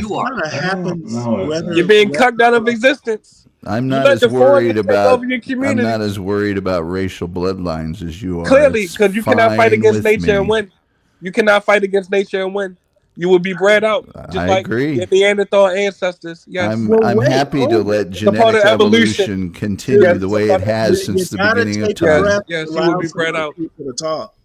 Your grandkids will look like me. Yes, they will be mulattoes. No, We're the superior race. Mulattoes. I don't have a problem with my grandchildren looking like him. I just hope they think better, dude. How could they not? And obviously, obviously you're wearing a spacesuit because you're not taking a breath. He's hot down. He probably passed out from hypoxia. Why would anybody worry about all the things he's talking about? It's like it's the There was. natural Well, someone did. natural So- evolution of tech. humanity. Yep, it's the Well, I know xenophobe. someone that did. He was from Austria. Well, yeah, true. That's true. Hey, Very if you true. say Does crack he 3 have a times in a book? row, Mike Pillow's going to show up with a box of foil and Does he have a book on HB's bookshelf? Yeah, exactly. He does. He does. I don't think he's aware this is not a game of chess. Checkmate. 4D chess, bro. You know what? That I'm afraid that might have to be the name of the show tomorrow. It's like, What? Checkmate. There it is. Checkmate. Did you ever have like a 4-year-old, 5-year-old get a football for Christmas and then run out of the front of the house and run past a tree and go, "I scored a touchdown on you," and spike the ball, and you're like, "Yeah, sure you did. Sure you How old was this kid? 4? Yeah, yeah. He's, I would say, he's slightly xenophobic. Right. I honestly, well, Slightly. you know what? Now that I think of it, there are xenophobic mulattoes, like Enrico Tario. Oh, sure. Yeah. Well, I think there's xenophobic people, but I do think look, hold on a minute. I don't know anybody that's been involved in the deportation of 50 people. I mean, that's a shit ton. Surely That he takes was work. bragging. That takes why not work. 48 or 53? Like 50 is a pretty specific number. Dude, It I'm seems just- like that it's kind of takes- out of thin air. That's like a hunter. I think that's more. Look, that's more deportations than Tom Homan has. Well, you know, that's what I was thinking. Are you getting like pelt rewards? You know, He's a trapper. He will be known as Checkmate Karen in all viral videos from now on. I am amazed. And you know what? Not only am I amazed, I'm appreciative that he stopped by. I am too. He definitely piped it up a little Got a bit. busy signal. Most people that stupid keep it to themselves. Oh yeah. This is I mean, I will be honest. There is a misallocation of labor. He should be with ICE. He missed his calling. Aren't they Hire this recruiting? man. His job just got He's cut. a perfect guy. He's a perfect Nope, guy. just got laid off. Sorry, no funding. That's funny. how Probationary low employee. Yeah. Agent Mulatto. Operation Mulatto. Yeah.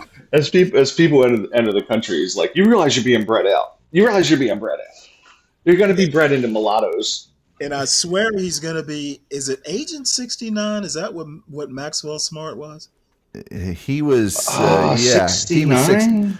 yeah. Yeah. He think was so. 86. He was 80 Agent 86. No, the woman was 86. No, was he he 86? was he was 86. The woman was 99. For those of you who would like more detail, 99, please 99. please visit the Tom Gully Show for my entire episode on Get Smart. Did you wear double zero as a goalkeeper or just single zero? You know, that's an excellent question. In high school, I wore single zero. In college, I wore a 1. Nice. And professionally, I did wear the double zero. Hold on, you were a goalie? I was a goalkeeper, yes. Is that common for, this is a side question, but is that, I saw that Dutch goalie that's like 6'9". Is it normal that the goalkeeper's a taller person? Yes. I guess, is that, okay, so that's the standard. Not okay. 6'9", yes, necessarily. I would say most of them are around 6'4", 6'5". Reach but both posts with your wingspan. Okay. Yeah. And traditionally, in most outdoor soccer teams, the starting goalkeeper wears the number 1. Okay. So collegiate rower size. If you're a collegiate rower, they're all about 6'5", so 6'4". Yeah. So yeah, they're usually larger than most of the other players, yes. Gotcha. Okay. Makes sense. Yep. There are notable exceptions to that, by the way, but usually. That's why I didn't make it through keeper training. Everybody else was Why is he? way Why taller is than I he was. saying this? Usually better to have a 5'4" guy. Is a goalie? He's joking. Maybe a Oh. hockey goalie. Although Kelvin's sports Well, maybe team, he's talking in meters. he Or millimeters. he supports a team that is one of the notable exceptions. A goalkeeper I have a tremendous admiration for, by the name of Shea Given, who played for Newcastle for quite some time and was absolutely brilliant. And he was probably 6 feet tall. Yeah, but hold on. Maybe that's the problem. That's why they lose all the time. Oh my god! Oh my god! I can't believe I said it. I can't believe I said it. What did you say? I'm sorry. The English team lost. Don't they always lose? You told me that, Tom. Well, they Isn't Kelvin British? they've never defeated us in a World Cup. That's what I'm saying. They always lose to us. Scroll down a little. It'll tell over to the right how tall he is. Short goalies. Short goalies. No. England, as a matter of fact, has a long tradition of incredible goalkeepers. Yeah, 6'1". 6'1". So he was a smaller. He's not. Smaller goalkeeper, but England has perhaps many people think that Gordon Banks is the greatest goalkeeper of all time. He was the goalkeeper on their only world championship team in 1966. They also had one of my idols, Peter Shilton, who's regarded as one of the greatest of all time. And there was a period in the 80s, I would say in the 70s, when England had, probably 10 of the best goalkeepers in the world. So yeah, England, but now not quite so much. That Dutch goalie is pretty good, apparently. Yeah, or Netherlands or whatever. He's a tall guy. I don't know. Yeah. And they also had the great Van Breukelen, a good friend of mine before he passed away, Jan van Beveren, another great Dutch goalkeeper. So, I mean, they come from everywhere. Oh, Fabi Barthez. Yeah, he was...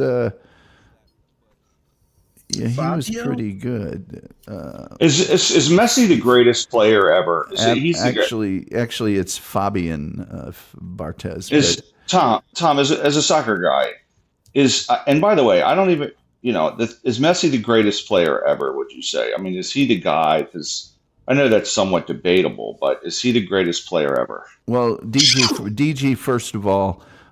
David Seaman, of course, played for my team, Arsenal, for a long time, and yes, but he was susceptible to long shots. I would say there's a lot of controversy about this. Some people think Diego Maradona is the greatest of all time. Some people think it's between Ronaldo and Messi. I tend to go toward Ronaldo only because of this.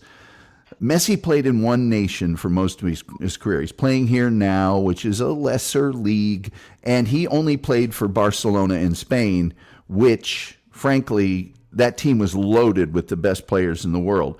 Ronaldo played in England, he played in Spain, and he played in Italy, and was dominant in all of those. So I kind of go there. But if you ask me, the best of all time was Pelé. Pele, for sure. I don't think there's anybody he's who's as close to him. He's like the Babe Ruth of it. I mean, like he was the first. Yeah, but you also have to remember he won 3 World Cups, and Maradona loses a lot of points with people due to the hand of God goal, where he actually reached up and handled it with his hand in the '86 World Cup, and also because of all the drug issues that, frankly, kept him out of a World Cup. And so Maradona, he was great, but they always show that really great goal he scored. Yeah, that's because the British team was stretched out trying to equalize for his cheat goal. So the current debate is always, the most recent players, and it's between Messi and Ronaldo, and I just kind of go Ronaldo because he played in many leagues and was great in all of them, whereas Messi, that Spanish league, frankly, only had 2 good teams in it, Real Madrid and Barcelona. And the rest of the matches, you're just almost guaranteed to win. Whereas Ronaldo was crying. He was crying at the World Cup. He was like literally crying, not just like whining. He was fucking crying, his eyes out, like a child. Yeah. Over a sport, I thought that was ridiculous. Dude, it's a game, bro.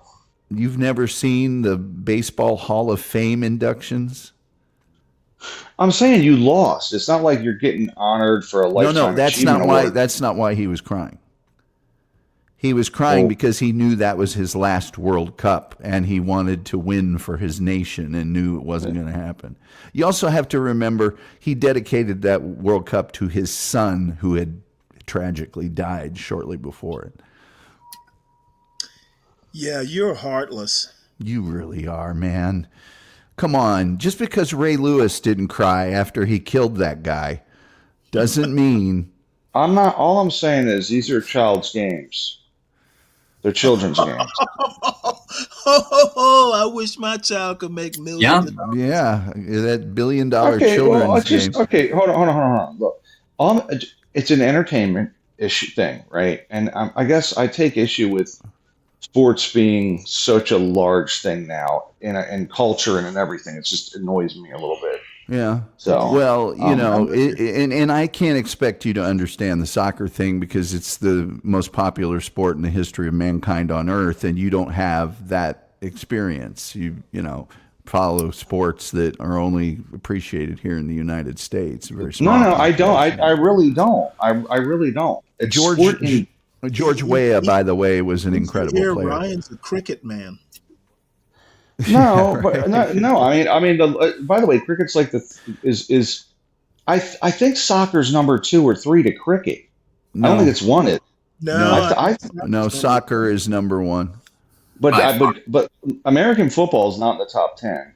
But you know, Ryan, it's interesting for me to hear you have this take, and that's the reason is that you're an economist. You're into the economy. And the reason these players are paid so much is because they do have such a large cultural influence and they move so many dollars. They wouldn't be paid that money if they didn't leverage those dollars for sponsorships, for tickets, for television contracts. It's a very economic reason that they're paid like that and that they're the focus of so much attention. Yeah, well, my issue is that educators are paid nothing.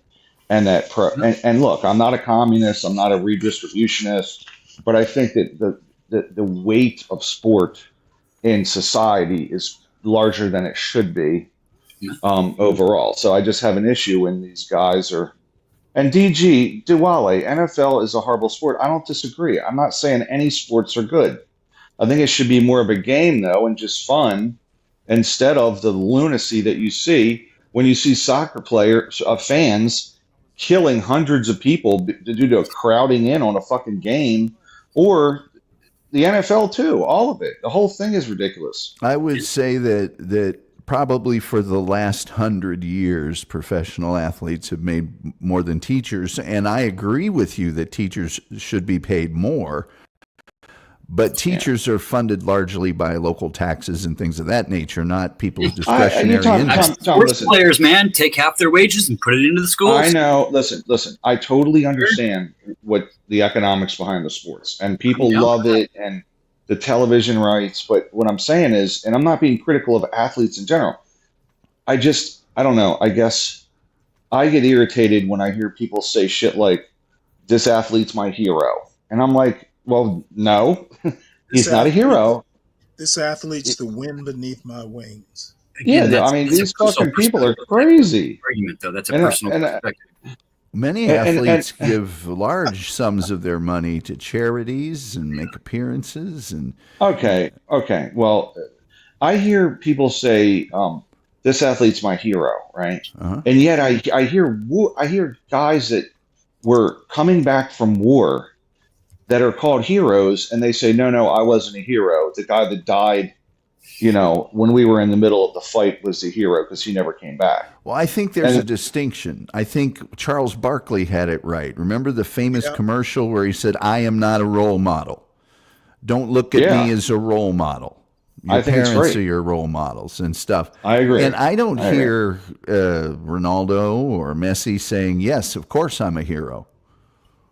No, and look, I think I'm not being critical of athletes. I think society overall just puts too much weight on this shit. I think most people would sign off tomorrow for teachers getting paid more money. I think that is the two separate issues, but that's the point. Is yes, of course, teachers should be paid more money. A lot more. Maybe when they approve a stadium being built on taxpayer dollars, and that kind of shit. They should say, hey, we're going to take 10% off the top from this whole industry and give it reallocated just for education, something like that. So, something smart, you know. Yeah, But, I'd sign on for that and immediately. Don't the owners of the teams need a new yacht or a new jet or something though? the whole thing is bullshit. The whole thing. Exactly. The whole thing. I mean, think most of the team owners already have a yacht and a jet. Yep, they need a new one though. If you have $1 billion, a yacht or a jet, you get a new one. You just buy a new one. And Oakland needs a new jet. And by the way, most teams do not significantly generate revenue for the people that are that rich. It goes back into the team and the operation of the team. Yeah, it's a lot of costs. Especially in Europe. And look, I know there's a lot of costs with everything. I mean, it's Formula One. I mean, they're spending $500 million on a friggin' race team. Like, it's just like ungodly. So much money. Oh, boy. Are you laughing at what stupid Palomino Ricky Z said? It made me chuckle. I bet Ryan had a stupid hero as a kid or last year. Like, Mavid, you don't even come up. So how am I supposed to push back on you? You just sit there and criticize. As a fucking a bot. Which team did you get cut from in high school? You can tell us. I didn't. I actually played lacrosse, and it just in high school. I didn't play my whole life like a lot of people, but I picked it up in high school and enjoyed it. But I never. I don't have a grievance. I don't. I just. I saw him crying, and I was like, dude, man, it's gonna be okay. Like, Jesus. So it was your maternal instinct that was kicking in. I just you're fine, dude. Like, okay, you're a fucking multimillionaire. What are you crying about? You watch any Hall of Fame induction. Well, not any, but pro football, pro baseball. Those guys are crying like a baby. Well, yeah, and the high and like kid gets drafted. They're like, let's interview him. UFC, even after people that win. People that win cry a lot. Well, I don't like that. You never hear somebody go, we would have won the game, but Jesus made me fumble. You ever hear the second place team, thanking God? Yeah. Well, okay. Palomino Z, he dedicated his life to it. I have a career as well, and I don't cry about it when I'm not successful with something. I heard you crying about Trump last week.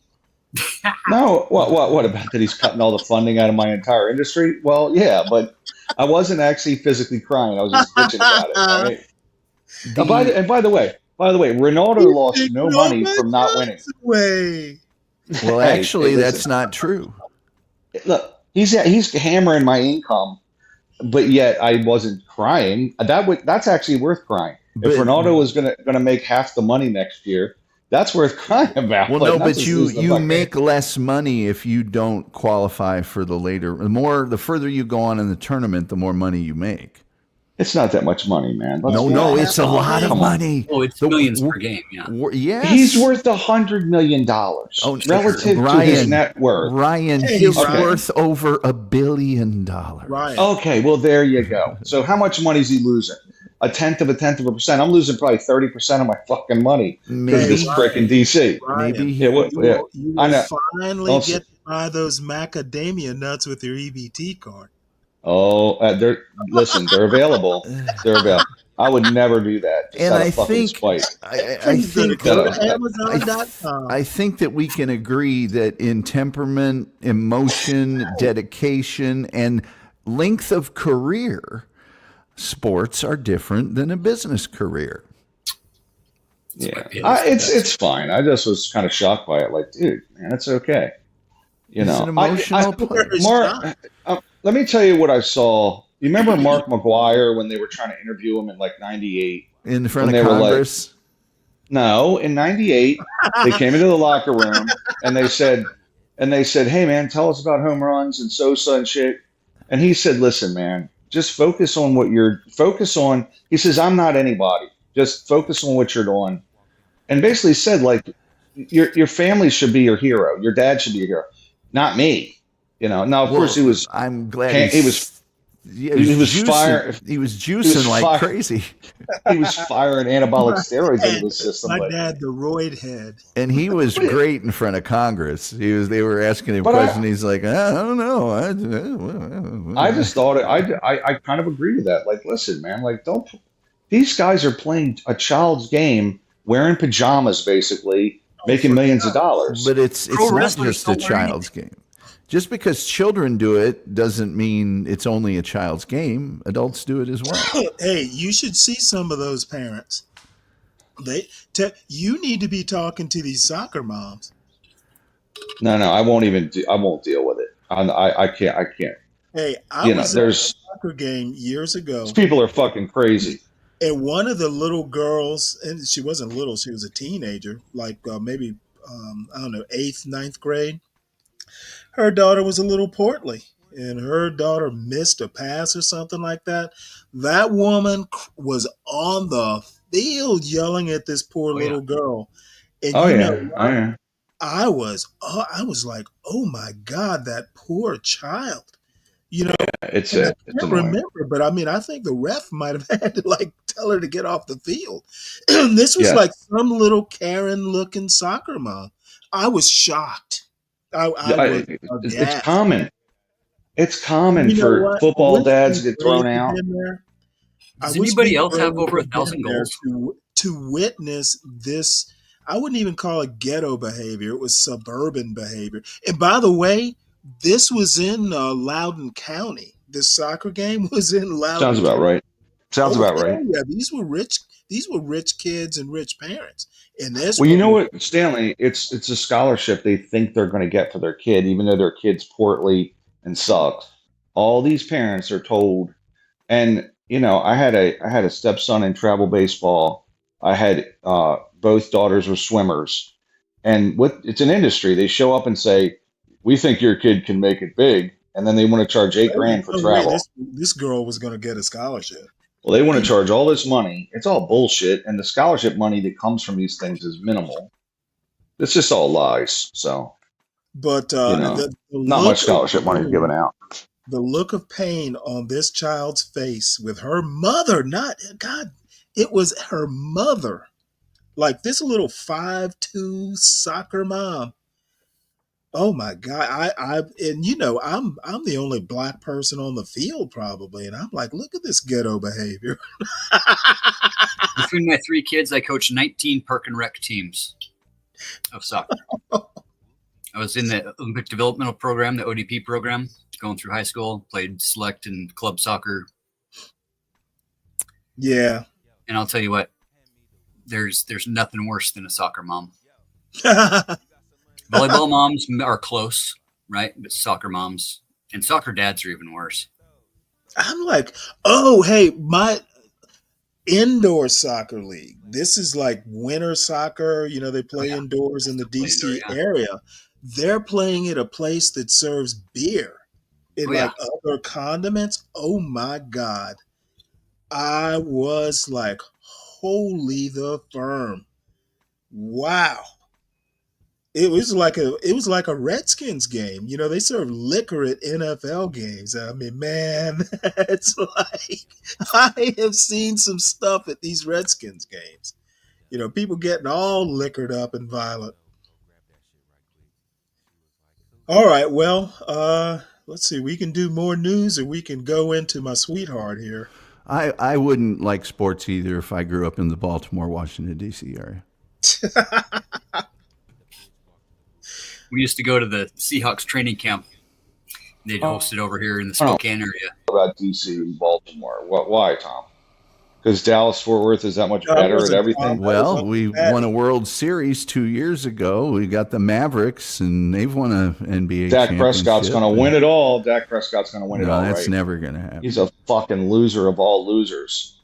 Oh wait, did you hear the Seahawks are looking at Aaron Rodgers? Oh, that's smart. He's only 114. Well, I was kind of shocked myself. I don't He's know. so fucking.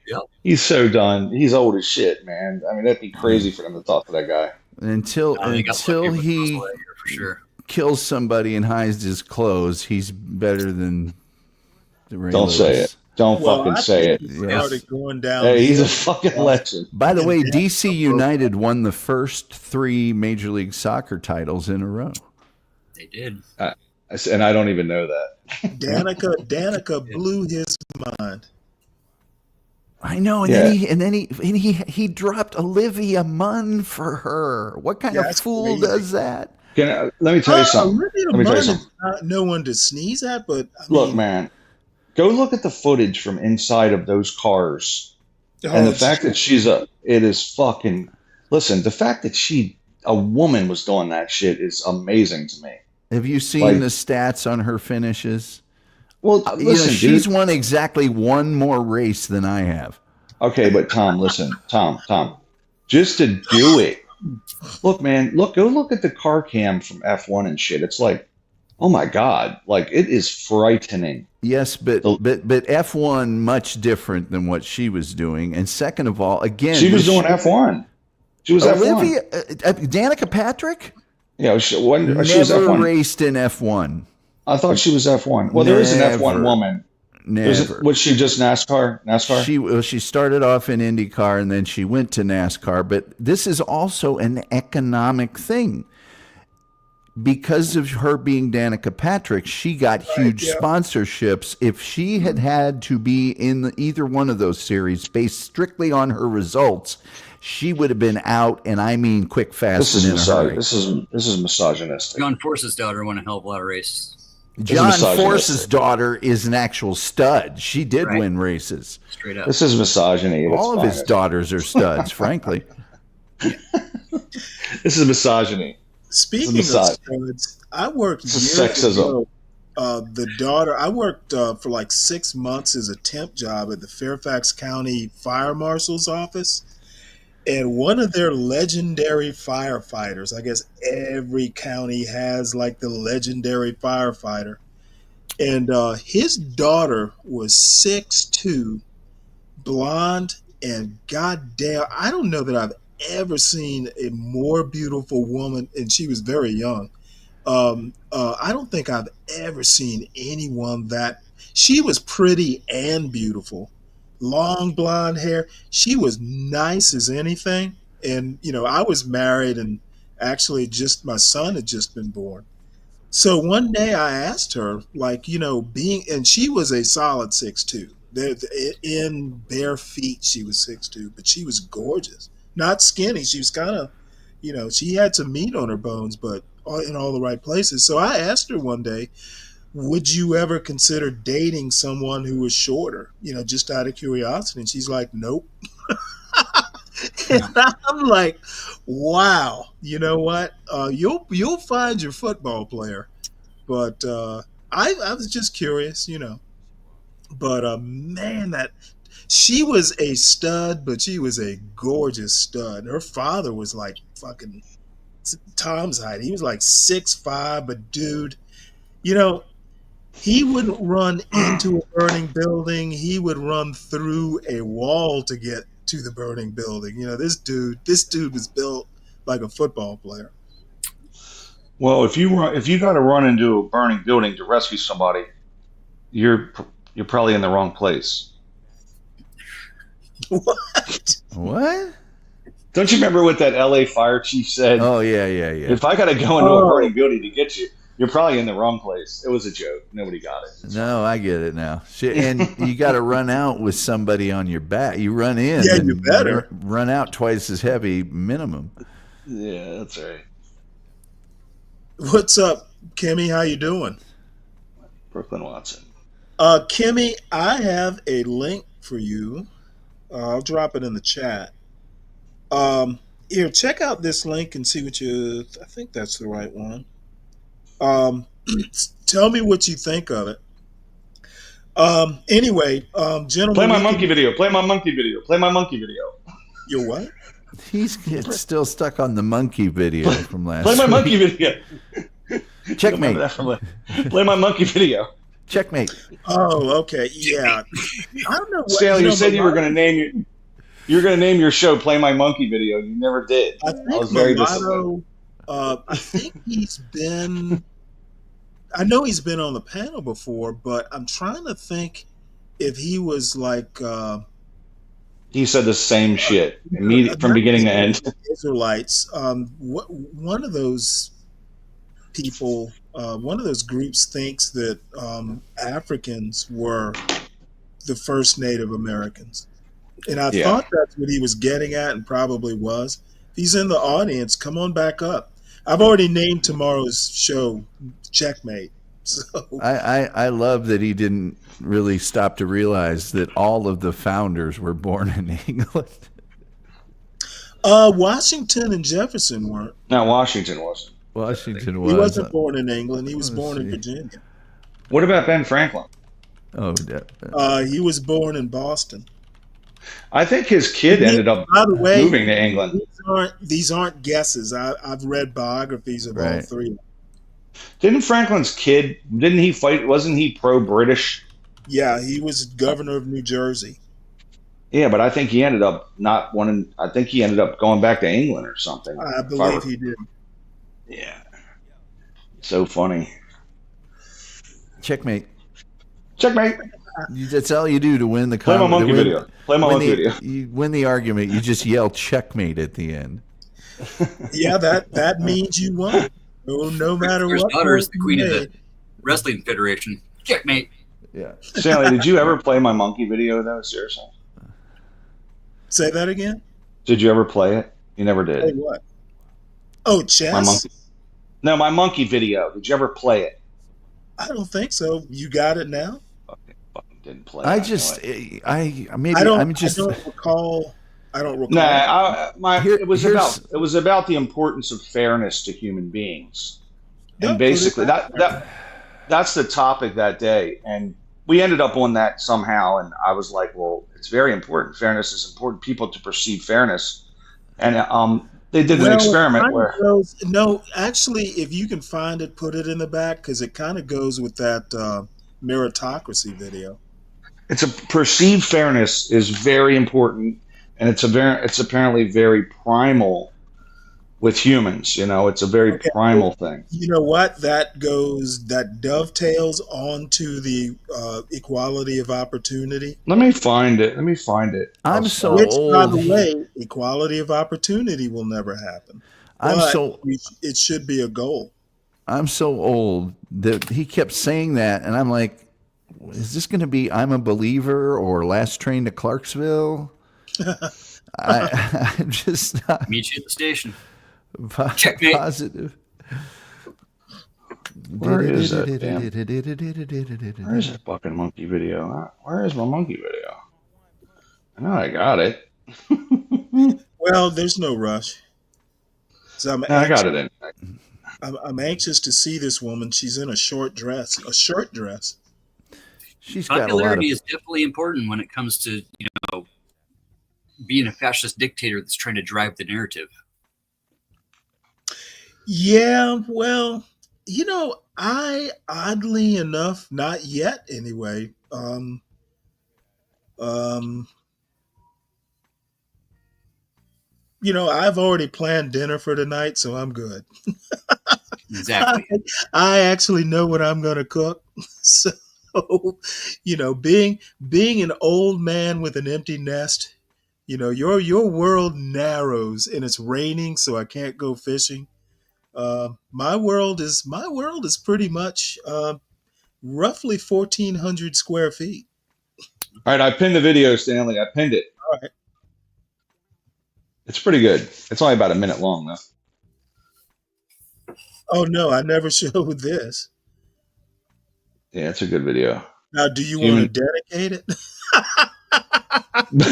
No, it's just about how important fairness is to human and how we evolved from apes, man. We evolved from, the same common ancestors. Actually, we did not evolve from apes.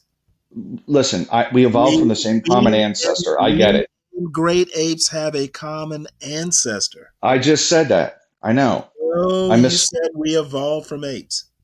Initially, I said it, but I corrected myself to say we both evolved from the same common ancestor approximately 6 million years ago. Thank you for whispering the correction.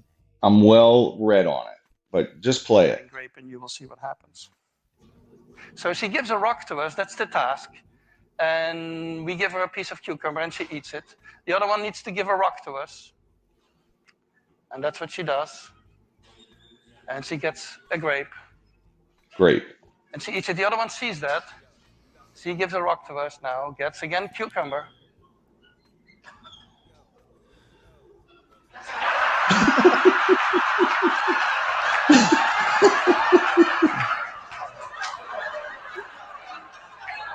Great.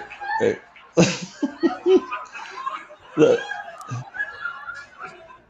She tests the rock now against the wall. She needs to give it to us. And she gets cucumber again.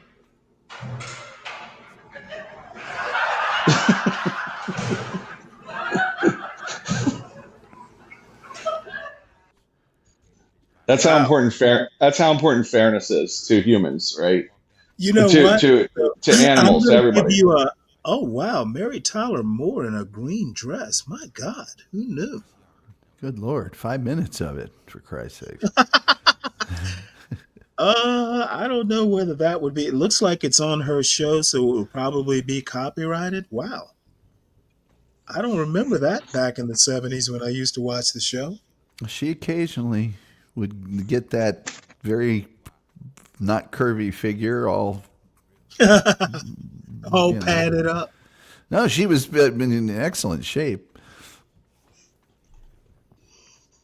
All right. Well, I will know to get grapes instead of cucumbers next time my son comes home. But that's At the topic of the day was actually No, but the point, and I don't know that you were here for the video, but the point, and I'm glad you're here actually, because you might have missed this point. This thing that Be Brave goes on about we are living like gods. Yeah.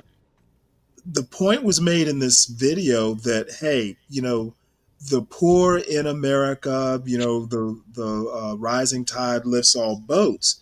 The problem isn't that, people of lesser means are able to get their Air Jordans and a decent meal every night. It's power. In America, money is power. I tell them all the time. It's not. Those who have a lot of it have more power. And they get to carry through their projects, thinking of Elon Musk, et cetera.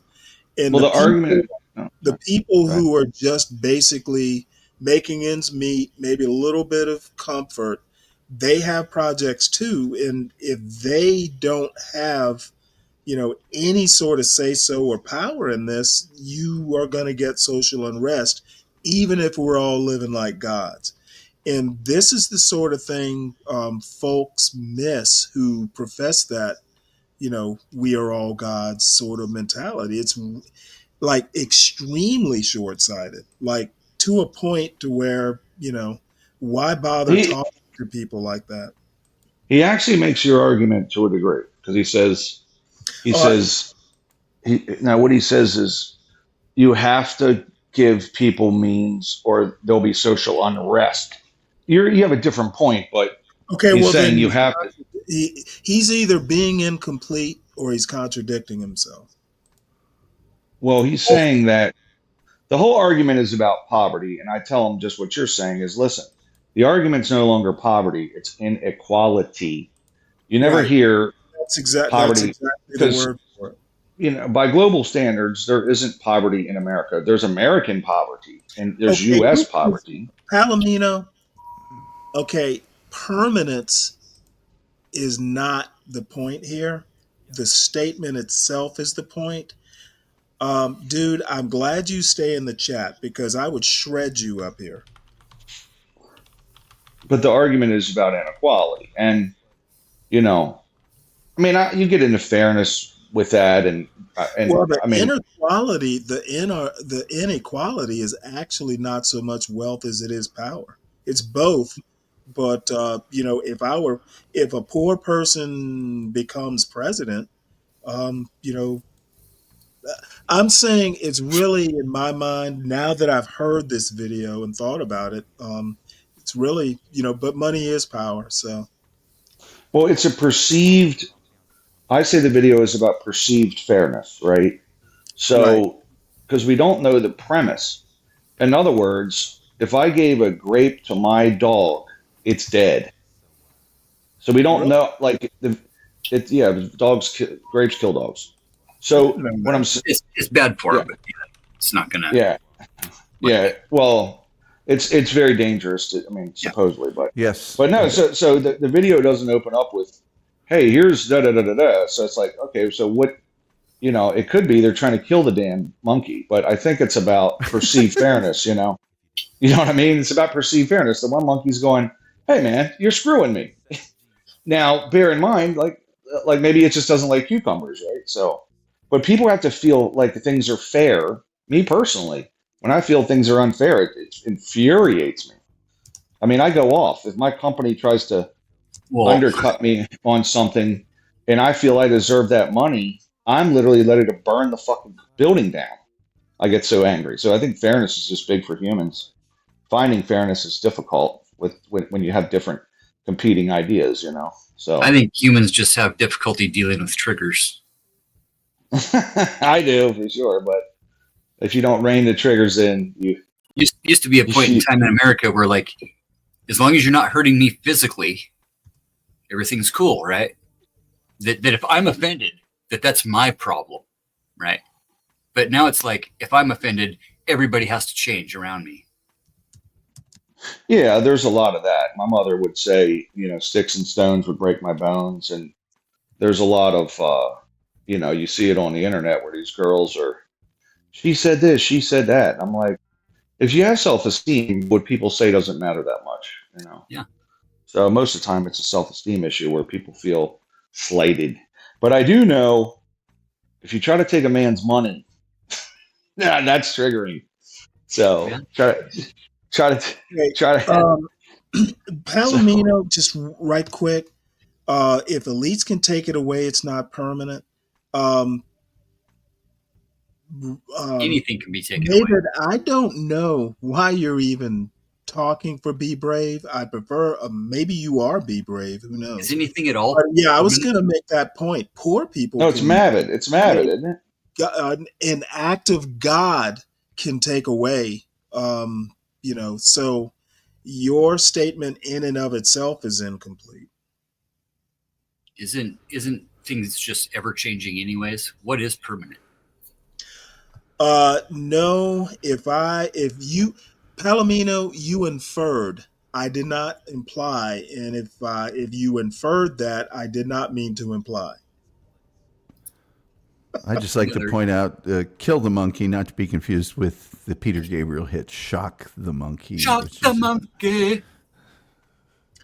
All right, well, I guess we'll finally get around to this. At least these are difficult things, though, Stanley. I mean, I think, there's a lot of ways to argue fairness with our country, right?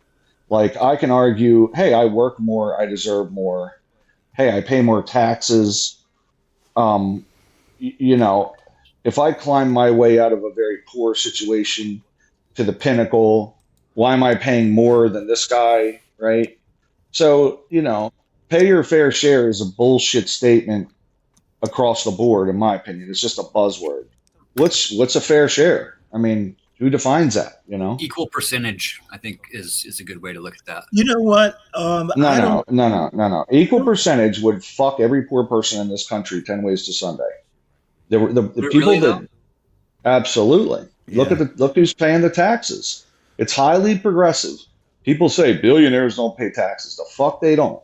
They pay for most of us. Thank God. They have no better lawyer than you. Yeah. Listen. Look at the federal taxes that come in. You can look it up on Peterson Found. There's 8 websites. Look at what the top 1 and 10% pay. They pay all the taxes. Thank God. I don't want to pay them. When you say pay taxes, is it an average? Yeah. So the federal budget, the top 10% of earners in the U.S., the top 1% pay like 20% of the taxes. The top 10% pay like 93% of. Before you go on, let me ask you a question. 20% of the taxes, and they own how much of the wealth? But let me finish what I'm No, saying. can you answer? Nope. Answer that question. And if you can't, that's fine. But 20% of taxes when you own like what, 30 or 40% of the wealth, that doesn't seem unfair to me. The top 10%, right, pay 93% of all the taxes. Okay, 93%. I don't care. What is the percentage of wealth that they own? I don't know the answers, but I know it's disproportionately high. You don't know, and I can accept that. Well, they're not. Hold on. The rich aren't using the roads more. They're not using libraries I more. don't know why we're talking Why about should they pay roads. more? Why should they pay more? I just asked what was their percentage of wealth. That's all I asked. Yeah, but that's a bullshit argument. You would be lousy on a witness stand. Your lawyer would hate you. You're asking a question that doesn't pertain to income taxes. It actually, you know what? In your head, it doesn't because you're an accountant. Okay, in my Well, go ahead. accounting head, if you're paying 93% of the taxes and you own 40% of the wealth, and I'm just pulling that number, I seem to recall the top 10% owning quite a bit of wealth. 10 people in this country own more than half of all the other people combined. Yeah, I don't care if they're paying 90%. The top 1%. As a matter of fact, to quote Sam Cedar, his statistics, I've never looked it up myself, back in the 50s and 60s, I guess, the top percentage of tax, that upper income bracket paid 90%. So 93% isn't hurting my feelings. The top 1% own 30% of the wealth of this company and country. And as it affects fairness, there is many, and I don't know what's fair. I'll just say that in advance. But the I don't either. I was just making the counter argument. The notion, no, I'm not saying that you did, but I just want to point out that people of lower means tend to live on a much, much, much thinner margin than people of greater means. And so when you tax them by the same percentage as higher incomes, it is proportionately reducing their ability to, live in a full, robust life type situation. But the middle class and poor pay almost nothing. So we hear this pay your fair share, and I'm like, well, who defines that? It's a bullshit bogeyman argument to me. Yeah. Right. Well, what's fair really isn't my point. My point is that it does not hurt my feelings that they're paying 20% of the taxes when they own so much of the wealth. It does not register in my. I think they should pay more. So I think they should pay more. But you and I actually agree on that. Well, we do, but my point is, how do we define fair when someone can make the counter argument? Expertise, I don't know, is my answer. It's subjective. We would solve all of humanity's problems. And here's another thing, right? So Steve Jobs, whoever made the iPhone, he's making money off every friggin' person in the world and bringing it back here and paying our government taxes that gets redistributed amongst the poor. Okay, so why are we not thanking him? Let's thank him. Thank you, Steve Jobs. Because he's dead. He's dead right but now. Do you see what I'm saying? You see what I'm saying? He still gets a Social Security check, though.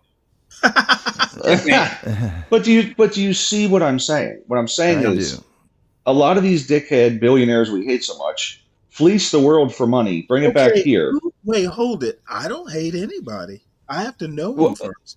You call them all oligarchs at this point. But, okay, oligarch is not a term of hate. Okay, well, I understand what you're saying, but the billionaires get a lot of heat. Hitlers, you might have an argument, but they are all.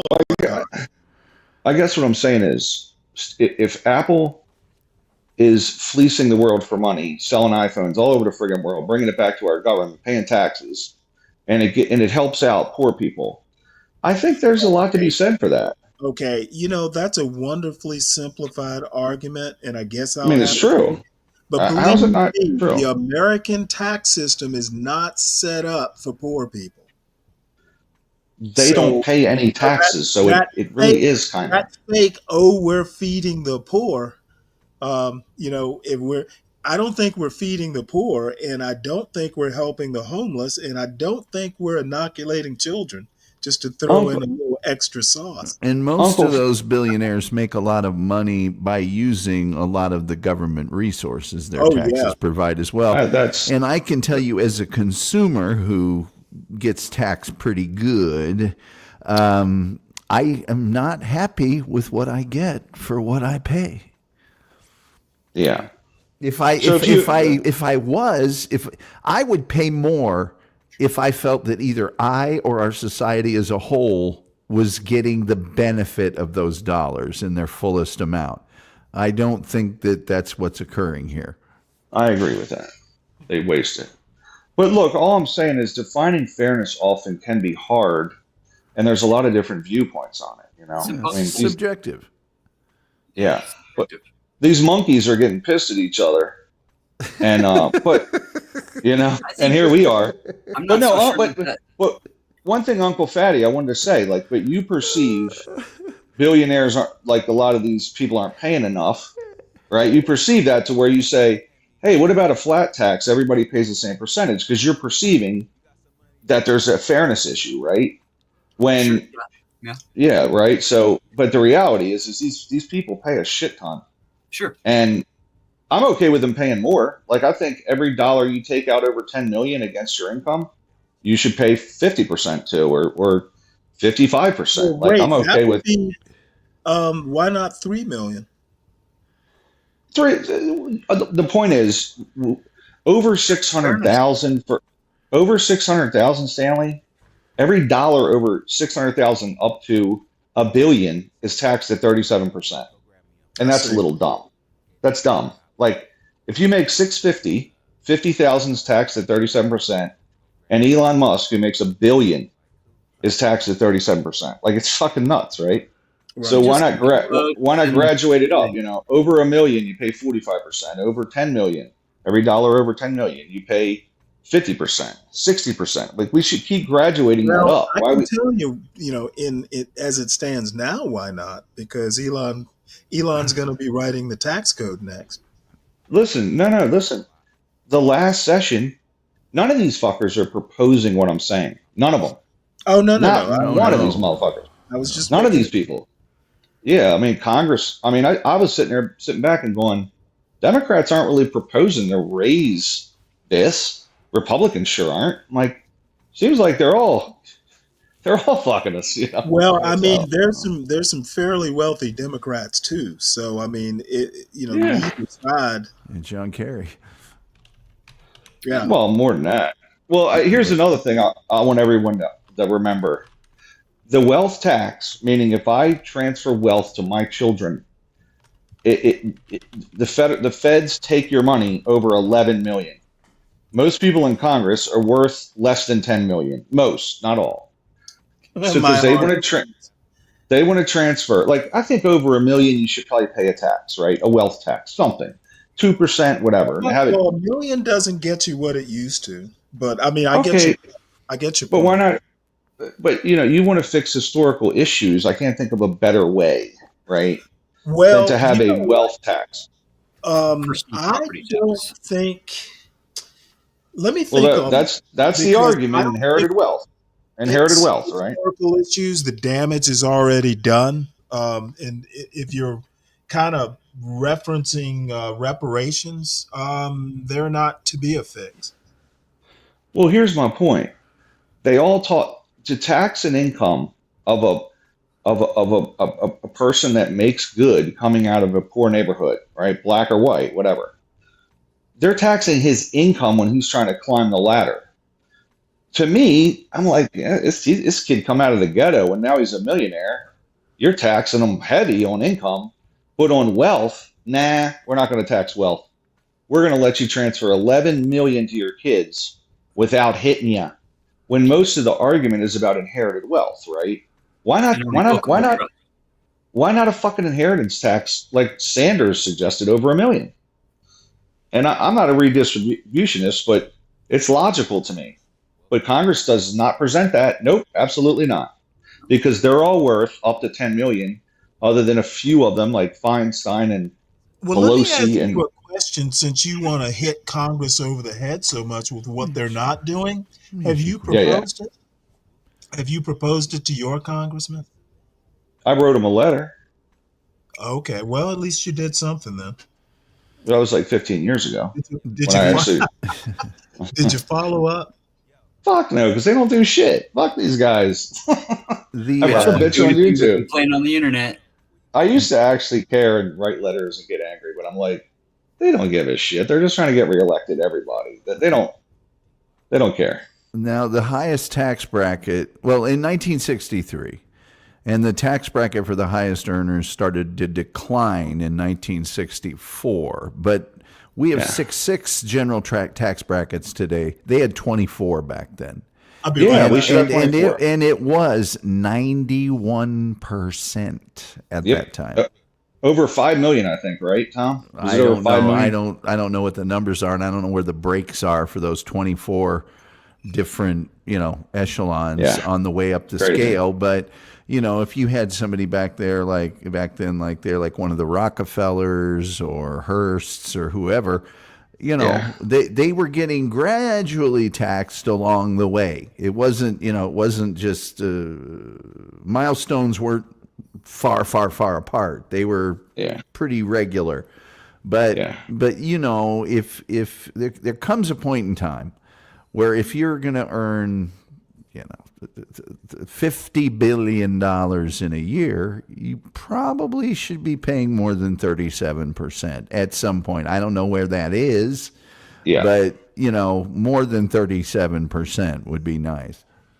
How about going back to like the 50s era where we limited corporations to making a certain amount of percentage for the CEOs and whatever being able to only make so much more times the amount of the worker. They didn't limit it. It was union. Well, right. Well, and it was just a function of business. But you can look at those stats. And back then, the CEO might have made 5 times more. Sure. Now, Jesus Christ, 3,750 times more. Yeah, but this I say this all the time. The government didn't do that. It was the market did it. Sure. Well, it was we were heavily union of the unions as well, and the union memberships and just everything else. But Uncle Fatty, you can't do it now. We're competing globally. Sure. At that time, we were not competing. Like, we blew up all the production centers of the world. We could charge whatever we wanted, so everyone got fat. The unions and the CEO and everybody, right? But if we did that now, CEO make less, unions make more, we're not going to be competitive with our products. Well, it's the individual person that makes more and the worker that makes more, and not just the CEO that gets to rake in all the record profits that we see every year, right? But we have a stagnant wage, right? But CEOs keep getting more and more and more as the corporate profits go up, but the worker's wage stays the same. We have this huge inequality gap there. My thought on this is like Ward Cleaver, right? The Beaver's dad, right? June's at home. She's the trad wife, right? We have this whole new trad movement going on nowadays. So like, let's put perspective to that. Like for Ward Cleaver to maintain that household in today's age, inflation adjusted, right? He'd have to make $118 an hour. Yes. Yeah, that's been falling. That's been like $7.25 an hour. Yeah, but minimum wage increases are just going to drive all the other wages up, and then you're back to making nothing. Well, or would it just take the money out of the corporate executive's pocket, who's taking that 3,750 times the amount of the worker? No, right? It's not going to do that. Sure. He's educated, right? He's a great leader, right? He brings profit to the company, but that's here's a problem. Okay, let's say I'm a minimum wage worker. They double what I make, right? My boss, who makes $4 an hour more than me, is going to run in and immediately go, I need more money. His boss is going to say, I need more money. And then what you have is just everything goes up, and then the broke guy is still broke at the bottom, and everything just costs more. Sure. And so So how you do this is this way. You have to limit the number of workers available to do the job. You can't have, I mean, I was a bricklayer.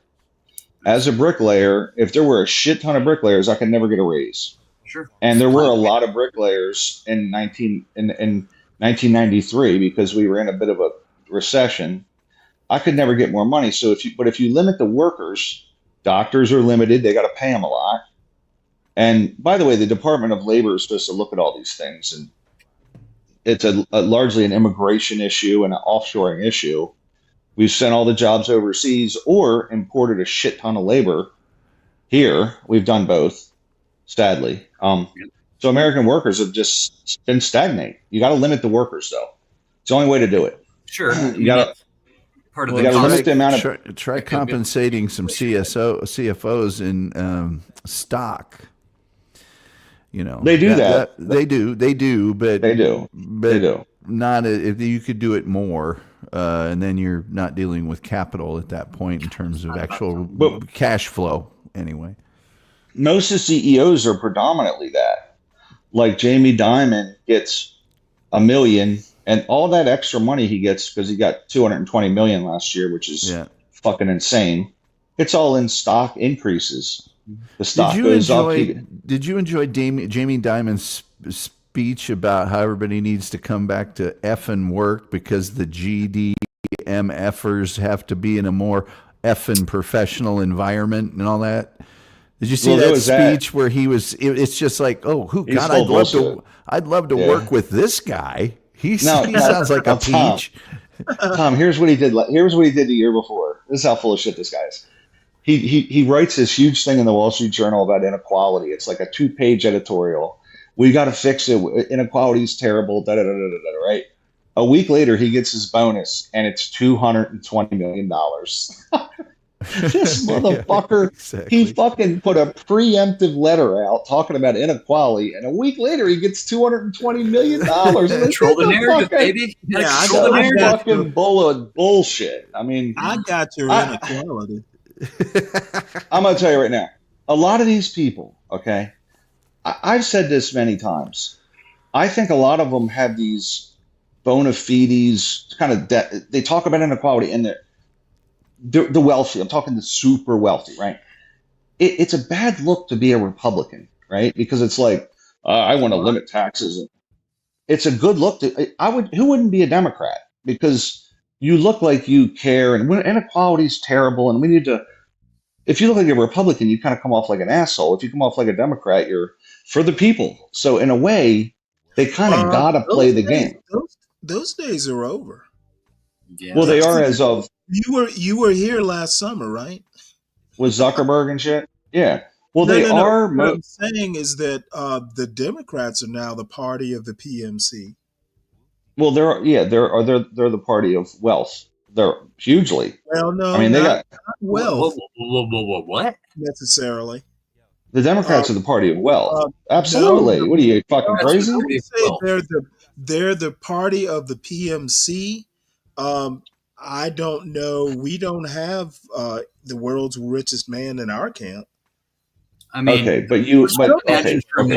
now this is just the Democrats are the PMC. This is a subjective point that I'm saying here. I'm not going to say this is fact. My perception is that Democrats are professional managerial class, but not necessarily wealthy. I mean, PMC is not wealth. Managers are not rich.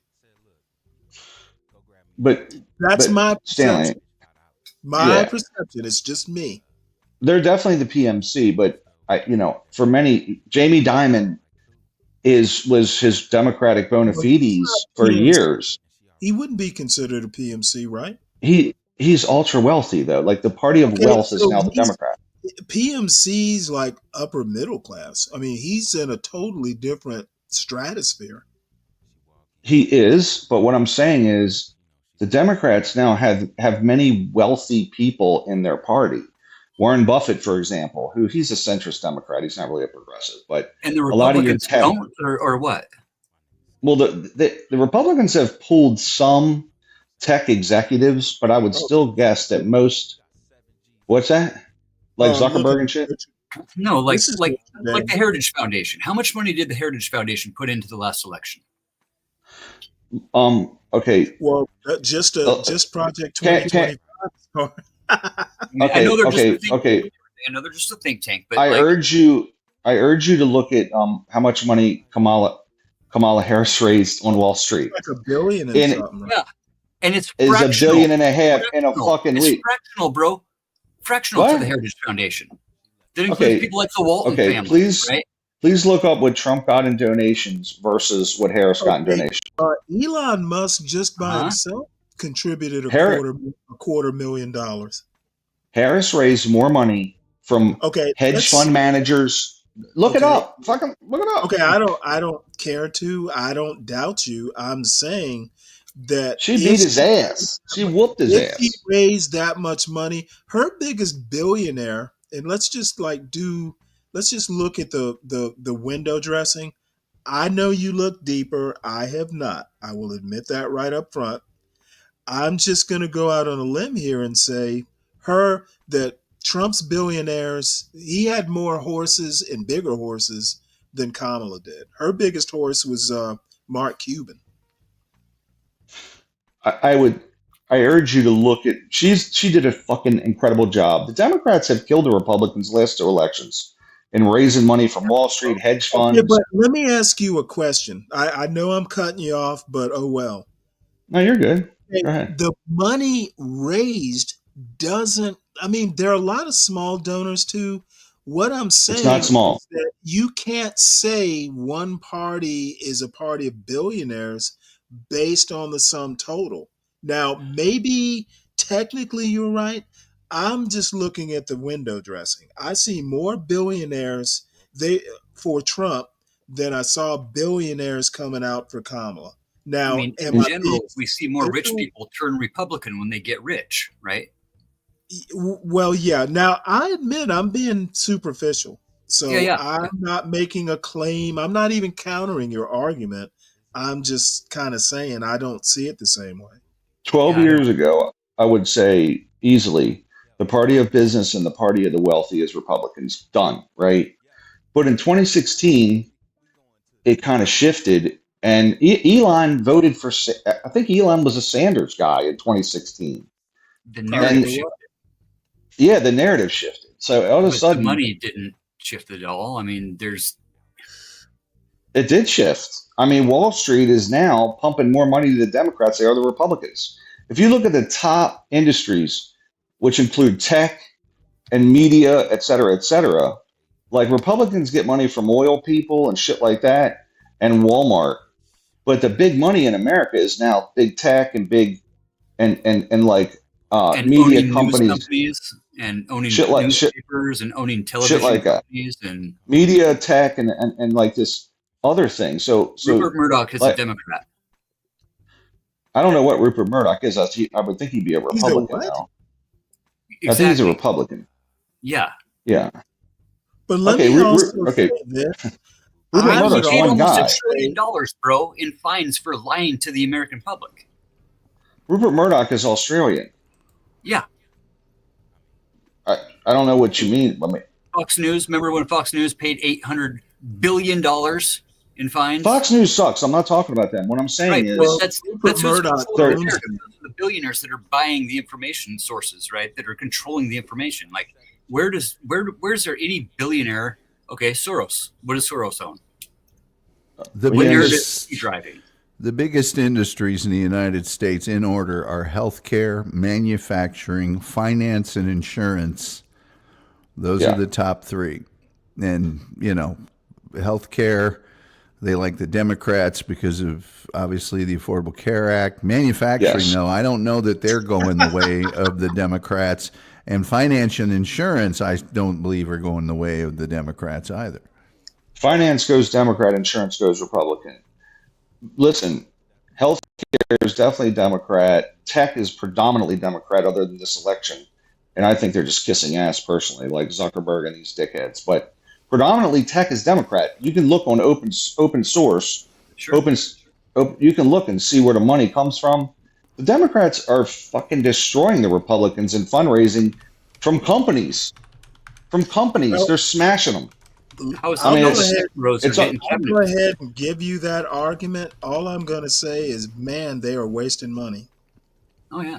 well, Shit. Kamala. Look, they were bragging. I mean, a lot of the progressives were mad at Kamala for getting so much money from Wall Street that she did, and I was like, that's how you got to win, is you got to raise money. But the progressives are like, well, really, she took too much money from Wall Street. Well, how are you going to win nowadays? You need money. So, but yeah, it's kind of embarrassing for Republicans. I've even made this argument, Stanley, because the PMC class and wealthy Wall Street is now kind of Democrat. Why are the Republicans fighting over low taxes so much? You're not really losing any voters. You probably have the Wait, hold it. What do you mean they're fighting over low taxes? Why aren't well, the Republicans always want to have lower tax rates, right? Okay, I get you. But most of their voters are poor and middle class now. Most of their voters, right? Why are you fighting for low taxes anymore, guys? It makes no sense. I don't understand what the idea is. You're saying, and again, I don't know the numbers. Yeah. I would guess off the top of my head that the middle class would be more Democrat. And so I don't know. You will have a fairly large percentage of the working class and a sizable percentage of the wealthy. I do know that neither party really wants to raise taxes. Well, yeah, I was about to say voters tend to like the words lower taxes. That's a hot button word. My lips. No. But both parties, taxes. Both parties don't. I mean, it's kind of shocking because, man, the Democrats always wanted to raise, and they're proposing like 2%. I'm like, 2% on top earners? What's that? Who cares? Trump cut top earners by 2% also, and he's like, I cut taxes. I'm like, 2% on top earners. What the fuck is that? I'm almost, and this is slightly off topic, I'm almost with the progressives that hell, I think the Democrats ought to just swing for the fences and see what happens. You know, Stanley, they're way too crazy. Bernie Sanders is way too old to run, but he needs to pick a successor, and they just need to swing for the progressive fences and see what happens. When do I get they're too crazy. They're too crazy. I didn't hear you, Uncle Fatty. When do I get to start eating the rich? Well, that's what they want to do in theory. We need to stuff them full so we get foie gras. I'm telling you, checkmate. Anyhow, I got to bust out. You know what? All right, Uncle Fatty, I enjoyed it. Appreciate it, fellas. Always good conversation. Hey, see you, Uncle Fatty. Good hanging with you, man. For sure. Give my regards to Mr. John here in a little while. Oh, he'll be along in any minute. Oh, I'm He's sure. Probably a little tired from pushing his scooter yesterday. Oh, you know. Out there painting his house is gray, wasn't he? Well, he had a good time during the street. Did you catch the street interviews? Or a little bit, about a half an hour or so. I'm working up. Tell you right off the bat, those are probably the best content we have. It's pretty great, dude. Wasn't as good as the blonde chicks he had a couple weeks ago that showed up on the Man on the Street one, but good stuff. Definitely. Always. Appreciate it, fellas. Take it easy. Have a good day. Later. Have a great week. Actually, it's Monday, isn't it? Yep. Whoop-de-doo. See what shit show happens in the next 5 days. Oh, there's sure to be some. Like the world has never seen. Yeah. If anyone wants to hit the panel, now's the time to do it. You know what? Bernie Sanders' number one thing that resonated with the voters when he was running against Hillary and all the polls said he could beat Trump, she couldn't, and the all that. It was integrity. It wasn't anything that involved any of his policies or anything else. It was they believed that he was, truthful about what he said he wanted to do. Right. Yeah. Integrity says a lot. I think that, and I know it's a crazy idea, but I think the Democrats need to stand for something and they need to be unified. And maybe that's impossible given that, they are a disparate group. Because I saw, and I might have said this with you on the panel before, but apparently Black Democrats are the most conservative part of the Democratic Party. Um, just that alone kind of, sets, kind of a line in the sand. I never thought that, but apparently somebody does. But I think the Democrats, they're going to have to do something. I don't know if radical is the word, but they all need to stand for something. And what they need to stand for is, a little bit more inclusive, at least economically. I heard that if you don't stand for something, you'll stand for anything. Right. I forget who said that. It's a country song. No, that's actually like somebody famous, some historical figure actually said that, I think. But I could be wrong about that too. I've spent the morning being wrong, apparently. Well, it wasn't Aaron Tippin? Damn. I better get my history book out. It wasn't Trace Atkins? Damn. Let's see. 842. Look at them walking down the street with their contempt for all us Americans. Yeah, my biggest fantasy is showing up in a American flag tank top and walking down the street. Well, all right. Well, let's look at this young lady. I've been lusting after her for hours now, and I'm kidding about that. Hello, beautiful people around the world. Welcome to the Pan African Dating Show. My name is Natskunda Esther. And in today's episode, so tell me, what are we looking at in terms of appearance? Well, I'm looking for someone that is tall, he's attractive, he has charisma. Yeah, so I'm just looking for a total package. So if you go out with a girl and then you're on a date and you look better than her, She would love that too. She'd like you to look good? Yeah, wouldn't she? What a plot twist. Why? Just trust the process. Hi, I'm Rema from Nigeria. And I am Oh, Johnny wow. from Uganda, and I'll be matchmaking. Now we're talking. Yeah, boy, howdy Rema, are we? you are again. So you've been single for a while, and I feel like today is the day I get you the man of your dreams. Do you have trust in me? Of course I do. You do? Definitely, yeah. Do you have faith that I'm going to get you the man of your dreams? I mean, I'm positive. Okay. So, yeah, we'll see what How on earth is this that unfolds. possible? Okay, so tell me, what are we looking at in terms of appearance? The look, the body, the height, everything. So I'm 5'11", so I'm looking for someone that is God, and tall. heels someone must that be is huge. just well put Tall, I together. mean. Must be taller than you. Not necessarily, yeah, but well put together and Yeah. tall, yeah. Okay. When you say well put together, like he looks good, appearance, or like what? The hair. The total package, like literally, like when someone is put together, means he's It's a lot of attractive. makeup she's got on. Yeah, Yeah. so I'm just looking for the total package. Yeah. Literally, yeah. Okay. Now I know you've told me this before, but let's talk about family. Do you want like a family-oriented man and The mommy's village is getting boy? fed. What are we looking for in terms of that?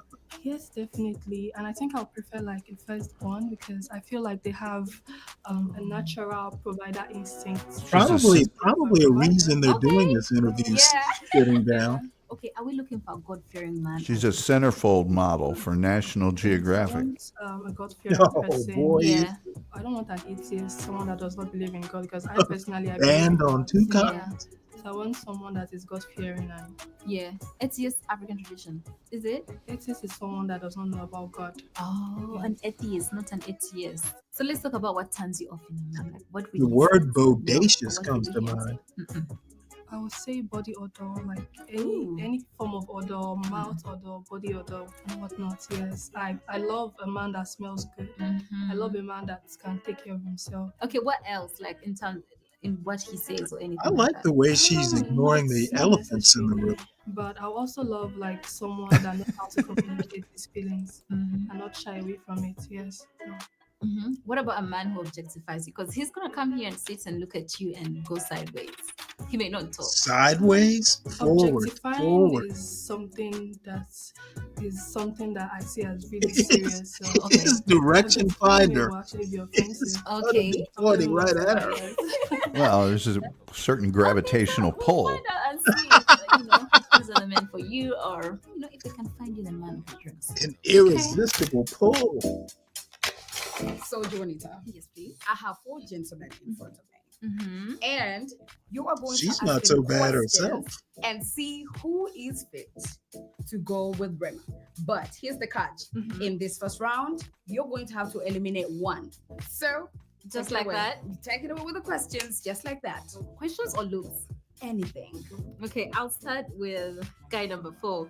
What inspired the jacket? Why in this weather? Like Spanish. What the hell with them? Okay. And I'm a fashionista. I'm a model, my profession. Yeah. Yeah, so So it doesn't matter if you sweat. no, it doesn't matter because I'm not sweating by the way. Just feel cool. Since I'm used. Okay. I'm guy taking number bets. It's 3. gonna be that dude. What inspired Tall you? dude. Well, Yeah. I like being simple Mm-hmm. and I like being gentle. So I feel Yeah. like this look could be the next look you might be looking for. So Okay. Is your hair relaxed? very Oh, nice. Okay. Guy number 2. Hi. Can I see your eyes? Really? Thank you. So you can go ahead and put them back. Be comfortable. What inspired your look today? I just felt like to go simple by my designer. Yeah, he wanted me to look Sweater like this. in Africa? Okay, your shoes. Let's talk about that because like a platform heel or something like that. Okay, you're a designer, but it's not common, is it? I don't think Yeah, so. it's about an inch. Okay. Guy number 1. What inspired your look? A t-shirt and a waistcoat. It's just Waist? show off my body, Mm-hmm. the guns and all. Okay. Yeah, so I think that's Yeah. what inspired the look and being gentle. Okay. Yeah. Okay. So now that leads me into my next question. Are you into your looks? No. But you just said you want to show off your guns. So you want to outstage my girl. That's what I'm hearing. Outstage everyone here because I think I'm the biggest and yeah. So if you go out with my girl, Rema, and then you're on a date and you look better than her, how would you feel? Would you tell her to go back and dress up? If she looks better. If you look better than her, Okay. like she's I had a think bad day and she's would, looking she rough. would love that too. She'd like you to look good? Yeah. Wouldn't she? Man! Okay, so you're okay with her looking rough or you look good and attract other girls? I don't think there's a problem with that. Mhm. Yeah. So I think she'll go with the flow. Okay, guy number 2. I'm sorry to judge you, but you look like a mommy's boy. Is that true or false? Really? Halfway. Oh, okay. So what did you get your mom for Mother's Day that was recent? No, recent. I cooked for her. Oh, what did you cook? Like a mama's boy would. Okay. Nice. Bless you. What would you say if they called you soft for being a mommy's boy? I would pass. I wouldn't say anything. Oh, would you be offended? Some would be, but I wouldn't. Hmm. Yeah. Okay. Guy number 3. Yes. Your relaxed hair tells me you spend a lot of time in the salon. Surely. So, that's the thing with the look. I'm just like, Mirror, are you on the going to be in wall. the salon and she's also there and you're also getting your hair done, which is not bad. It's like look good and everything, but yeah. Actually, I like if I'm to date someone, I like to be with them if they want me to be there. So me going to salon with them, I feel like she would love me to be there, give her company. I mean, You'd be in the salon with her Thank giving her God I company, don't have to not be going out there to work. No. If I'm free and she's free, she wants me to go with her, then why not? The hair about the hair is I'm a model and I'm an actor, so Oh, they both right. okay. Guy number 4. He said he's the tallest guy in the room. With no competition. Okay, Mr. No Competition. So my girl is a Nigerian, and Nigerian people or men compete. So are you ready to compete with Nigerian men? I mean, why not? Because every girl would crave for such a height. You Okay. see me- So your height is what you bring to the table. No, even man, like even bring the best needs, you understand? But then Best even the height, needs? yeah, sure. What do you mean your best knee is you can bend? Oh my God, I'm an eater. understand? Of course, every guy would crave for it. Well, I take that back. Understand? He's much too full of himself. Okay. Eat what? Eat what? 18 and above. Okay. Yeah, sure. Okay. Like I said, she's a Nigerian, and you know how Nigerian men bring that game. So, what will you guys do to like make sure you are her number one? Like, except eating. What else can you do with your needs? Can pay for her bills, understand? You can get her for her needs. Yeah, like, of course, any other man who loves her.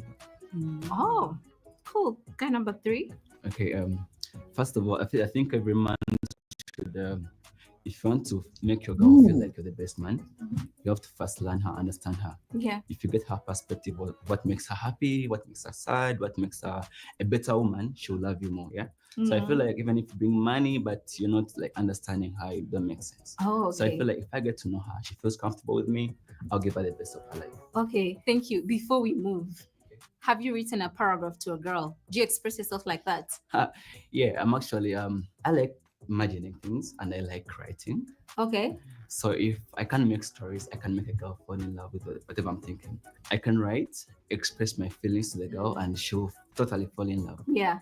So what if you send the paragraph and she says, okay, okay. Well, sometimes it depends what has made her say, okay. Yeah. Most times she might be busy. Sometimes, like I said in the beginning, if you understand someone, by the time she sends K, be knowing, oh, something's up. Oh. So yeah, you just have to learn and be like, what's up? You're very understanding. Sure. But that's where you go wrong, because no one is saying okay because they're too busy. Okay. No, it's not about being busy. Like, she cannot be, maybe she's not busy, or maybe she's mad. She may be mad at you. Oh, yeah. So by the time she sends you K, be knowing her traits and be like, oh, something is up, so you can answer to it. Okay. Yeah. Okay, guy number 2. You say Nigerians are competitive? Yeah, and they bring the A game. Bring the A game. Yes. Okay. Well, I don't believe all Nigerian men know how to cook. Okay. Yeah. So I would make Rema the best dish. Would you make her some egusi and I don't know what her best dish would be. But you would learn. I would learn. Yeah, definitely. Yeah, I would learn. You're going to her heart through her stomach. Yes. Okay. True African man. Okay, guy number 1. So for me, I think I would be like a good listener. Mm-hmm. I don't think Nigerians are listeners. I have a feeling. So I think I'll do that for her. You would listen. I'll listen and understand. Not all men are understanding. Thank you. Yeah. I love the answers. You like it? No. Please tell me. Did you know that if Nigerian men bring the A game, Ugandan men bring the A+ game? Okay. Did you know that? Yeah. I didn't know that. I'm Now yet to you see know. it. Now you know. Well, no, I have one more question. Yeah. So Rema says she needs a provider, like a generous man, you know. So let's hear it. How are you going to provide and be generous? Be specific. Like I told you, This I can question provide session for is her. entirely too long. Because I'm a go-getter person. Mm-hmm. I work hard. I'm a hardworking guy. I own a business shop, like a cosmetics business shop. Okay. So I feel like I can provide her needs. All right. Guy number 3. Okay, first of all, I'm a giver. I give, like, I do donations. So if I can donate to people, why not my girl? Thank you. Generosity and giving are the same. So if I'm generous and I'll give her whatever I can give her, Yeah. then that's good. And I believe she'll be like thankful to whatever I have to produce. Okay. Number 3. Well, personally, I'm not stingy. Okay. And I believe providing for a woman makes her stay. Of course, of course, you can't provide everything, but at least there must be something to show that you try. Thank you. Describe stingy. Stingy. How an example of someone being stingy? Obviously. Stingy. Well, having the little money, but still not give it away, and yet this is a time when you have to give it away. So you want them to Like give away share, the little money they have. share the money with your woman. That's what I mean. Yeah. Okay, guy number 1.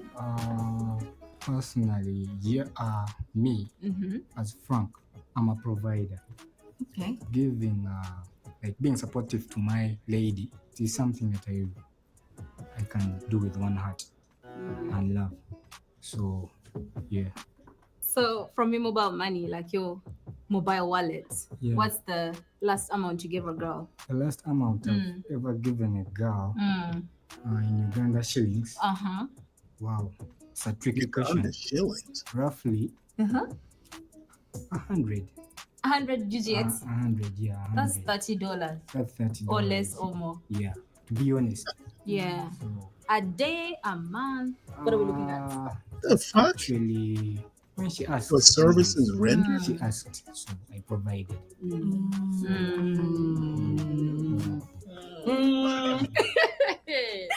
Okay, guy number 2. Let's hear it. In your mobile money, like messages, what's the last amount you gave a girl? Like how much? If you can give us a number. Well, to be honest, actually, it's 200. Oh, 200. That's. And that was her birthday. Oh. You contributed to a celebration or just gave her birthday money? Birthday gift. Oh. Okay. Yes. By girl, you mean any random girl? Oh, my like mom the girl promised you were to. trying to get or something okay. like that. Okay. Let me see. Well, I've been giving out money, so I have to Hey. recall that. Just give us a number, an estimate. Yeah, I'm trying to. Oh, it was Lord. 180. How long is this? 180. Yeah, she had to get something and it was urgent. I was on like her only option, and then she was like, "Please." So I was like, That's like 50. Okay, thank you, Mr. Hyde. Okay, personally, I Uh-huh. won't lie you. It's been a while without giving girls money since I'm single. Okay. Yeah, because I came here to search. You don't give girls you talk to money? I do give them, but No, it's been a why while should since he? I've been single. Yeah, Okay. so I won't lie you. Okay, that while, how much was it? It was $100. Oh, okay. Yeah, Thank but then you. it's been a while. Thank you so much. You're welcome. Yes, I've made my decision. You've made your decision. Yes. Yeah. So is it the money part that has made you make your decision quick? It has kind of sealed it in because she was very specific. She wanted a provider and a generous man, and I'm here to listen. Oh, yes. Last time I didn't listen. Today I'm listening. Yeah. Who is that one guy who is gonna have to leave right now? On the spot? I thought they were gonna go and then I tell you. Now. Okay. That's Who? We can't keep them all. No. You gotta take one off. Oh my God. Who wants to leave? No one wants to leave? I came here to search personally, so. Yeah. Okay. So who would you drop? But I'm it's your asking friend. you. Well, they all sound generous and kind. Okay. But you know your friend better. I gotta let number 1 go. I know. Why? The looks are there, but his words are very few. Oh. Yeah. Yeah. But I know he said he's a listener. That's why I wanted to keep all of them. Okay. Yeah. Could it be because he said he would like to look much better than his girl? That too? Because as a man, what are you doing looking better than your girl? Well, No offense. I am It's so okay. sorry, guy number 1. It's okay. It's the end of the road for you. You're welcome. Wow.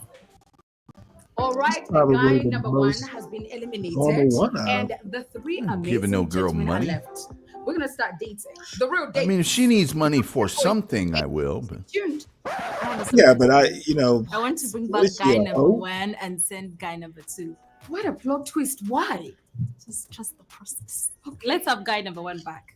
Okay, what race a lucky day for the man. asked at But, the but then time, why are you using sending it as away guy number 2? Oh, he's just so cute. But then you must have left him. Yeah, but I know Rema. Okay. I see how I mean, that. if I'm dating a girl and she gets a flat okay, tire yeah. and doesn't have the money for the new tire, I'll buy her a tire or something like that. Well, guy number 1 is back. Please tell Or us why stuff you like broke up that, with or this a guy birthday and you sent him thing, or away. what. There's reasons, but I'm not just gonna go. Here's $50. Maybe she needs someone. Yeah, go buy yourself something nice. Yeah, so let's take guy. Well, I might do that, but just not like I'm expected to be an ATM, please. Yeah. Yeah, that's I'm so something sorry. that I want to say that's kind of Well, ladies unique, and gentlemen, we're but gonna go I straight think into it's the kind of like dates. that. Stay tuned. That whole rap culture. Hello. Hi. I'm Frank. Oh my God, I'm that one. Rema. Yeah, where are you from? She's still in the same Uganda. position. Okay, So I'm from Nigeria. Nigeria. Yeah. Much less bubbly. How do you feel about Uganda? She's probably afraid of spilling out of that sundress. They had to strap her down in the other part, or is that a different girl in the other part? In Uganda than Nigeria. I've not really been observing. Okay. Here, let me turn this up a bit. You look good. I'm not even going to lie. You actually look good and you look well put together. So Okay. that's a plus. So what are you passionate you look about? well put together too. Like you personally, what do you like to do? What are you Gravity passionate defying about? you. Music. Music? Yeah. Which musician? But I'm a hairstylist. So, Hairstylist? yeah. Okay. I'm also deal in cosmetics. Stanley already played your monkey video. Checkmate. Okay. That's cool. That's a plus. So That's what right. is I'm difference? not going to play any monkeys. I want to see this. As much of it as I can. Restaurants looking good because I'm just a girl. Okay. Yeah. Wow. So yeah.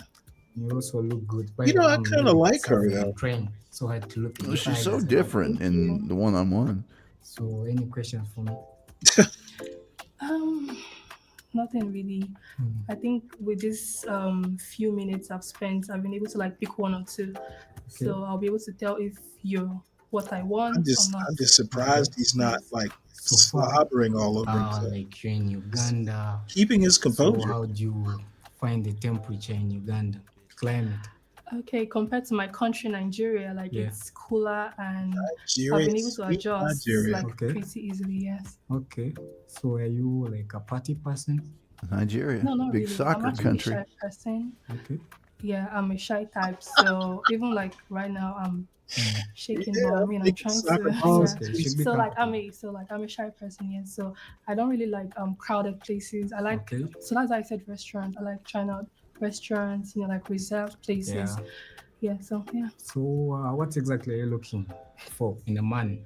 A provider. Provider. Yes. Okay. Like I'm not saying rich. Yeah. There's a difference between being rich and being a provider. You don't Okay. have to be rich to be a provider. Yeah, got you. If that makes sense, yes. I So got a you, I got provider, Yeah. someone She'd know that knows about how being a to provider. She shouldn't use that word. Yeah. She's a provider, and sure. someone that would understand me. She does kind of look So, shy, but I have to say, I'm enjoying listening to her, and I'm keeping my eyes on hers. So I think we'll be compatible. I'm using all my peripheral vision. Sure. Don't I look like I'm a provider? I mean, you can't judge a book by its cover, so we'll see about that. Oh, nice. I Thank like you. that time. Thank you for the time. Yeah, thank you. Red flag number one. He couldn't look her in the eyes. He was looking at something else. Oh, and we all come know on what that now. was. Okay, don't be shy. What is this, a You know what test? that was. Now, she also hesitated on the provider part. Like, did he look like a provider or did he not? She hesitated on that part. And the one thing I kept thinking about, maybe I should have let him go in the first place, because where was this conversation going? Where was it leading to? It was Well, it just was so... perfectly fine. Of course, I wasn't paying attention to his questions. Oh, and before I go, she complimented him and he did not say thank you. He just looked at her. I mean, how classless. Oh. Oh my Lord. Hi. Why how do I are feel you? like these guys are being entrapped? Doing great, thank you. First of all, I want to say I'm Stanley. Oh, he's stunned. Thank you. I wish you could do a 360 for me. Probably later. Okay. You got to do a 720. So should I think you already like what you see? what you see? You like? You look pretty chill. You look decent. Okay. So yeah. Okay, I get that a lot. So, do you think I'm the kind of guy? Firstly, you've not told me your name. Where are my manners? Sorry about that, but well, my name is Ngomi. The model of this type of sundress is called melon Okay, and sling. where are you from? What country? Uganda, Kampala. Oh, nice. Okay. And you're from? I'm from Those Nigeria. straps are straining. I've heard a lot about Nigerian women. She said the other guy was looking somewhere else, and it's like, Oh. The rumors are true. Well, I'm like, you the wore guy's only human. you wore the dress. I mean, But anyways, you actually Exactly. look good. You look well put It's together, entrapment. and yeah. Me, I'm just astonished. Like, your looks amazing. I wonder, like, I go back to my question. Sorry, I rushed you last time. Yeah, he Do you is think tiny compared to her. how much? Because I feel like you might be the answer to my prayers. So. Oh, okay. Oh. Well, I'm here Shoot to like that date, shot. you know, like not just you, you know, go on a date with like other people. So I'll get to decide after the whole date. So yeah. Okay, let's do your rating so far. What do you think? Okay, out of 10, I'll give you like a 7. Why not 10? Okay. I don't know, like I'm serious.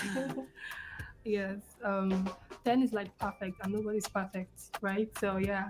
So 7 is okay. I feel like you seem to be a fun person. I wonder what you do in your chill times. Okay, firstly, I'm an introvert, so I spend more time in the house. That's gonna be fine. I'm bored.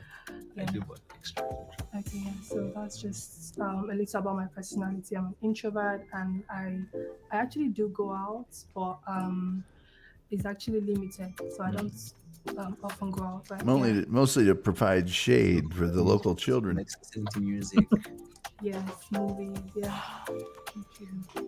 Okay, I feel like I want to jump on the leg. Yes, she's the one. Because I do movies. I like movies. Okay. Because I do acting. As well, he should, Calvin. I like music. So I'm not so good with singing, but I can rap. Okay. In my chill times too. I can actually balance that out because I'm a good singer. You're the one I want. Oh God. Yeah, so, Keep going. I like it. so yeah, I'm a good singer. So yeah. Okay. If I was to date you, yeah, Okay. what wouldn't you want me to do if we're to date? So what would I think he's just struggling for breath, Calvin. A man that does not have self-control. Okay. You know, like you want to have fruit salad when you can just have pineapple. So yeah, that's my red flag. Yeah.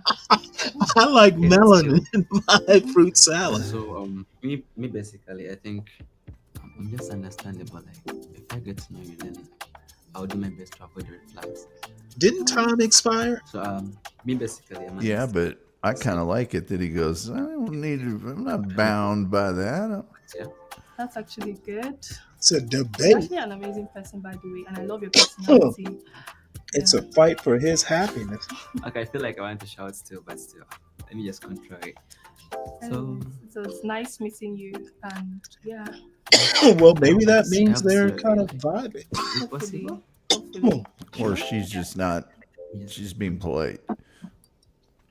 Oh, he had to take You a guys sip of know water. the song Smooth Operator. Smooth Operator. I felt like that's how this date was. It was just cute. It was flowing. See, Calvin, It she was thinks fun. he I was just have a few smooth. things to point out. I did like the fact that he liked validation. Like, what do you like? What do you like? What I see? Do you think I'm what you're looking for? You know, rate me. Why not 10? Or just like, calm down. Okay, be confident and secure in yourself and know that you are who you are. He just wanted her to, I don't know, tell him, I guess he's like the best guy in the world. Which just made, he was just, I think they're just two a little different validation gals. was just a bit much for me. He also said, Well, Nigerian I women, think, I nyash. wonder if Where's the this nyash? is synced up with who this I mean, woman is when you see actually it on camera, talking she's to. I seated. didn't see How did him he as see the nyash? particularly How? How does unconfident. he know that she has nyash? He hasn't seen her stand up. Has he? Oh, I want to see her stand up for sure. No, it's two different gals. And you know what? In the end, it was cute. It was, you know, the conversation was Oh, well, this great. woman's Loved like the his matchmaker. personality. It was Yeah, she's like the, like, I would assume they're sisters. You know what? I don't know.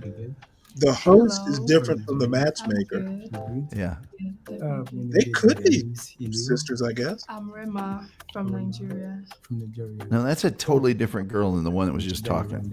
Oh wow, like you're the first person This from one is, another yeah. country Yeah. besides Uganda. She's the contestant. Still the suburbs of Makinde, Uganda here. Oh, Yeah, okay. but it's This guy is so corny. so Really, what's good? Calvin? Like, what's good?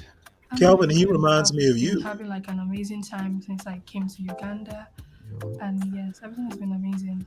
Oh, he's all in there. Before? No, Like since you came?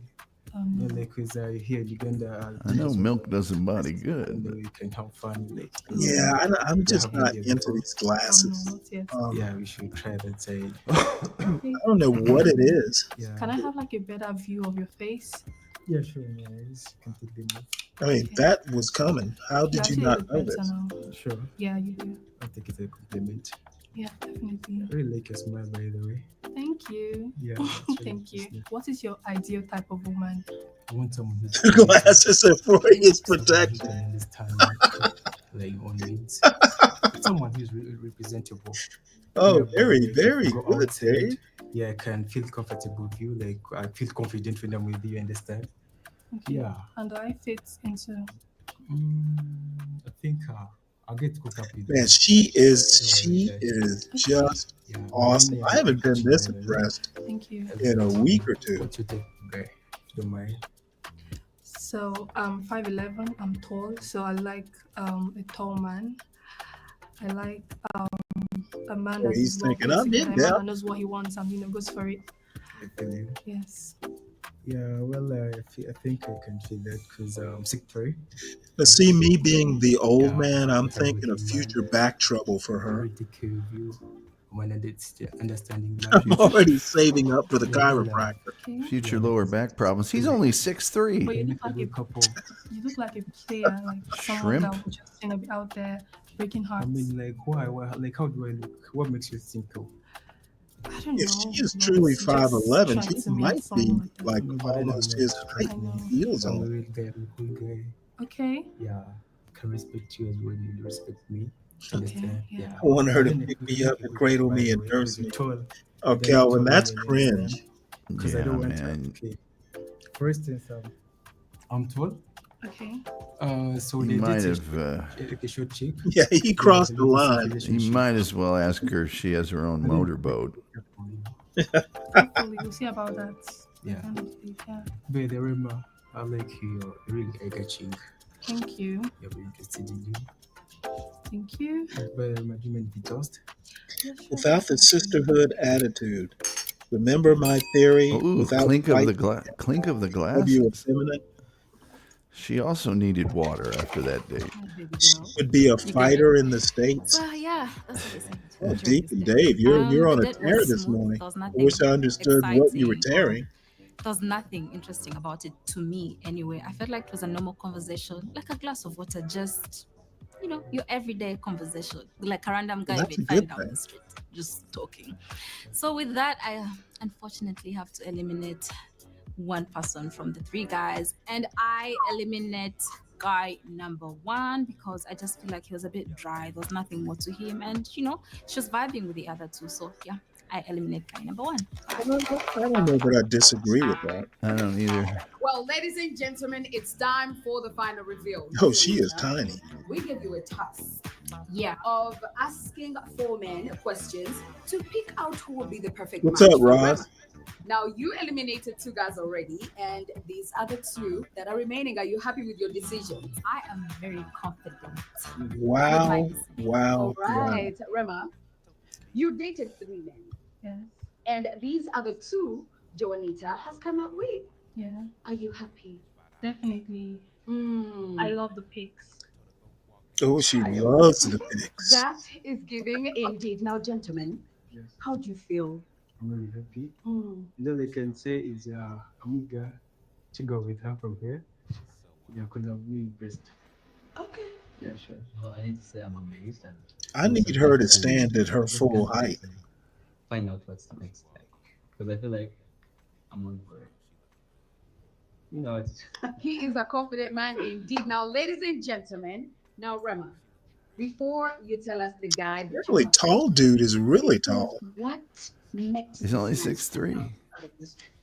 But with the dew, he's probably 6'6". Person I've chosen in my mind is someone that Yeah. was looking out for me, that Yeah, it probably does complimented make me, taller.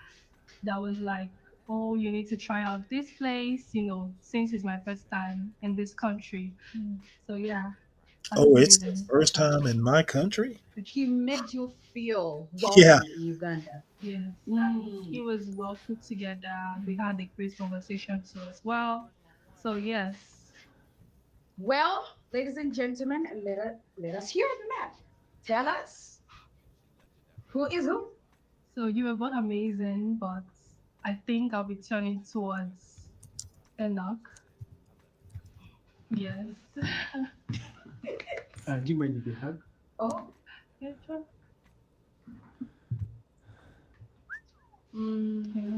Indeed, the Hey, heights you are make quite the hugging. couple. I am lost between the two heights, however. Now it's time for you, sir, to go that side. Let us see how you guys match together.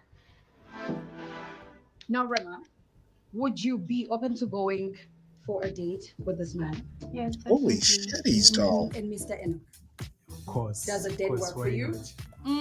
Now, ladies and gentlemen, this is how you find love on the Pan African Dating Show. Remember, if you have not subscribed to our YouTube channel, please subscribe, comment, like, and share. And we will see you in the next episode. Oh, all right. Well, I don't know. I don't know about her arms. There's a history of blood clot, bomba clot, but I have to figure out whether this is going to be a copyright issue or something. I've emailed the owner of this video. So I got a couple of 2 or 3 news stories that. Hey Stanley, my mom just called me, so Okay. Well, I enjoyed it. I'll I'm be- not going to be on that much longer. All right. I'm probably going to go over because I think John's starting soon. Alrighty. I'll talk to All you right. later. Well, I enjoyed it as All right. always. Same here. Bye-bye. Take it easy. Let's see. For patients needing transplants, can y'all see that? For patients needing transplants, hope arrives on tiny hooves.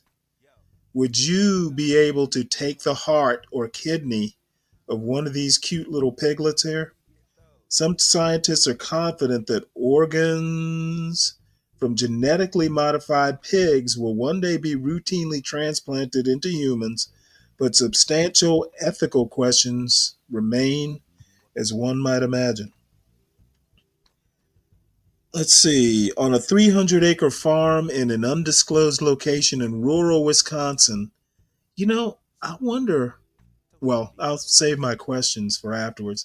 Surrounded by fields dotted with big red barns and bordered by wild blue chicory and goldenrod live some of the most pampered pigs in the world. They are delivered by C-section to protect them from viruses that sows can carry, and bottle-fed instead of nursed for the same reason. They're kept under warming lights and monitored around the clock for the first few days of their lives, given toys and marshmallows as treats. But they don't go outside and play in the dirt like the other pigs. They should have said other little pigs. They are clones and constitutionally weak, genetically engineered to have kidneys, hearts, and livers more compatible with the human body. These miniature pigs are part of a bold scientific experiment that takes advantage of breakthroughs in cloning and gene editing to realize the centuries-old dream of xenotransplantation, the transfer of animal kidneys, hearts, livers, and other organs into humans who need them. Success could bring riches to the 2 biotech companies that are leaders in this space, the Cambridge, Massachusetts-based eGenesis and the Blacksburg, Virginia, based Revivicor, owned by United Therapeutics Corporation. The demand for organs is huge. Wow, look at that.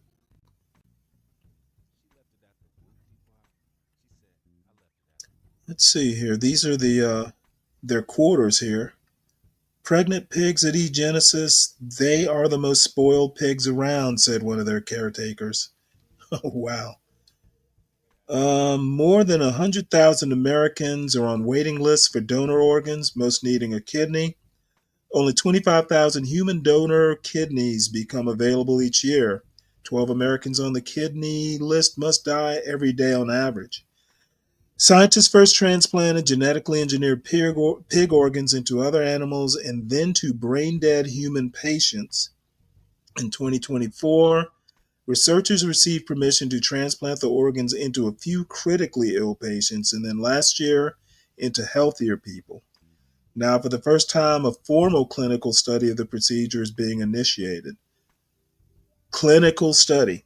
Just imagine you have kidney disease and know your kidneys are going to fail and you have a pig's kidney waiting for you and you never see dialysis, said Mike Curtis, president and chief executive of eGenesis. He is the Elon Musk of biotech, apparently. He foresees a future in which genetic engineering will make pig organs so compatible with humans that patients won't have to take powerful drugs that prevent rejection, but make them vulnerable to infections and cancer. And I guess I'll stop there. If anyone wants the article, they can let me know. Any thoughts on pig? Genetically modified and specially raised pigs for transplantation. And let's see, the next news item, who likes tariffs? Some U.S. industries are eager for them. I guess we'll listen to this. Concern about the cost of materials is tempered. And then the next, you know what? I think these two stories can probably wait till the morning. I think I'm going to end it here. I don't, nothing super interesting going on in the news right now. If anyone wants to hit the link right quick, it should be at the top. Do that in the next couple minutes. If not, I will wrap this up. We are losing people like the air out of a balloon. So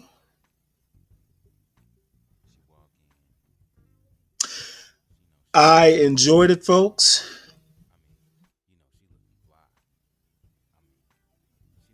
Ooh, we've got a tornado warning here. So anyway, I've enjoyed it. I should be around 3 in the morning, tomorrow morning. So you folks have a good day. And I believe John is coming on with something or another in a little bit. I may appear up there, I may not, depending on what the topic is or where the conversation goes. So with that, I bid everybody a good morning. See you tomorrow morning. Ooh, I don't want to play that. Hold on one sec here.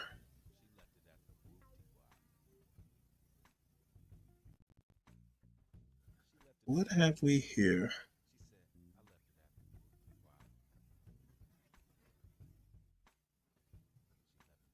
And we want this. All right. See y'all tomorrow morning. Feel like I should, feel like I should, feel like I should, feel like I should go. Go. Feel like I should go. Feel like I should, feel like I should, feel like I should, feel like I should go. Feel like I should go. Feel like I should, feel like I should, feel like I should, feel like I should.